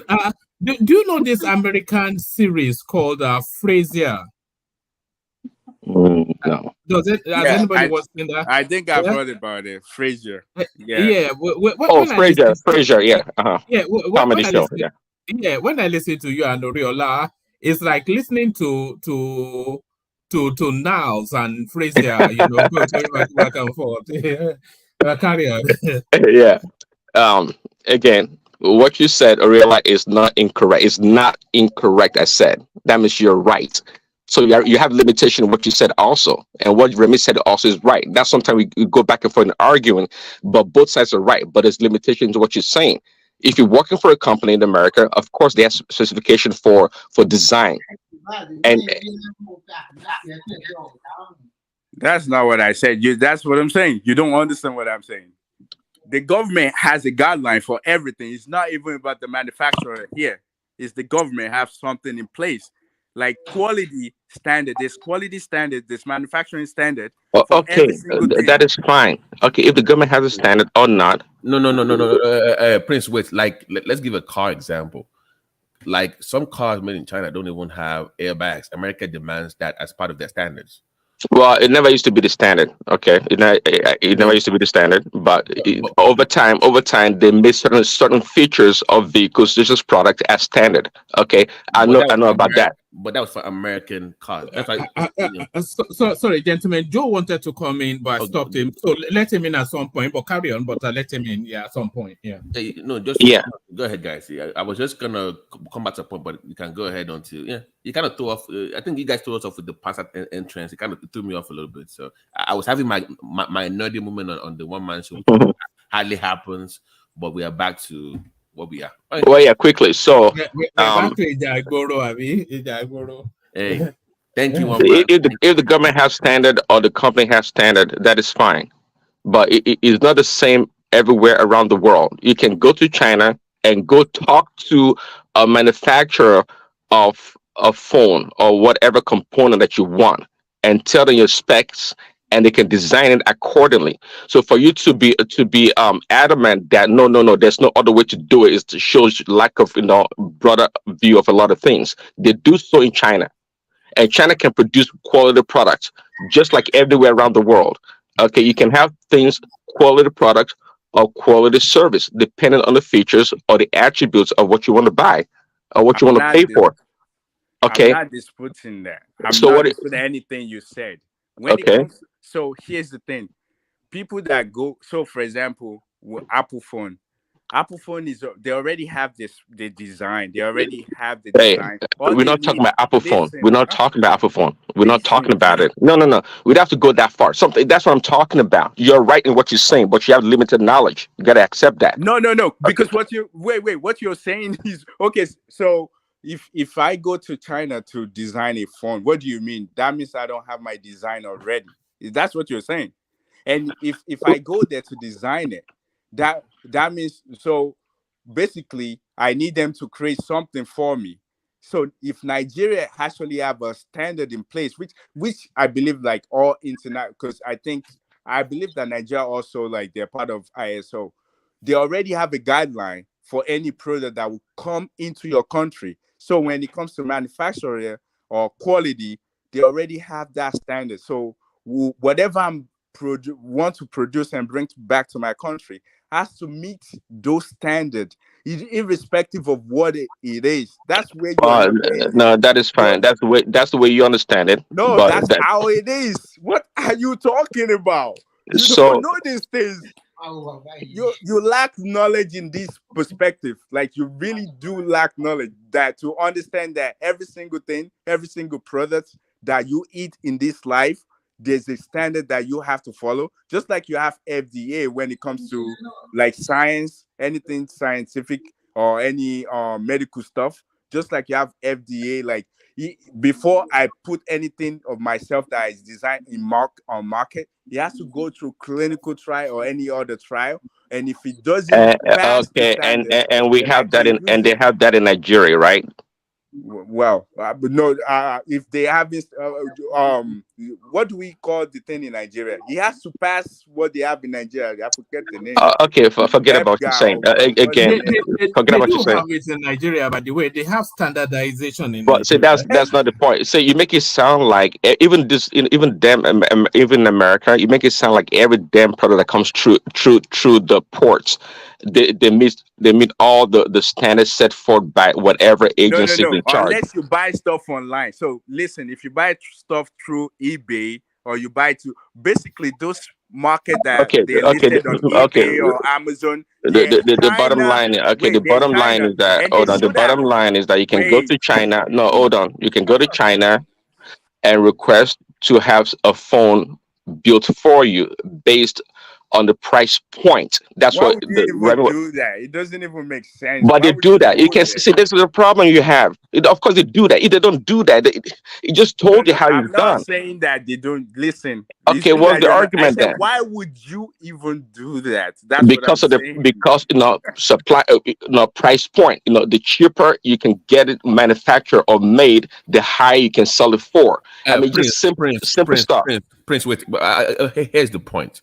Even if you can get a cheaper phone, you got to understand that it still has to work with what the American network wants on their network. No.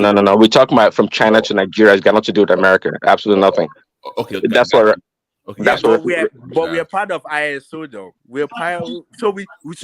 Whatever they're doing illegally. That's a crime. It's not a crime. It's not a crime. It's not a crime. Illegally, because I would say it's a crime when we don't even know if you're saying it's a crime for using a certain material in making the phone. Then I can understand that. But trying to design a phone with less features or less quality material is not a crime. Prince, wait. You have security features in phones. Every country has the standard of what you should have as minimum. So I'm saying that even though it's cheap, does it meet the requirement of Nigeria? You don't even have a requirement in that country that it's going to. Thank you. That's the point I'm trying to make. I doubt it. If we're not talking about standard here. Yes, it's about. I doubt if you miss the standard or not. Why would you not follow your country guideline? What country guideline? Can you pull up the country guideline for how to design a phone in China? Nigeria is part of ISO though. So we follow that guideline. Yeah. Come in, Joe. I did say earlier that you got. I was just posting you up and to get Pansat out of the way. Yeah. Thank you, one man. Hello, panelists. What I want to say is this. You see, I came in because I was just listening. I was listening at the background, and I'm hearing, and what you guys are saying is quite interesting. But I wanted to debunk what Thomas said. Thomas is always coming like that. He comes in. What Thomas said was that a set of people go to China and buy. Let me tell you, when I came to China, you see, China has grades. Like they have grades for all countries. I live in Guangzhou. When I came to Guangzhou, the first time I came to Guangzhou, there's this market they call Haiyin. They sell fairly used products there, cameras, televisions, fridges, and that is where most Africans, because let's say an iPhone in China now, iPhone 14 Pro Max is around 9,000 to 10,000 something. Convert it to Nigeria, how many people can afford it in Nigeria? So what these people, like, if you go to that Haiyin, that market, you will find iPhone 13 Pro Max. Maybe the old people come, buy new one, come there and resell, like sell their old phones. Those are old phones. But when I came to China, they were doing this, what they call copy. They copy these phones, like most of the phones are old there. They're just second new phones. They recouple them, they sell them, and that is where Nigerians come to buy. So if Thomas, what I'm trying to say here, if you bring a phone, it's not like China. China produces good products. And like, for example, Huawei is a Chinese brand. Huawei, you cannot come and say you want to copy Huawei. If you copy Huawei here, you are going to jail. They have Vivo, they have Xiaomi, they have a lot. They have more than 8 brands of phones here. They don't copy. You can't copy that. You can't copy it. You can only just, even reducing the standard, you cannot reduce the standard. You understand? It's just the standard. Maybe American, they have American version. They have European version. They have for African markets too. So when Thomas came here and said, oh, that's, no, Thomas doesn't know anything about Chinese market at all. He doesn't know what happens in Chinese market. Yes, I know some of our people go there, bring down the quality. And why do they do that? If the quality is of the standard they want, like they want, you can't sell it in Nigeria. I'm a businessman. For example, if I come to China, I buy maybe a handbag for ladies. If I buy, because they have copy for Gucci, every product has a copy here. But it's not like it's not good products, but it's just like, it's not just, they copy the name, the branded name, and the quality is not that bad too. Yeah, that's correct what you said. That's correct. When you bring it to Nigeria, Gucci copied bags in Nigeria, you cannot sell it. It's around 100 and something, 200 and something thousand naira. Nobody is going to buy it. Likewise, Americans come here to get Gucci bag and copy it. They copy Gucci bags here. They take it there. Maybe they sell it at the rate of like $400, $500, or $600, or even $1,000. While Gucci bag is more than $3,000. So this is how the market operates. It's not because of somebody wants to come and no. You have to go according to the market. If the market was there in Nigeria, people would not be copying products here. You'll be getting good quality down in Nigeria. Here's the problem that I have. Here's the problem that I have with what you're saying. There's a standard that they follow for anything, even bags. Those bags that you're saying, because they're not up to standard, that they need to, just like Americans that you're saying, those are second hand, but they probably don't go through the right channel. They like illegally, because if they get caught selling those products, yeah, exactly. Yeah, you're right. So there's a guideline for everything. What I'm saying is this: if you go to China and buy less product that is not even up to standard and bring it to Nigeria follow ISO. That means you're illegally doing those things. You can get caught and go to jail for that. So you say, I get what you're saying, because when you start doing such things, they now like relate those products to like Africa get the lowest products, American get like the highest product. There's a guideline for every single thing. No, the thing, and my brother, it's about the purchasing power. We don't care. Nigerians don't have that. No.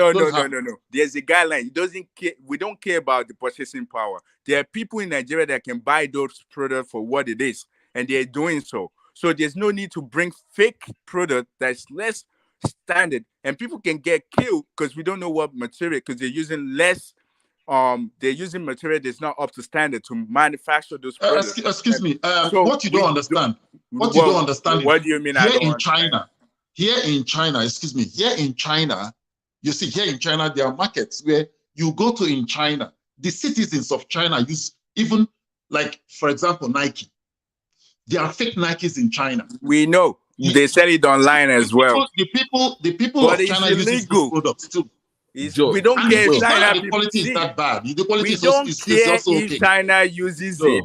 It's illegal. They're copying somebody's work. They're illegally copying somebody's work. Guys, wait. It's like, let me give an example of healthcare now. In America here, they have standards in healthcare. So you can't say I'm going to go to China because it's cheaper. You still have to meet requirements. Do you know why? Because if you go get it for cheap and something wrong happens and they sue your ass in America, nobody will give the care because you went to China and got it for cheap. Thank you. So they have standards that you have to meet for your own country, for your own sector of every economy has regulations. Safety comes first. Well, yeah, safety comes first. But there's one thing to copy iPhone and a counterfeit iPhone and become illegal. There's another thing to manufacture your own phones. Okay, it's not illegal. There are so many phone brands in China, and they can manufacture those phones to whatever specification that they want, be depending on the quality. And it's not illegal. Nobody's going to catch you. They're not breaking any standard. Nobody's saying that. No. Listen to what I'm saying. I'm saying that, okay, if you make that phone, it then depends on where you want to use that phone. If where you're taking that phone, if they have rules there, you cannot then use that phone there. That's what I'm saying. Yeah, well, thank that's you. that's why They we're have talking. to follow the standard in Nigeria, and the That's standard in what we're Nigeria talking. does not That's what allow we're those talking things. about. Do you know the standard they have in Nigeria for products? We follow ISO. I keep telling you that international standard. That's what we follow. Just like you follow UN on all the So standards that they have. the outcome, all those products get into Nigeria then. Illegally, because they bribe the customs. That's what it is. That's why. And if they didn't bribe the custom, how would the custom know at the point of entry the quality of those Won't products? they know the international standard? Won't they know the regulation? they know international standard regulation. Are you saying Nigeria doesn't? You didn't even keep it real. You didn't even, I don't think. Anyways, you don't know That's what you're the thing. talking We about. always belittle ourselves. I believe they know it. They unwittingly. Well, I can guarantee you also. I can guarantee you also at the port of entry in Houston or wherever in America, those custom officers don't know the quality of all this damn product coming in. No, there is. See, there's a sector that actually deals with counterfeits. That when you're coming in, they follow those quality guidelines to make sure that you meet the standard. That's the thing. See, I know these things that they actually do. Like FDA, like they follow everybody. Like they have different things that they follow. Like they know these things. So Then hold on a second. Hold on. Okay, so if you work in engineering, you also know that ROHAS. You know what ROHAS is? I don't know what that is. What is that? Okay, it's a much stricter standard for the European Union. Okay, even but I don't know what that is, but I just told you that European has this, United States has this, and this international standard. So depend on what they want to follow. Some people follow the international standard. Some American products would not make it into part of European Union because they don't qualify under the ROHAS guidelines. Yes, right. Okay. So when you're talking, like, I don't know what you're talking about. I know what you're talking about. We're talking about from China to Nigeria, and we're talking about the standard of product. It's still the same thing because you have to follow the guideline before you. So, like the product that they make in United States is made just for the United States. If the company want to make it for Europe, now they have to make sure they follow the standard for Europe in order to bring their product. Okay. What's the standard? What's the standard for Nigerian products? What's the standard? I just told you now. There's something called ISO. I believe it's International Organization. So that's just look that up, and you look for different sectors. We follow. I understand what you're trying to say. I understand, but the thing is this: you have to consider the purchasing power of the people. That's what you should understand. That's in an economy or the market like Nigeria, just like Joe said, you have to. The price point is very important. Okay, it's very important to get this product into Nigeria. You can't say, oh yeah, 1,000 people can buy iPhone in Nigeria, therefore we should follow the standard to importing iPhone into Nigeria. No, it doesn't work that way. With people like you, Nigeria will not go anywhere because people like you so insensitive to the needs of the people. Nigeria will not go anywhere. Can I interject a little bit? That's the problem because we refuse to see. We don't have to. I'm sorry, you go after me, please. We don't have to follow the international standard. No, because what you're talking is devoid of reality. No, hold on. Your talking point is devoid of reality of the people. You just talk about the standard and standard. Okay, like everybody can meet the standard. Wait, just listen to me. Just listen to me. We don't really have to follow the ISO. We can create our own standard that will meet our own needs. Just like US created exactly to your point, and that's what the importers are doing for Nigeria. No. Because at the moment, Nigeria is following ISO, and we should go with that. That's what I'm saying to you. We are not following. But Oriola, you must know one thing: that not all the factory or manufacturing outfit can. It's not easy to get that ISO certification. It is only those established factory or company that have that certification. what they do, what I know, what they do is that you can come. The government of China, what they do is that they group this kind of company. You can also produce without no ISO certification, but then they have a how do you say, an agency that can help you export your product. And they also help you to maybe in terms of branding or whatever, they help you like. Wait, that's why in the US they don't sell Chinese products. They only sell the product that American people made. That is American telling them this is the kind of product we Yes, that's what I'm saying. So product in China is not being sold here. Try to understand. America is not Nigeria, and America does not, and Nigeria does not have the purchasing power compared to America. Then we can create our own standard, man. Hold on 1 second, Doriola. Hold on 1 second. Let me just do a bit of administrative stuff. You can carry on your conversation, but you are going to take it backstage. I'm going to shut down the stream, and then you can still carry on talking. But before I do that, let me acknowledge the supers that have come in. Only 2 people. Ayo, of course, traditionally, and then Ayo again, Ayo again, and Ayo again. The person that really opened up that space, and Ayo again. But that space, the first mover, Prince Daddy. So thank you to the 2 of them. Tomorrow, everybody come with your wallet. So we leave it there. We reconvene for tomorrow. I was going to ask, maybe one day, I'm trying to host a show, Africa's Journey from independence to liberation on your show. It's just going through the real struggle for real liberation, not just independence. We got independent, but not liberation from the West. So maybe one of these, I'm going to host a program on your show, just for 2 or 3 hours. You should, because I'm trying so desperately to deviate from Tinubu is a thief, Peter Obi is a yam head. So we can only yes, I want to move it away from there. So, but when you are ready, I will bring Kaizo. You've met Kaizo, haven't you? You met him on Niger's. I'll bring him on. I've engaged with some Africans. It's kind of opened my space because we don't really understand. I think for some reason, one man, to be honest with you, we've had it easy. I mean, we're still under control of the West, but we've had it easy compared to all these African countries. I mean, they are really making them dry compared to what we're going through. So I want to discuss from independence to liberation in terms of liberation, political liberation, cultural liberation, economic liberation. Is that from a Nigerian? Is that from a Nigerian prism or the wider African experience? The wider African experience, because we should extend it. Excuse me, sorry. We should extend it beyond. We should extend it even beyond slavery. Just like go further than that. Like we should just extend it back before slavery, because What colonialism has done to Africans is this: Africans do not know their history. Africans thought their ancestors never achieved anything.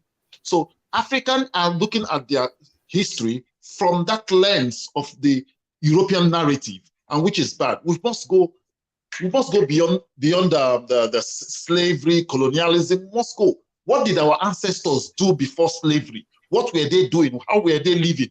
What civilization did they build? Who built the Egypt civilization?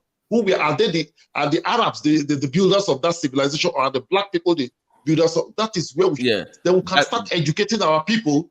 Our people can now have the true sense of their history and start arguing very well. Not all the things started in the Bible. Our story is not in the Bible. Our story never started in the Bible. Joe, because you're even going deeper than I wanted to go. I was just going to start from that pre-colonial. Open it up, Babati, and then if it has any legs, then we can layer it in the way that at least we know. The whole idea is that when you have it structured from independence to liberation, like we all got independence allegedly, but we're not truly independent. We're never really liberated. So at least we have this common goal target that we are focusing. That we're not all over the place. We have a starting point and we know where we're going. So we start to dive into political liberation. How were we politically captured? Why didn't Nkrumah? Why was he killed? Like, why was Awolowo never the Nigeria's president? The influence of the East, because he embraced socialism.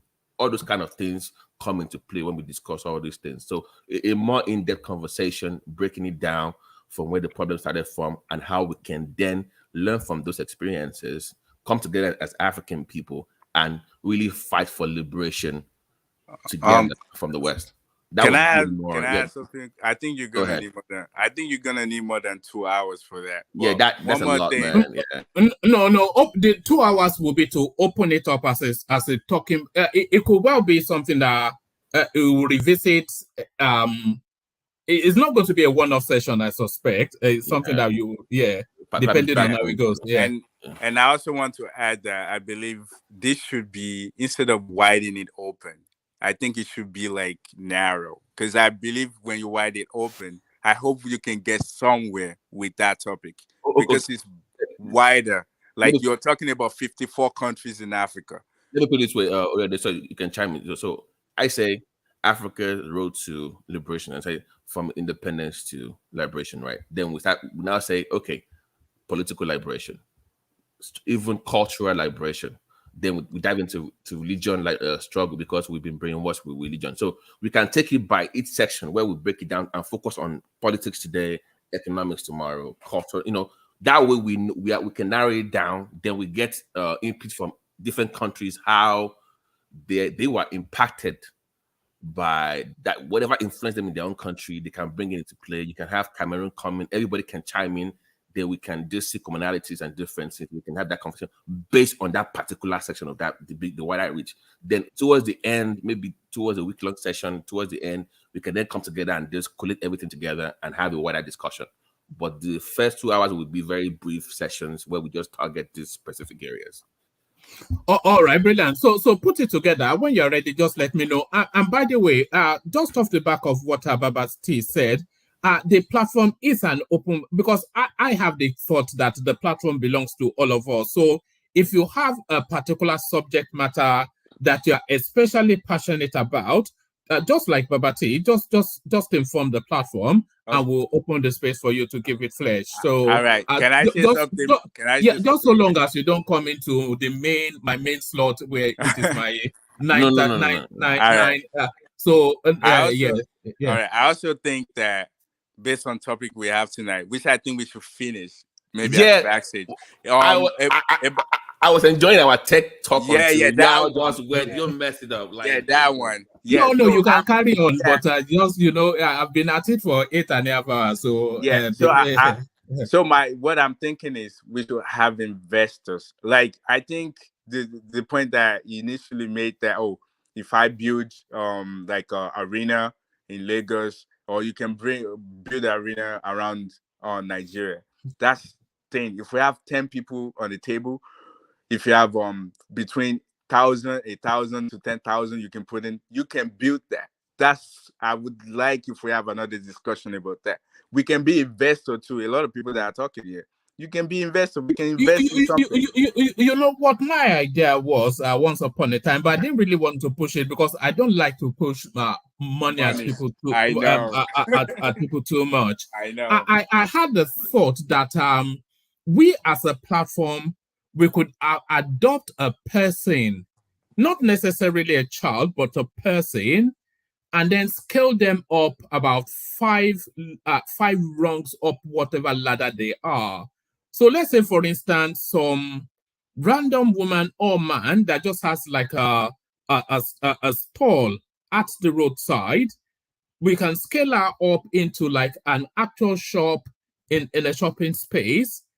And then that would be a progression of not only herself, but hopefully her whatever little nuclear family that she has. So I had that thought, but I didn't want to push it because that would be pushing money at people, and you know how messy that can get. But